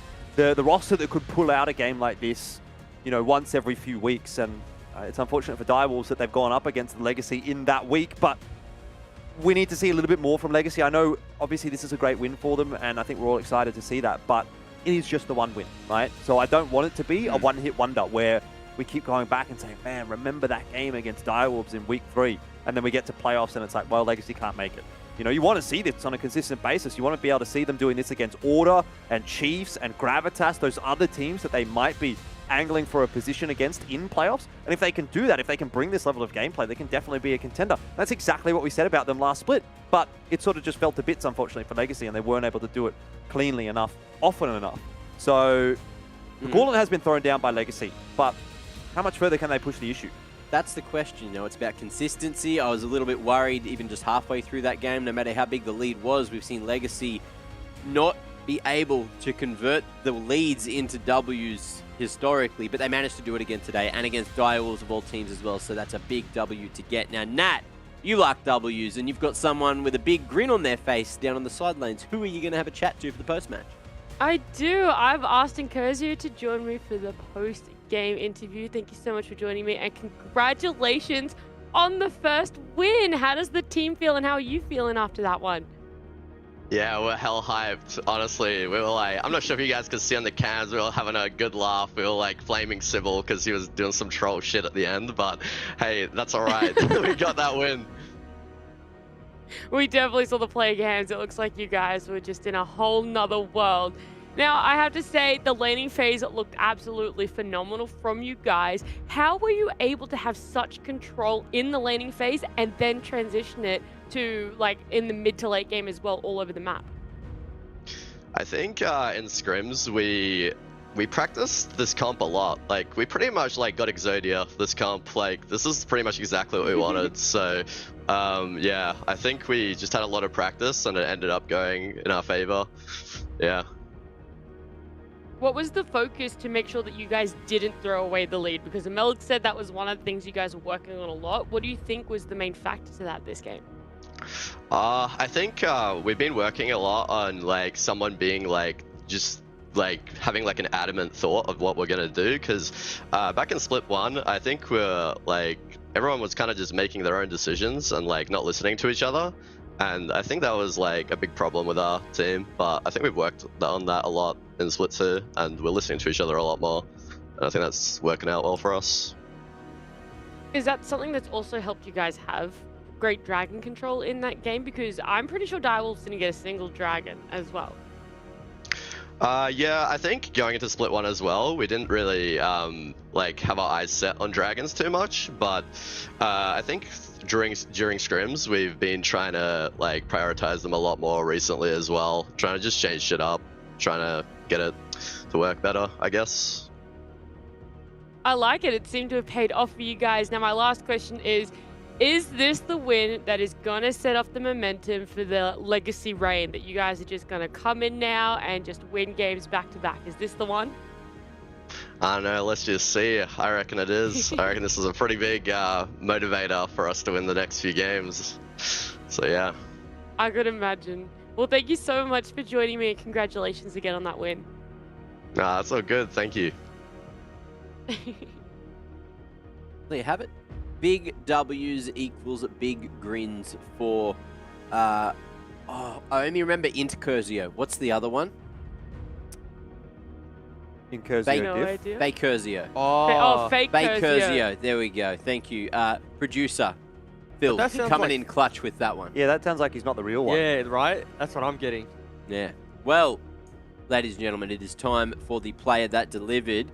Do we all know who it is? Does anyone not know who it is? I don't know who it is, I know but who I want it to be Winterer. If it's not, I'm going to be really mad at all you guys. 'Cause Yeah, I know ahead of time. I'm cool like that. Well, It's not a big deal to me. guess what? am I going Nat, to have to get mad? Nat, you're going to have to get mad at everyone because it's not Winterer. It is Emelg who is the player that delivered. He was all over the map. Look at that, 67% kill participation, 17 assists, 2 kills right at the start of the game as well, just finishing those ones off, and then just setting everything up all damn game. You know, the big roaming god there is Nautilus. No one could really take him down. He only died twice. 46 wards placed. Wow, Rusty. I hear him yelling from up on the bloody coast. And I'm at least 100 Ks away. That's crazy. He's very excited with this performance. And Jubes, I'm sure you are as well. Yeah, he had a blinder. I mean, kill participation's the big one to look at. You know, 2-2-17. Damage share, obviously you're not going to look at that stat being the support. I mean, maybe could have bumped that one up a little bit, who knows.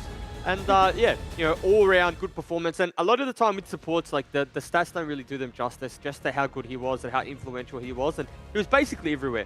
Honestly, I wouldn't be surprised if some of the Direwolves guys go to sleep tonight, wake up to ML in their dreams. So, maybe not dreams, maybe they're nightmares. Well, there you go. So ML was the DoorDash player that delivered, and he's going to be taking home that $100 DoorDash voucher as well. So he's going to get himself fed, not only with the assist money, but with the DoorDash voucher money too. Jordan, if I gave you $100 to use on DoorDash, what would you buy? Ooh, probably some Guzzi, I want to say, if I could. That'd be a good shout. What else do I like? A bit of a Porto. I like a Porto and Nando's. You want chicken and chips? Is that what you said? I do like a bit of chicken and chips, just the right kind of chicken and chips. It's got to be the right kind of chicken and chips, because some, when you order them, not so good, but some when you do, really good. And Well, Nando's, definitely really good. We can discuss what the best chicken and chips is while we're on the break. Because, ladies and gentlemen, it's time for another break. Enjoy this 6th song. It is going to be the Wombats Method to the Madness Jungle Giants remix. I hope you guys enjoy it. And we got some more to enjoy. Some more DoorDash LCO action after the break. It's Gravitas and Chiefs coming up for the final match of the day.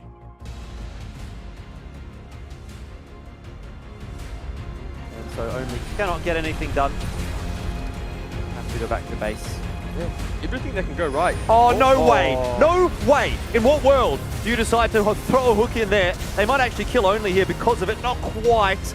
He'll just walk out alive, but that is a big brain play. Galaxy brain from ML. It's going to result in a kill onto Cupcake, who sort of came through to try and save only. Sybil! Oh, Sybil's not afraid at all. Oh, from downtown style with the ultimate. Gets the kill. Sybil died in the meanwhile, by the way. Yeah. It's all happening right now. That's a little bit one of those head-scratching moments from Sybil. You understand his train of thought, what he was trying to do there, but you have to say the shutdown onto the Cogmore is not.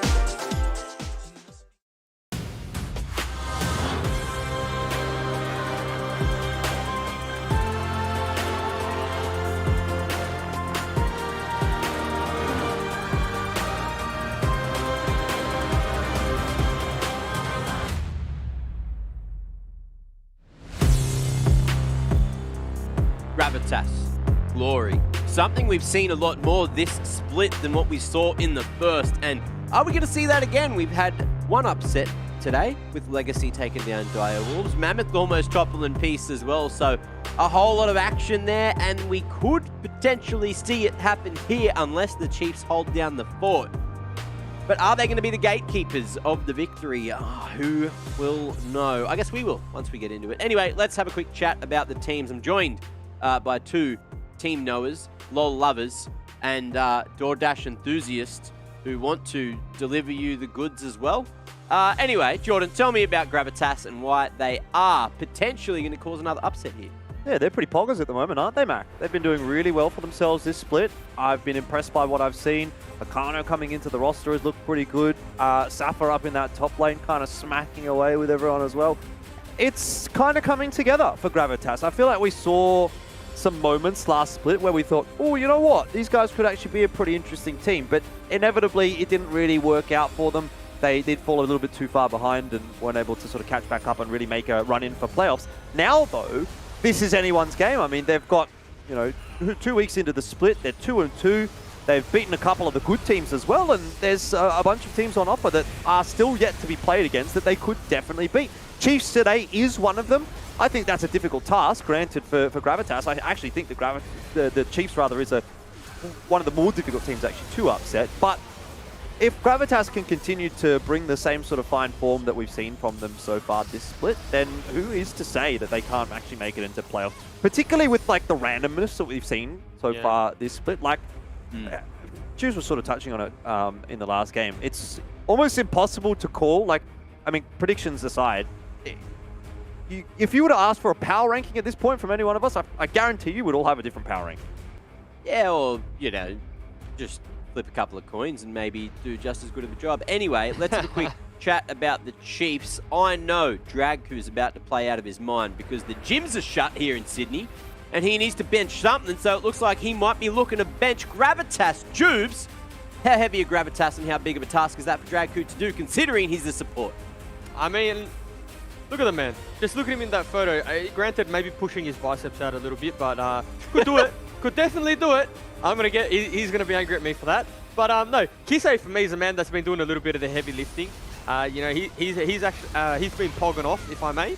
So but as a team, I think where Chiefs have improved the most is it's in their synergy in the mid game, right? In their collective gameplay, and it's probably been a bit of a broken, or repeated story. But it really is just the fact, like, you look at all these replays here, it's nothing that's like a mechanical outplay. It's nothing like, it's a 2v2 skirmish. These are just good, hard, old-fashioned team fights, right? And that's where the Chiefs are really excelling this split. And it's probably, if I'm being completely honest, I think that they've maybe been the team that showed me, at least, the most growth from last split. If you compare every single team and how good they've gotten or how much they've improved, I think Chiefs have improved the most, mainly off the back of Kisei. Okay, well, let's bring that into the conversation and see which of these growers she has down on the side lanes. I'm going to be joined by Safa and Draku to have a little bit of a chat. How are you guys going? Draku, how is it feeling down there in the team atmosphere for Chiefs? Everyone's good. Everyone is happy with our trajectory, and we obviously respect Gravitas because they've been playing really well. So yeah, like, I guess we're still confident, but we've got to give Gravitas the respect they deserve. What's that trajectory or like sort of expectation that you're wanting to hit? Well, obviously we want to be the best players that everyone can be, and obviously we want to go to China, but we're going to take it like step by step and just focus on the team that we got to beat today, and then tomorrow and next week. Well, Safa over at Gravitas, you guys were pretty successful in beating Peace. So how is the confidence levels coming into the matchup today? Yeah, I think overall we're pretty happy with the Peace game early, and I think definitely we will be looking to play as like to our best today. But that being said, I do think Chiefs is probably one of the strongest teams at the moment. Like, all their players have like really high ceilings, and they've completely like changed since how they were split one. So we have a lot of respect for them, and we have definitely prepared. But I think we'll be able to put on like a good fight today. What's going to be your main focus coming in? Are you guys going to focus a lot more on draft or potentially an individual player on Chiefs? I mean, it's hard to share. It's hard to share, obviously, but I think we've kind of figured where their strengths and weaknesses are, and we'll try and capitalize as best as we can.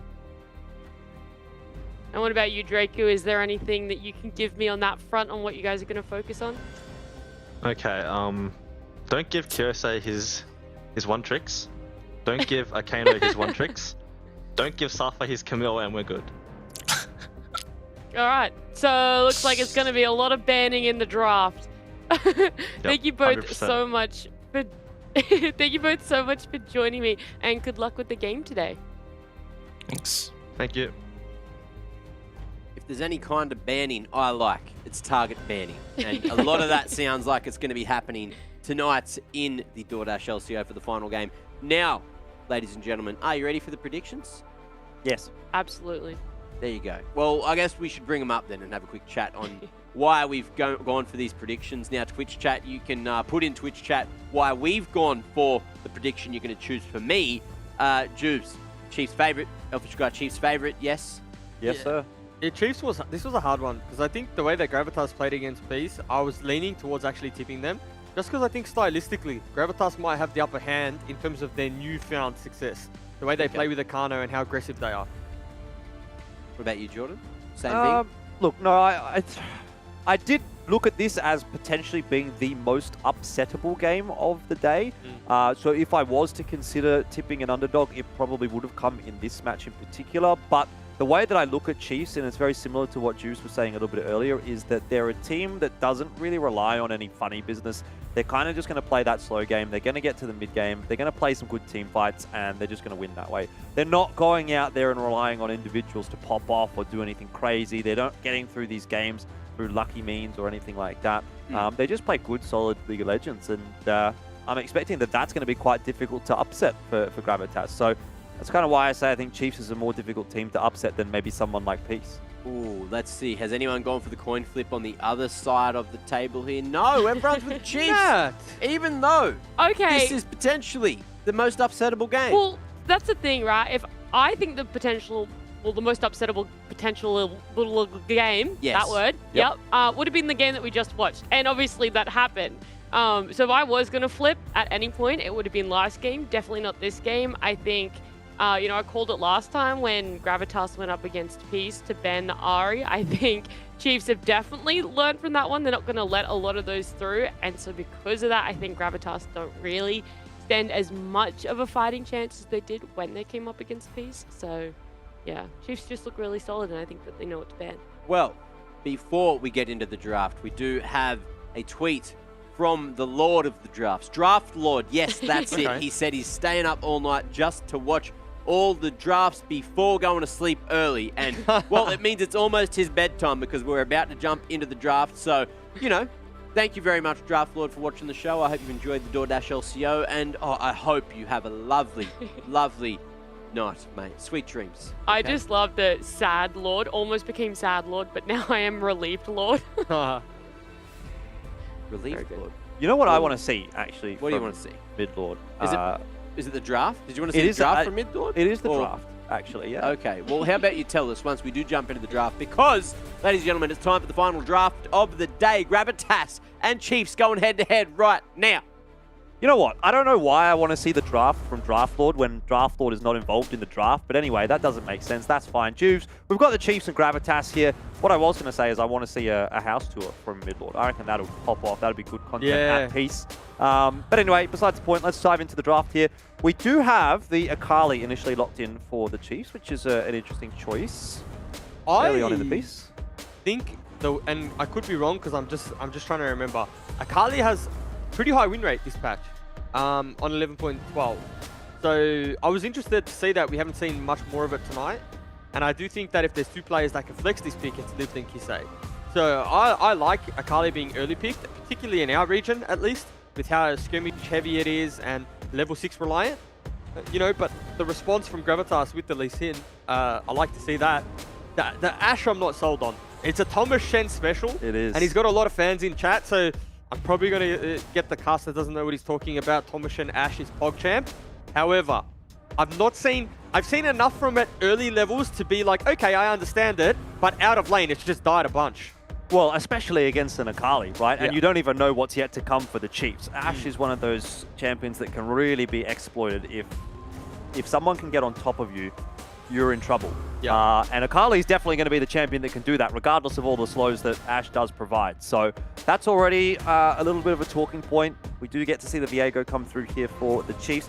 But hey, I mean, if it's a comfort champion, let's go for it, I reckon, if you're Gravitas. They've been doing pretty well this split so far. They've picked Ashe in a couple of their games. They've won a couple of games. If it ain't broke, don't fix it. See what you can do against the Chiefs, as far as I'm concerned.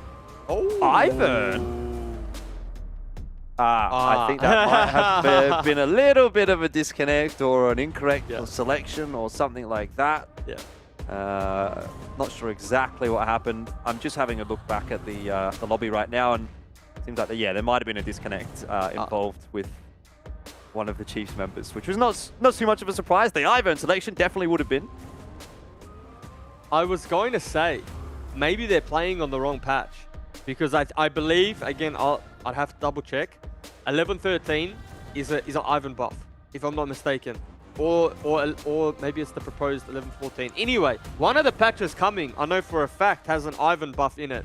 And maybe I thought they thought they were playing on that patch. You a bit of an Ivern aficionado, Juice? Well, the reason I am is because it takes all the skill out of the equation. Right. Now, as you get older, it's like diminishing returns. You get a little bit smarter, but the hands don't get smarter. They get slower, reaction time. But I got 2 thumbs and a shield, if you know what I mean. I know what you mean. I know what you mean. Maybe does everyone know what I mean, though? I think they know what you mean. Okay. So, yeah, I am a bit of an Ivan fan, to be honest with you. I love watching Ivan in competitive play because I've been a firm believer that team fight compositions are the most fun to watch in a competitive sense. I don't like seeing a split push hit a turret. Sure, backdoors are exciting sometimes, but for the most part, like a good hard 5v5 where you clash heads and just see outplays is good. Yeah, and definitely. Ivan really enables that. All right, well, on the topic of junglers then, obviously we haven't seen the jungler locked in for the Chiefs yet, or maybe we have. We've got the Viego. We're not really sure exactly where that's going to be going yet. I want to center this discussion actually around Swaith because we've seen a variety of champions from him so far this split. We've seen the Karthus, and then you've got like the Viego and the Xin Zhao, and I sort of feel like those two almost fill a fairly similar role. And then you got the Sejuani. So I feel like that's 3 kind of different ideas coming from the jungle for the one individual in 4 separate games. So there was a big discussion around Swaith last split where he was playing kind of quote-unquote carry junglers, and we were saying, well, is that the right idea for the Chiefs? Then I think he played a game of Skarner, and we were like, oh, actually, you know, these facilitating junglers might actually be kind of where he finds the most success, and maybe that works best with the team. Now we've kind of got a mix of all of that this split for the Chiefs so far. What are your thoughts on how that's sort of been playing out? I mean, is he someone that you'd like to see on the carry junglers, or do you prefer him maybe on the likes of the Sejuani? And maybe how does that sort of fit into the Chiefs' composition as a whole? Yeah, so I'll give you my response, but I'll also bring Mac back in so he can listen to my response too. I don't want him to miss out. Mac is a jungler. He wants to hear all these things. You know, this is good thought process for you, Mac. Yeah. So look, I think that the meta right now is a Swaith-friendly meta in the sense that he really excels at carry type champions. So he can play the likes of Xin Zhao, Viego, AP Giant, Diana, Rumble, you know, Karthus. There's an abundance of champions like you can't get banned out, and they're all champions that he can play. So in the sense of like, would I like to see him playing the Sejuani, the Skarner? Not really, not at the moment. They have niches where they make Sejuani work because Sejuani has a decent time into Xin Zhao because like, you don't get out farmed. You can be there to counter gank. The aftershock allows you to kind of participate in that 2v2 skirmish, but then you can't get away playing Sejuani into like the fast-paced, high-tempo junglers because you're going to get out-leveled, right? So it is like that niche where Xin Zhao can't out-farm you, I'll pick Sej. So they kind of, I think, have a very good understanding now of where kind of everything fits, the bits and pieces, having, you know, Kisei, the flexibility of Kisei to play both AD mid laners now as well as AP. So I just think it's all coming together and the understanding's there because you're right. Swayth did get a bit of flack from, Pabu in particular, right? They had a little backwards and forwards about, the way they thought the game was meant to be played in Split 1. And now I think, Chiefs are looking like hot property at the moment. Obviously, sorry, Mac, the last time we said that, both teams nearly lost, like Peace and Pentanet. So, very true, very, very true. Now, quickly on your point, the Ivern buff is coming in, or supposed to be coming in at 11.4, as well as a Graves and Rek'Sai buff, which the jungle is there. So maybe we're going to see a bit more of that as we do delve deeper into Split 2. And quickly, we do have some from the fans content, but I've got a little bit of content as well. Jordan, you reckon you're good at... wait, let me choose your president. I have been chosen as the president. Thank you, Dave Oello. I've already got someone on my side. Beautiful. Thank you. Thank you very much. I look like a bit of a that snapback works. in that photo. I reckon that is a bit of a presidential look, Mac. The mustache and the direct look at the camera. You look like you're about to make a speech, which, to be fair, you probably were monologuing. I probably was monologuing about something crazy that's... whatever happens, happens. Maybe it's not saying that I am the president, but more that's the select thing from the game of Choose Your President that Dave Oello's trying to make there. So, solid content. Thank you, Davo, for that one. Do we have any more, Phil? We got some more sick content? We do. All right, what's next on the agenda here? Looks like Skimmy's dropped one. Well, please do it backdoor. Okay, well... Can I say? Yes? I want to thank Skimmy for taking time out of his busy schedule, playing a particular game, to join us with some memes in the broadcast. Why have you done that? That's all. What? He might be playing League. That's all. Yeah, he's probably just playing League. We just didn't want Jupes to say League of Legends because it would have just been too easy to say that. Yeah. Now, we have one more piece of solid content as well. Sorry, Skimmy. I'll probably see you tomorrow anyway, so we'll get you off the screen. Now, Darren Taras with another. The dub. That... Wow. That's a pretty good summary. Wow. You've done a very good job there. So it was presented on a platter, it seems, or on a plate, and they kind of did throw it away a little bit. But Peace, of course, did fight pretty hard to get back into that game. Anyway, I've got one more meme myself, which I can throw down here.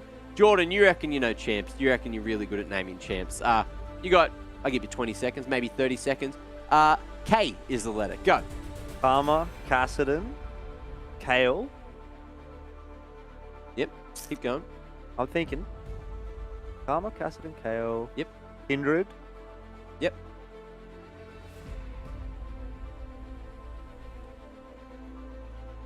It's hard, isn't it? It's hard. It's hard, but I don't know how many Ks there are. No. I'm getting inside my own head now a little bit. I can tell you there's... Well, that's probably 20 seconds, least, so... Yeah, we'll give you that. If I've got at least 50%, I'm happy. There's 13, and you've done... Whoa, there's 13? Did you do 4? I got 4, yeah. You missed Katarina. I'll read them out. Don't play any of those. Garbage champs. Oh, before I read them out, Nat wants to go as well. So we'll bring Nat in and see how well Nat does. Nat, come on, give us your best Ks, even though you've already been given 4, have a crack. Yeah, I'll just go on. 6, we'll tag team it. I didn't listen to everything Jordan said, but I'm pretty sure he missed Kaiser and Cogmore as well. Yep. Don't know if he said Kale. Oh. I did say Kale. Yep. Okay. I got Kale. 4. Then I've only got 3 extras because I'm pretty sure he did say Karma. And I did say Karma, yeah. That's probably going to exhaust my list. And that's it. Wait, was Karma a fresh one? I wasn't listening to the exact ones you said. You could have said the same one 5 times and we'd been like, yes, good job, Nat. But I think you beat Jordan. I by I don't think she did, by the way, but anyway. No? Oh, maybe a neck and neck, 5 apiece. Anyway, there's we're 13. a good team. That's the way I'll put it. Yeah, Nat. yeah. There's 13. Congratulations. You're a very good team.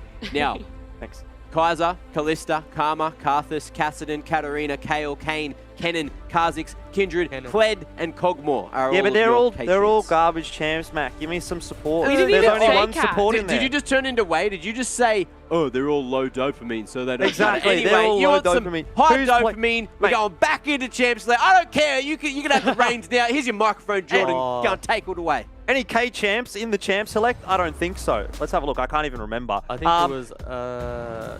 One thing to note here, Jupes, before we get too deep into it, was off the back of that disconnect, the Ivern was supposed to be a Varus, so we're going to have to see the Varus come through here for the Chiefs. And then apparently Gravitas went on to pick Xin. So that's where things are going to end up. Obviously, you know, we'll see it play out. It's not really too big of a deal. But it obviously was not an Ivern selection. That was supposed to be a Varus, which is kind of in line with what the Chiefs have liked to have picked so far this season. And it's honestly what's in line with what Gravitas have picked this season, right? I was wondering why the Xin Zhao hadn't been picked up. Usually it's a very early pickup from them. So yeah, getting that in the third slot is definitely going to suit, you know, the way that they like to play the game. Because they're a team who's picked up early leads. And, you know, Chiefs much of the same, right? This composition that they've drafted or the champs that they've picked up are going to facilitate them once it comes to group time. Where do you see the Viego going? Is that into the jungle or is that mid? Or I mean, it could still even be top, right? Because like Akali can also flex between top and mid. Yeah, it's a double flex at the moment, right? Between mid and top. But Swathe, if you don't know, was probably like, or has always been the guy that takes risks. And what I mean by that is like he's always the first one to just spam something in solo queue. So when Diana got changed, before Diana was meta, he had an account only Diana. And the same with Viego. When Viego got released, he spammed Viego. So I would almost argue Viego's probably jungle. Okay, interesting to see. So this is where we sort of ended things, and everything is as normal. See where the couple of bans do end up. Sedge ban. The Sedge ban is good. You sort of mentioned that in the pre-show. Yeah, it's a Swathe special, just because you can't get out-tempoed by the Xin Zhao. I wonder what the next few bans are going to be. What lane are the Chiefs going to target? Because if you ask me, you know, maybe it has to be this top lane, right? Because, oh, actually no, never mind.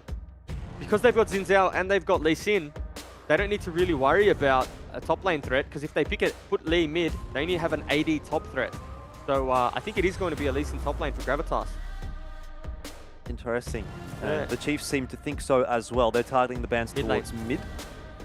Yosei not going to get Ari. Leona taken away from the Chiefs. Suppose you probably don't want to be going up against a Leona if you're an Ashe. Nope. A lot of lockdown and very few opportunities to dodge it if the Leona gets within range. And that may be easy to deal with up to level 6, but once Solar Flare is available, then Ashe doesn't really get to play the game. Yeah. As well as, you know, okay, you cleanse the Leona ultimate, the Solar Flare. Then the Varus ult just comes on through. Chain of Corruptions. That's true. But you can't get double cleanse. Or QSS you can, but... Silas also taken away from Gravitas. These Rush would not be a bad choice. Yeah, and there it is. It's a very good peel pull for not Akano. I was just say Asher's Akano, but I'm a Shen. And the one thing I wanted to touch on was Kyose actually got rank 1 playing top lane Karma and Lulu. I don't know if you know that. He got rank 1 playing top lane Karma, Lulu almost exclusively with a hint of Ahri. So whilst these are just generic bans, like they're bans that just so happen to be in the meta right now, they're also like kind of targeted in a sense, you know what I mean? So we're just seeing pretty much 5 mid lane bans targeted towards Kyose just because he's been so proficient on those champions. So we might actually see something new from him this game. I'm sure he'll be able to pull something out. He's got the ability to go for the counter pick, although you'll have to do a little bit of arithmetic to figure out where exactly all these champions are going. Is it Nocturne mid? Is it Akali mid? Is it a Viego mid? Could be any of them, really. Yeah, I mean, it's just... like, you actually don't know. No, you don't. But I would say that Nocturne probably has a better time into the Lee Sin. So, and I think that Kisei is more comfortable on the Nocturne. So, if I had to guess, it would probably be the Nocturne in the mid lane. So we got the Blitzcrank as well. Something to note. Sandra. Yeah, that's a that's a curveball. Well, I'll tell you. I got some intel. Actually, I was playing some ranked, and I happened upon a wild Kyose. He was playing Lissandra. You say you played ranked and popped into Kyose? Well, it wasn't Kyose on Kyose. You know what I mean? Yeah, it was Kyose on a plat account. Okay. And he absolutely, what's the word, Juice? Goomba stomped me, I think might be the way to put it. Goomba stomp. Goomba Omega Giga stomped me. Goomba Turbo. Anyway. To be honest, it wasn't my fault. It was mid-diff. I wasn't in the mid lane. Yeah, 100%. So that's just how it is sometimes. But it is an interesting choice. It's not something that we see a lot in the competitive environment. A lot of lockdown. Yeah, a lot of lockdown, but if I'm being brutally honest, Chiefs, in terms of the draft, in terms of composition, have the upper hand. So Lissandra used to be a really hot pick in the meta. Lissandra was like S-tier mid laner last 2019. And the one champion that you could play into Lissandra and almost always exclusively get a lead was Akali. Akali is like the I guess, kryptonite. Not kryptonite. Yeah, kryptonite for Lissandra, right? Because you're able to shove. There's no real kill threat. You can't get 100 to 0. You can put your shroud down. There's just so much you can do on the Akali. And Lissandra doesn't really have the avenue to match it. You can still die. Like, Kisei can still die. It's not like it's going to be Kyosei can do nothing. But you quickly become outscaled. And that's the problem. You get the Merc Treads. You get the tenacity in the runes. And the CC just almost not there. Well, how does that work later on in the game? It sort of feels counterintuitive, actually. I would have thought it might have gone the way of Lissandra. Maybe not so much in lane, but once you get into those team fights, if you can lock the Akali down, I mean, obviously her biggest strength is that mobility, and you have point-and-click lockdown for the Lissandra with the ultimate. And even the W, to be fair, is like, if you're standing next to her, you just press the button and it's easy. Yeah. The problem is you can't match the side lane. So Kisei's going to have side lane prio. You have to match. And if you're a Lissandra that's being forced to sit side lane, then the champ is rendered useless, right? And you need to be at the objectives to fight early. You have to be there to set up. You need to be there to team fight. But Kisei won't give you that option. So again, that's something we need to keep our eyes on. Well, I guess something that we will be looking forward to seeing as we do go through this game. And Juice, I must say, one thing that I have been looking forward to today is the big old interview with Mr. Kuden. I know everyone is a big fan. So Kuden, how are you doing today? Yeah, it was very nice. It's very nice of you. Well, you're welcome. I'm quite interested to hear your thoughts on how this game is going to go and how some of the rest of the split has gone. Last week, actually, you did mention in an interview that you'd been stomping everyone in scrims. So I wanted to sort of press you on that a little bit. Is that something that we're expecting to see a little bit later on this week in particular, knowing obviously that you've got Pentanet coming up tomorrow? I just want to get your thoughts quickly on that match because we won't get to talk to you about it tomorrow. Yeah, we're definitely gonna ruffle stop them for sure. They're not even. I don't think they're even like the top 2 team anymore. Even though they won last split. All right. How about we explore this a little bit more? I know I'm leading you down a pretty dangerous path here, Kuden. So don't throw me under the bus at all. I won't, don't worry. But I want to hear your thoughts. Week 3 power rankings according to Kuden. Chiefs first, and everyone legit. I genuinely don't think anyone is relevant at all. Like I don't. Second maybe Gravitas. Yeah, Gravitas second. Everyone else. I actually don't know. Maybe Mammoth third as well. I'm not trolling as well, by the way. Chiefs is first, and everyone is so bad. Yeah. That's interesting. Actually, because I was going to sort of ask you about Gravitas and their run so far. I mean, especially that match against Peace. I guess based on your answer, that maybe wasn't a huge surprise to you. And in that case, do you think they're a threat at all to you this game? I mean, they're not a threat to us, but they're like everyone else. Yeah, they're like everyone's sleeping on them for sure, but they're not a threat. No one's a threat to us. Not even LCK teams. So yeah. Oh, wow. Well, they must be pretty good then. All right, well, Kuden, I tell you what, it's been great to get your insight, and I am definitely not going to be underestimating Gravitas for the rest of this. We've got top rank thanks 1 very much players for your time, each bro. role. You know, Art of War, rank 1. There you go. Well, I mean, that's crazy. Can I just say, for the record, I love Mike. Yeah, that was solid. I was actually quite happy with the power rankings, to be honest. He might not be too far from the truth. No, I love Kuden, and when he says he's not trolling, like, that guy's trolling, okay? Now, I'm just... Wait, hang on. Hold the thought. Yeah, we'll hold the thought. We definitely have a lot to break down off the back of that one. Now, Lived, I mean, he's being a bit sneaky, but he's not really being sneaky because Lee Sin exists. Does get the flash through. Lived very low on HP, though. Will be the first blood, and Gravitas might well be a problem for the Chief. Swaith is in there as well. Oh, he's dead too. They've just decided to double down on the top lane. Jubes, you're very happy about that, and Kuden, he might have been correct in one instance, but he might not have been correct in the other. He said Gravitas was a problem, not for Chiefs. Well, they are a problem, but maybe they are for the Chiefs as well. Safa just built different. That's simple as that. He just built different. He has been playing so well this split. You know, for me personally, at least, I think he's maybe, and again, this might be preemptive, and he might go 2-10 this game, but maybe the most improved so far of the split. Between him and Kisei, for sure. Just the performances that he's had in the games that they've won, and now we're starting to see him diversify his champion pool. They played that skirmish topside to a T. Gravitas Glory very early on.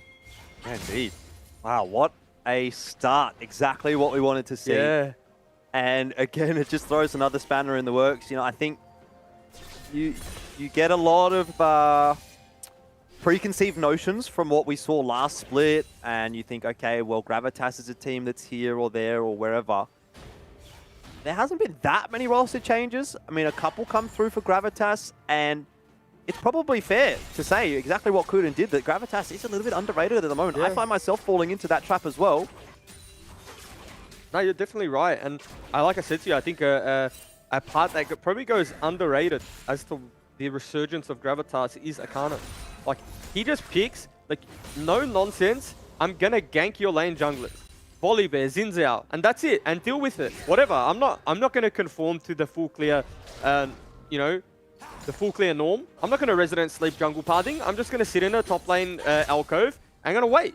And sometimes this works, sometimes it doesn't. That's why they're 2-2 at the moment, but it's exciting to watch. I mean, look at him. He's being so patient up in that top lane. You're going to feel really sad if you don't get anything done here. But Safa is letting Liv push the wave up. All it takes is Liv to make one mistake, and there it is. Yep. Steps forward just a slight bit too far. Has no flash available and is dead. There's another kill for the Lee Sin. 3-0 for Safa, and this guy is going to be an absolute monster. And that's what you don't like to see. Well, you like to see it in a sense, like the animation in the player cam, right? Like, you can tell that upset Liv. Like, that he's not happy about that. Now, how does Liv bounce back from this? Because it's not like he's playing a champion that can fall behind, right? Like, Viego's not a champion that can just, okay, guys, you carry me, I'm playing Ornn, I'm playing Sion. Remember, like, last split. Now, he has to kind of figure his way out, of this situation, and it looked like maybe I'll need to hold that thought, because there is a collapse coming onto Akano now. Okay, because I was going to say, it looked like Akano was going to lose a lot from that play, because he lost his whole bot side, but he had the presence of mind, counter gank Sway's top side. He only got away with the blue buff, so he is down a couple of camps, but nevertheless, you're going to take a 3-kill Lee Sin at the expense of a few jungle camps, aren't you? For sure, absolutely.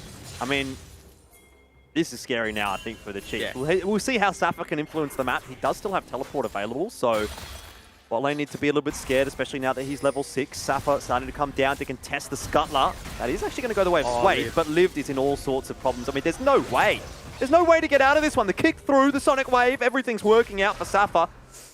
Oh, not quite ballsy enough to go for the dive, which is fair, given there was no creeps. Liv just barely getting away. Kyosei might be having some problems in mid. Pop the ulti. How long is that going to help him for? Forced to flash. So there are some advantages coming through for the Chiefs at the moment. Uh-oh. Maybe not for too long, but luckily Paranoia available for Sway. And all of a sudden the turn is on. That's nice. Well done from Kisei. And in particular, well done from Sway. Saw the danger and preempted it. Yeah, and this is sort of what happens in the Akali-Lissandra matchup, right? Like, you don't have Prio early as the Akali, but you very quickly figure this lane out. And you very quickly burn Lissandra ultimate. And if Lissandra's burning ultimate in those instances, as an Akali, you're just free to play the game, like however you want to play it. Now, the thing Gravitas or Akano didn't identify was he spent so much time topside. Fantastic, got his top laner a lead. But you have to play elsewhere like you're at a deficit, because Swayth was just power farming. And level 6 there is crucial, because if Akano was 6, they actually probably turned that skirmish, right? Like, Xin Zhao ultimate, disengage, gets out, and we might be having a different conversation. So, Kisei again, you know, it's probably like the battle of the two most improved.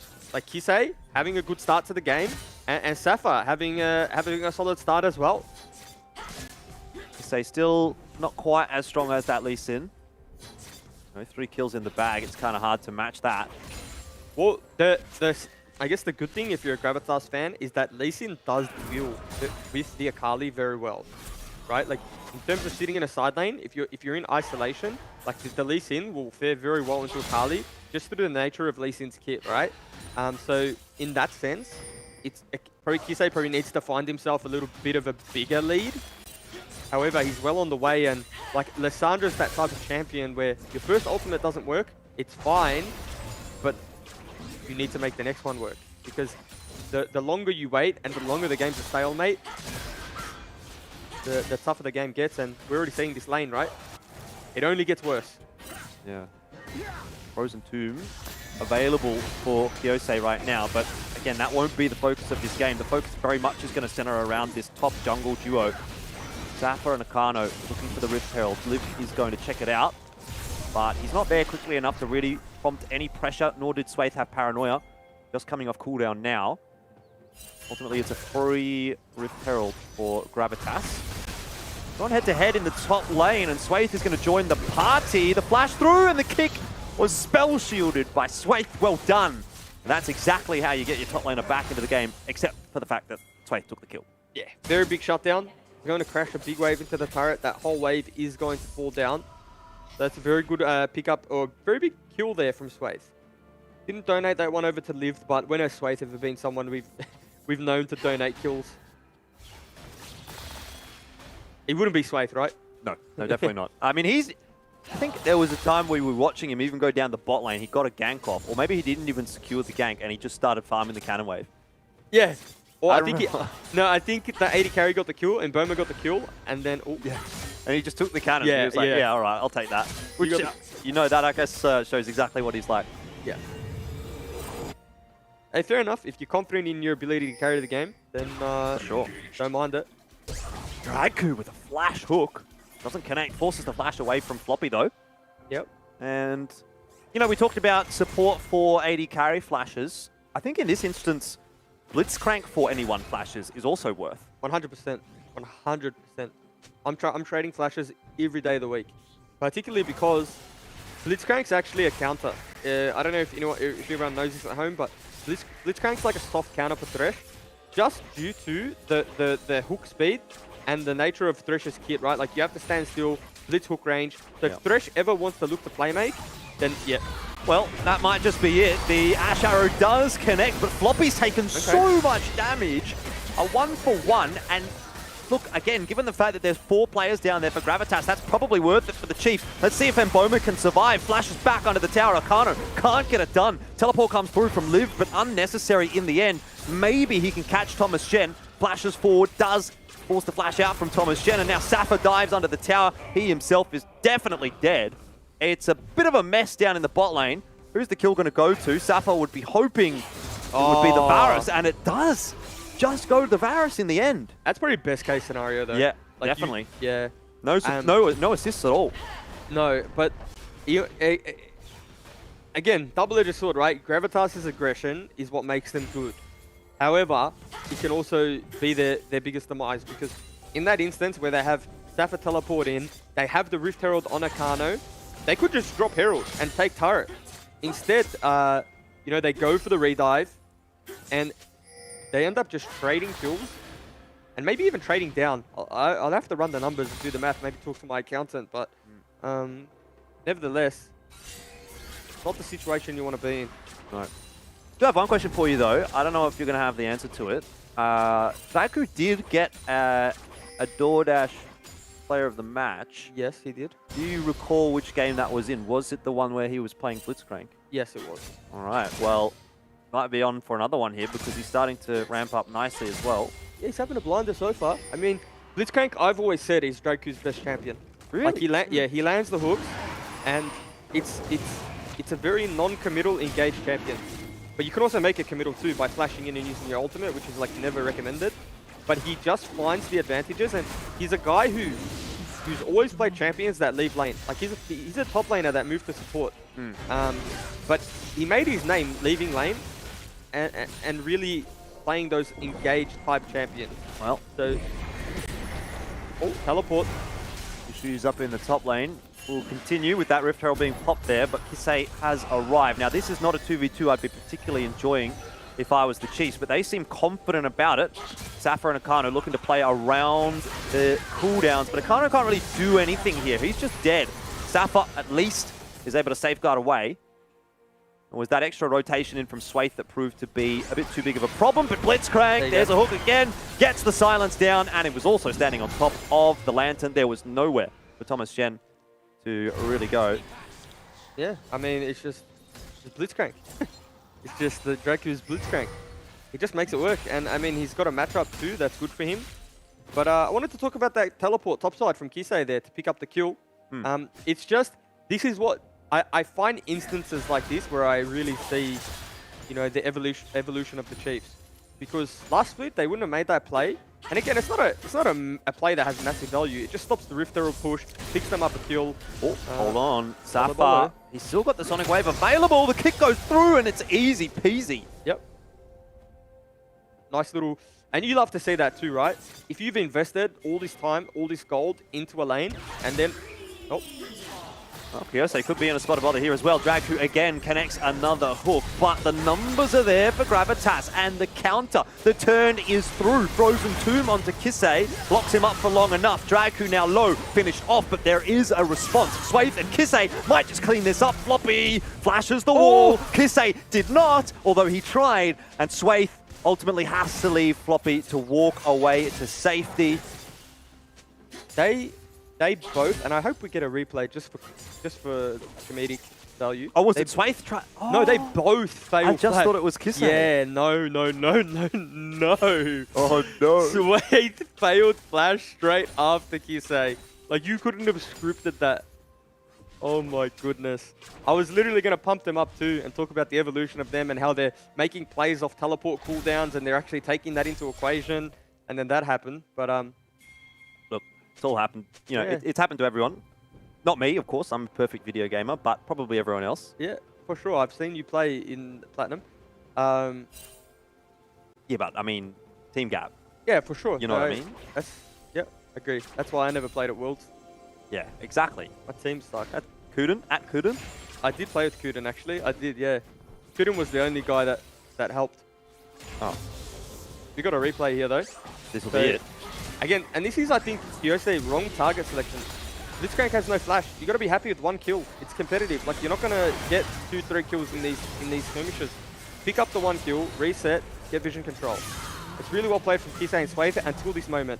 Kisei, flash into wall. Swaith, flash auto, and you see him miss it, but nice back to live there. We didn't miss the Nocturne ultimate come down, so nice little kill picked up there. I don't know, he just flashed on the spot. Like, it was almost like he just didn't move. I think he was A-clicking, or at least clicking on Kyose, so he kind of just flashed where his cursor was. One of those moments. We all have them. Yeah. Panic flash, perhaps. Yep. Well, Draku is definitely not spending a lot of time in bot at the moment, which I don't know if Mboma will be too pleased about, but, you know, Mboma's 4-1-1. He's used to playing weak side, really, for the Chiefs. But at the moment, he's kind of strong, and he can, not necessarily 2v1. He definitely won't be able to 2v1 Ash and Thresh, but he can hold his own. And even if it's the Lissandra there, I don't think that that's a huge threat to Mboma. He obviously has that range. But they've joined up into the mid lane.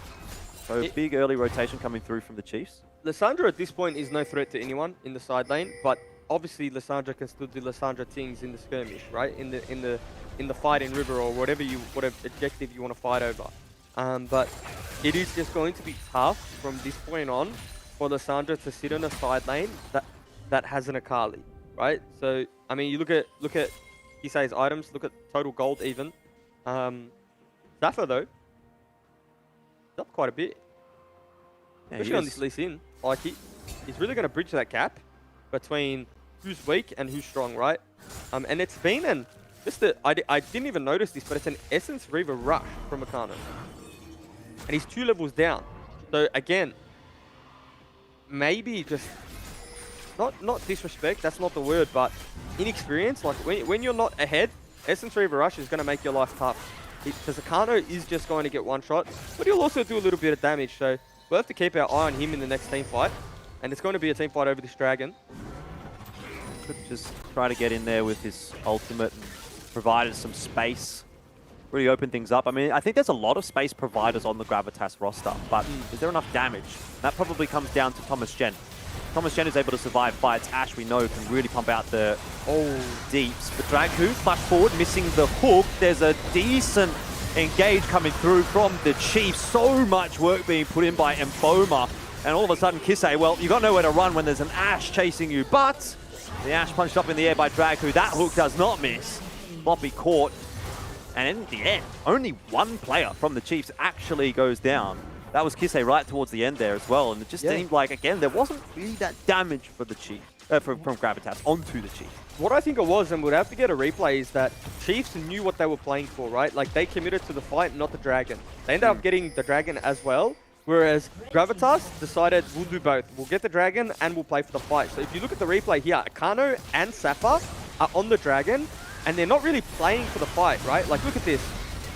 They're both kind of just dancing around where the Dragon was, as opposed to if Safa was with his 3 members strong there, they would have taken down Kisei a lot quicker, taken down Lived a lot quicker, and maybe we're talking about a different fight.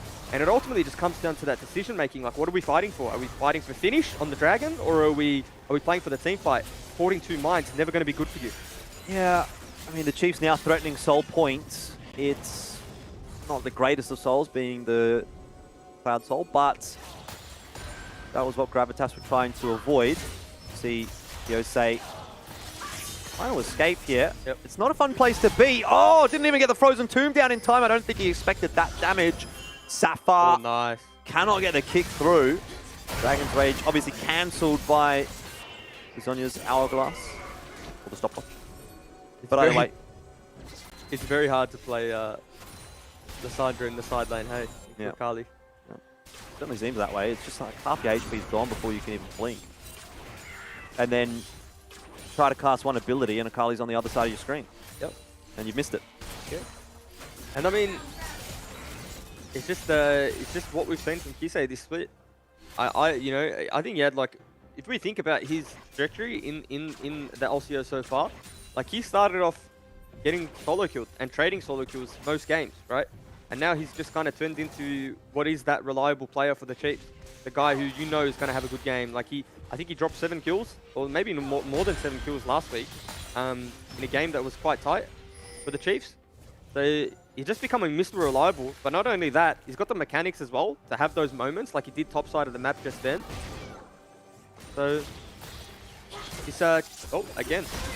Yeah, well, this time the Frozen Tomb does go down to keep Yosei alive, but it's for mere moments, really. It's a brief moment of respite, and Kisei gets the easy one-on-one. I wonder if he can take Safa on here as well. 2 levels up, and has some backup as well. There is the Paranoia to slide on in for Swaith. Of course, through the Zonyas, he's able to get that fear across, and Safa, unfortunately, can't really run at this point. Has to try and take the fight. Kisei, kiting as much as possible, does survive. Now it's over to Mboma and Dragku, who are in an engagement with Lived helping them out. Thomas Jen surviving on 1 HP, but Lived is really hunting for it. So is Mboma. In the end, Gravitas does get away, quote-unquote, scot-free, but Akano, well, it would be a bit of a freebie. Dragku not able to connect the hook. It was dodged well by Akano, but where can he go? Flashes and the Lantern. Well done from Floppy. So somehow Gravitas get out of that one without any loss, but immediately Chiefs just turn their attention towards what's going on in the Baron pit. Yeah, there's no loss, but they'll lose the Baron unless Akano can find a way over the wall, which he doesn't have flash. But maybe someone from the Chiefs will just generously give him Audacious Charge, so he'll be able to get in smite range. Or Dragku might pull it. Yeah, you never know. I think he's smite. Vision. Okay, so Chiefs think it's a bit too risky. Which I don't think is an unreasonable decision to back away there. Yeah, I mean, Boma's low on mana, they haven't reset, they've probably got a bit of money. You got soul spawning. Yep, no need to fight when you're that far ahead. You got soul spawning and Akali's just solo killed multiple members in a side lane in the last 5 minutes, so you can just win the game through the side lane again. We'll just go back to doing that. They have no teleport though on Akali, so she has to play closest to the dragon side, whereas Lived, if he wants, can go catch that top wave, push it out, but it won't be able to generate much pressure because the dragon is spawning so soon. So I think just 5 strong in the river, they'll pick up the soul, and honestly, we'll probably see a slower and methodical game now. There won't be much to take after this Dragon goes down, besides the Baron. The Chiefs don't really have a Baron comp, as we saw before. No, I mean, anytime you see a Varus, probably go, well, don't really have that DPS. He's more about the burst in those fights. Well done from Gravitas to deny the charge from the Rift Herald. They're going to have to give up the soul. Swaith looks like he might stay on the Dragon to take it and get back into range with the Paranoia. I don't mind that strategy. I think this will work out for the Chiefs. Gravitas, though, are doing the Baron pretty quickly. It's down well below half HP. Liv arrives, drag through here as well, looking for a hook, flashes forward, gets one onto Floppy. Maybe not the priority target, but here comes Paranoia. This will be where the shift comes through. Baron was secured by Gravitas, but can they survive long enough to make any use of it? Over the wall goes Kisei, surviving in the backline. In fact, doing more than that. Blowing targets up, and Safa, unfortunately, the last member with the Baron, will not get to keep it. That was perfect macro play, actually, from the Chiefs. They knew exactly what was going on there. Yeah, Chiefs, I mean, if you want to be super critical, Elfish, like you could say, you know, majority of the members should have gone to contest that Baron just that little bit earlier. But nevertheless, it was a well-rounded play. They aced the side of Gravitas. And honestly, like, it's only a 4K gold lead prior to that moment, but it feels just so much bigger. You know, partially due to just champ diff, right? Draft diff, in my opinion. You know, you've got the Lissandra, you've got the Xin Zhao. They never played through each other, and watch this replay. Flash hook onto Thresh. Thomas Shen actually does quite well here in this team fight, but Kisei on the back end, Swaith able to pick up that kill. And Boma's untouched. It's really just, again, a good team fight from the Chiefs. There's not a member here where I'm like, unbelievable, well played. It's just, everyone knows their job. It's a front to back, they're contesting the Baron. Gravitas have nowhere to go. And the 5-man ace for not a loss of life on the Chiefs. And I think all the hard work in the lead up to that for the Chiefs has kind of made that fight really easy for Dragcoot. You know, normally, if you're a blitz, you want a flash hook, you're probably not wanting to connect it onto the Thresh, but they're so far ahead that in that kind of a situation, as long as you hit the hook onto anyone, it's kind of going to work out for you. Playing at a gold deficit, right? Like, that's what Blitzcrank excels. Like, if you have a gold lead, they have a deficit, then anyone you hook probably dies. Yeah, even Safa at this point, he's the tankiest member on the team. But you have to think like the Xin Zhao, Lissandra, you know, early, strong 2v2 duo, the ship has probably sailed in that sense, right? In terms of their ratios, in terms of, you know, their shining light in the game. It's not a very scaling team composition, is it, for Gravitas? Lee Sin definitely notorious for not scaling amazingly. Same for Xin. And Lissandra doesn't seem to be doing a whole lot right now in the mid-game. Swaith right on top of the Xin. And an easy kill for him. I think the rest of the follow-up is going to be looking pretty straightforward here for the Chiefs as well. It's really run-of-the-mill. It's kind of like walking in the park right now for the Chiefs. They see someone, they decide, all right, well, we've got Nocturnal, let's go. We'll kill him and then get something out of it, I guess. Honestly, this is just what the game looks like when you have a draft that, like, you had the idea, you had the strategy, I guess, in your mind, and you fail to execute. And then you end up with, like, I'll call it a niche draft, because you have the Ashe, you have the Xin Zhao without any buffing pool, and you have the Lissandra. And then when you fall behind, when you're not playing meta, the game is inherently harder. But, you know, we wouldn't have this conversation if Akana was able to snowball off his... Oh, sorry, if Safa was able to snowball off his 2-3 kill head start. Oh dear, that doesn't look very good. Safa, a lot of mobility, but I don't think it's going to be enough. Silence comes through, and the execute from Kisei as well. He wants some more. Inside the Twilight Shroud, going to keep himself safe for the moment, wait for the reinforcements, and there they are. Paranoia right into the back line from Swaith. The rest of the lads following suit, and it's an execute onto Floppy. Kyosei won't last much longer either. Thomas Shen, a lone survivor. But what can you really do? The Chiefs are just supreme at the moment. 29-9, 10k gold lead at 27 minutes, and looking for the finish. 17 seconds on the respawn timer for Safa. This will be the easiest of victories now for the Chiefs. Nothing left to be done for Gravitas. It was a nice start for Gravitas, but it was just so unfortunate the way things ended up panning on out. You have to give it to Kisei, to Swaith, doing a great job in the mid and jungle positions. Bot lane won as well, and the only lane that really struggled was Lived up in top, and he ends up at 4-3-7. You think, well, That wasn't so bad after all. Yeah, I mean, Liv's a bit of a weak side Titan in this game, and you have to say it was just a, it wasn't one man in particular. Like Dracu had a bit of a block. Okay, fantastic. Love that from you, Kisei. Love that from your bud. Yeah, you have to say it's kind of like an all-round performance, right? Like Dracu had some good moments, Kisei had some good moments, and Boma as well. So, if you're a Chief fan right now, maybe now is the time to get excited, right? Maybe now's the time to start thinking about, is this a grand final worthy team? Are we going to win it all? Well, according to some who have bigger brains than others, they are the best team in the LCO. Anyway, Mac, I've been looking forward to seeing you once again. What are you giggling about? Oh, that coup to the interview still got me going. Anyway, just need to say, Kisei is very pog on Akali. That was music to my eyes watching his display of skill on that champ. Now, Gravitas, they did come out of the gate swinging. They came to play, but unfortunately for them, Kisei as well also said every dog has their day. And you had your minute, but it's my time to shine, and then managed just to tear up a Storm there for the Chiefs. Dracu as well, hooking up the Storm and just using his one strong arm to make everything happen. He's got his weak arm there as well. Didn't have too much to say about that in that particular play. But he did set up a fair few of the plays, and Boma as well, very strong there on the Varus. Doing a lot of work early. I think he was like 4-1 at one stage before everything started to go uphill for the Chiefs. And then I think this was probably the turning point from here. It seemed like everything kind of started going wrong and kept on going wrong for Gravitas. Yeah, and I think it's just a little bit of misexecution here, if I'm being completely honest. I think they had the power spikes to fight this. Like, it wasn't too big of an item differential, but misexecution, and at this point, it's just clinical for the Chiefs, really, in this fight here.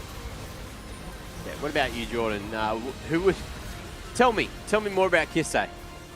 I mean, I think we've talked a lot about Kisei, haven't we? He's just been going bananas in the mid lane. And it's not just the Kisei diff, though. I mean, he obviously did fantastically.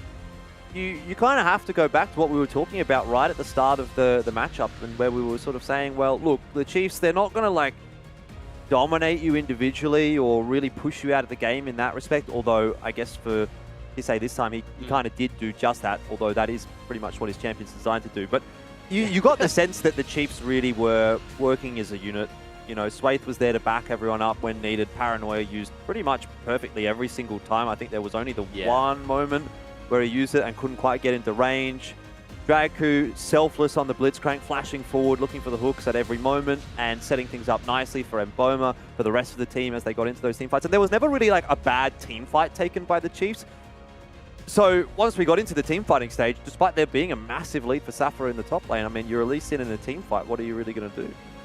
Yeah, it looked like they were a little bit lost when it did come to that team fighting.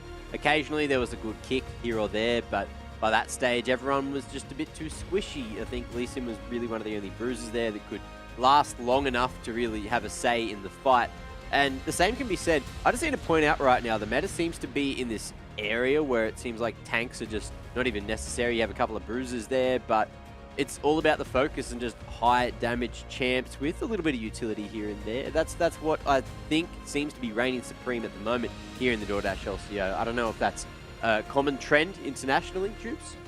Yeah, internationally, it's more like the bruisers. You know, the set, the Viego, anything that can build like the Gore Drinker, the Stride Breaker, the Sterax is just it's honestly just a tank, like, because they're so tanky, they have so much sustain, and then they do damage as well. So there's just almost no reason to take a tank over them, especially when they have agency in the side lane as well. So I think that you're right, Mac. That is why, or that is in fact why we see that in the LCO. Well, there you have it. Now, someone else we usually see in the LCO is Nat T. I think, is she here? Nat, you there?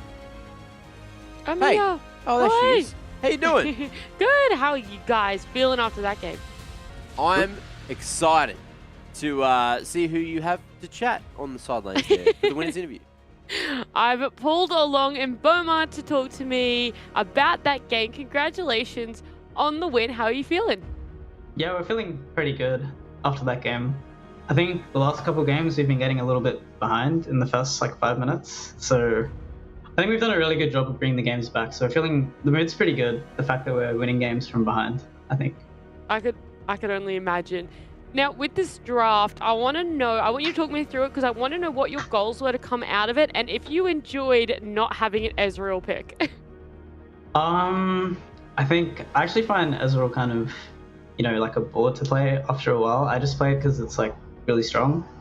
But I think overall we were pretty happy with the draft. Everyone got champions they were comfortable on. I think we sort of put them on champions they didn't necessarily want to play as well. I feel like in the draft, like I didn't feel like their solo lanes looked too comfortable in the champions that they were playing. So even though they got a bit of a lead, I think that we had the advantage in terms of like everyone was comfortable on what we were playing in draft. So yeah, we were pretty happy with the draft overall, I'd say. I love to hear it. How did you guys counter such early aggression from Gravitas? I think the main thing that we've been working on is everyone just stays like stable on comms, and we realize that, watching some of the LCO games today, like anyone can like win any game. So we're pretty confident in like our own abilities as players to win pretty much any game. So we sort of just talked about what our win conditions were and how we were going to win the game. We didn't really give, Tristan a hard time for having a bad early game. So I think we kept it positive and we brought the game back. So I was pretty happy with that. That's so good to hear. And my last question is going to be, when was that turning point for you guys? At what point were you like, this is it, we've got it in the bag? I think it was probably the dragon fight, but weirdly enough, we feel really comfortable even in the early stages of the game. Like even if their top gets a couple kills, we're usually pretty confident that we're going to win. But I'd say the dragon fight was probably the point where we stole the dragon and we like killed 4 or 5 of them. So we're like, okay, we're going to win the game now. It was very convincing, and I love to see so much confidence on you guys. But congratulations one more time, and thank you for joining me. Thanks, Matt. Good to hear from Mbona. Mboma, as always. Whoa.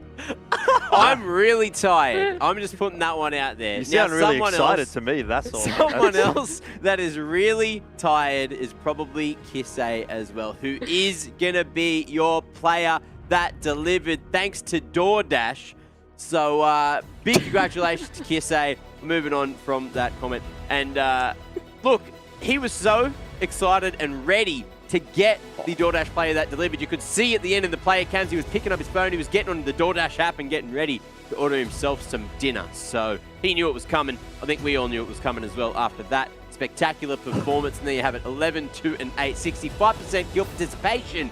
Only 9 wards placed though. I think Rusty's going to be a bit disappointed about that one. Would he be, Jubes? Yeah, probably. The damage share of 36% is unreal.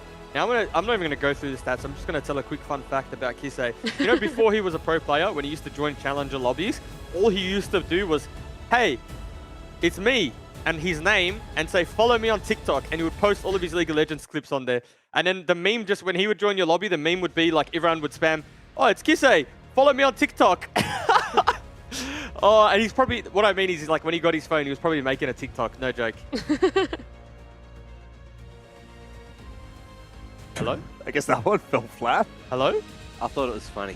No, you didn't even say it. You didn't say anything, man. What? I thought it was funny. I was Dude, laughing. I was laughing. like, I had to mute my microphone. I'll be honest, laugh. I felt so awkward. I was like, okay, I understand sometimes Listen, I'm not Juice. funny, but at least you get paid to like Juice. maybe laugh at me sometimes. It was bad. It was bad, but It's not even a joke though. At least you didn't say Mbona on the so could be worse. He was just never telling an anecdote for the rest of his I'm life never now. telling a joke again. And I'm gonna... I was trying to hear what producer Phil said in my ears because it's the play of the day. Does anyone want to quickly I want it to be some Goodo. suggestions for play of I the don't day? think it is, but I want it to be Goodo. It could well actually be Goodo. He had a couple of good ones. It was like, there was one point he got a really good double that was almost a triple, but Wei stole it. That one sticks in my mind, but I don't think it's it. There was a quad in there as well, somewhere. Was there? There you go. Who was it? It was a Viego, I think. Appy. But Appy. Oh, yeah. But it wasn't. It didn't feel like a play of the day. Yeah. It was like, it was a quad, which is nice, but it wasn't like, whoa. So Yeah, that's when Jubes said, oh, you should just give him the penta. And then it was like, well, don't give him the penta if you want to win the game. Thanks for Anyway, listening to that one. I think it was a triple kill. And I didn't catch who it Goodo. was. So let's Has to be just bring Goodo. it up. I'm assuming it's Goodo. And it's Oh. someone on Diana. It could also be that has to Kabu. be. That's a good eye. But it It's looks Goodo. like it is Goodo. There you go. So congratulations to Goodo. We got the play of the day here. Jubes, I'll let you look at it once here. because, you know, you and Nat can fight for who's going to be doing the play-by-play. Oh, you take it, Probably Jude. on that angle or not.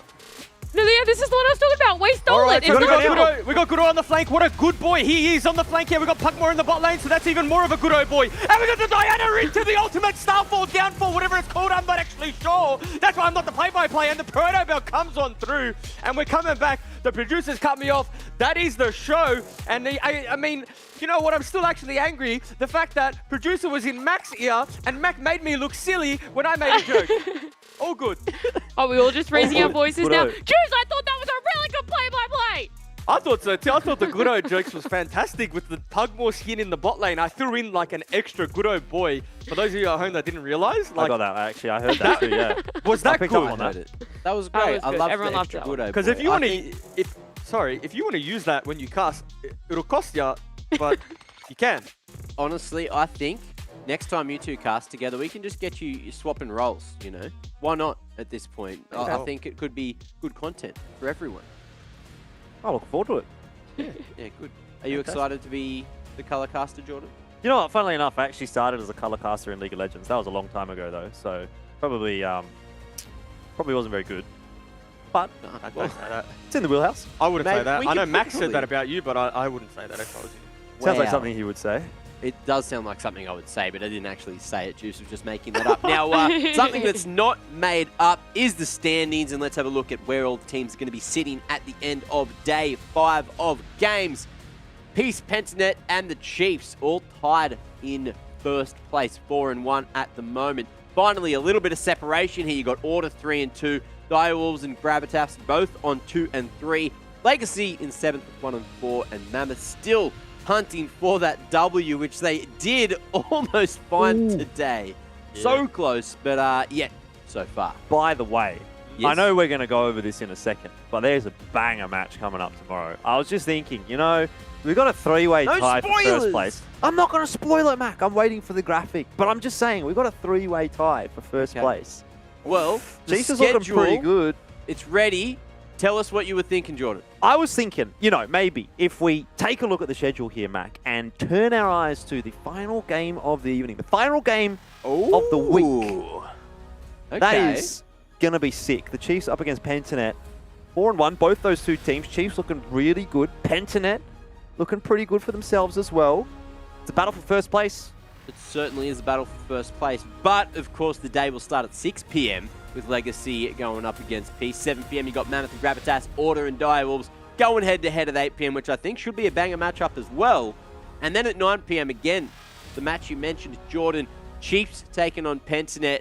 And I think Pentanet are going to be bringing their S game, their A game, because Kuden has been throwing around a bit of trash talk. So I think there might be a little bit of sending it in order to shut the Chiefs up, maybe. So Kuden could have asked for that, and it won't be his turn for an interview tomorrow, as far as I'm aware. It might be, but usually it's the swapping it around day to day. So that's interesting. Now that'll bring us towards the end of the show. But before we close it, any final words? Any final words? I'm actually kind of keen for that Gravitas Mammoth game, you know. We've only really seen Gravitas kind of just cling on to a win, so maybe this is their chance to like solidify and be like, yes, we've got a definite win. We can close out a game without having a backdoor. Okay. Anyone else? Yeah, I'm keen for the Legacy and Peace game, unironically. Like the last 2 games, Peace have had some blinders. I don't even mean like whoever they're versing, but in terms of spectacles, they've been fantastic to watch. And Legacy are coming off a big performance, a big win, so maybe we're in for another bit of a shake-up. And Jordan, you won't be here tomorrow as well, so I'll get your hot take. What do you think is going to be game of the day? Well, I mean, I was really looking forward to the Chiefs and Pentanet, but normally when I say something about a game against Pentanet, I did a lot last season with Peace. I kept saying, you know what, Peace looks pretty good. They might be able to beat Pentanet. Never happened.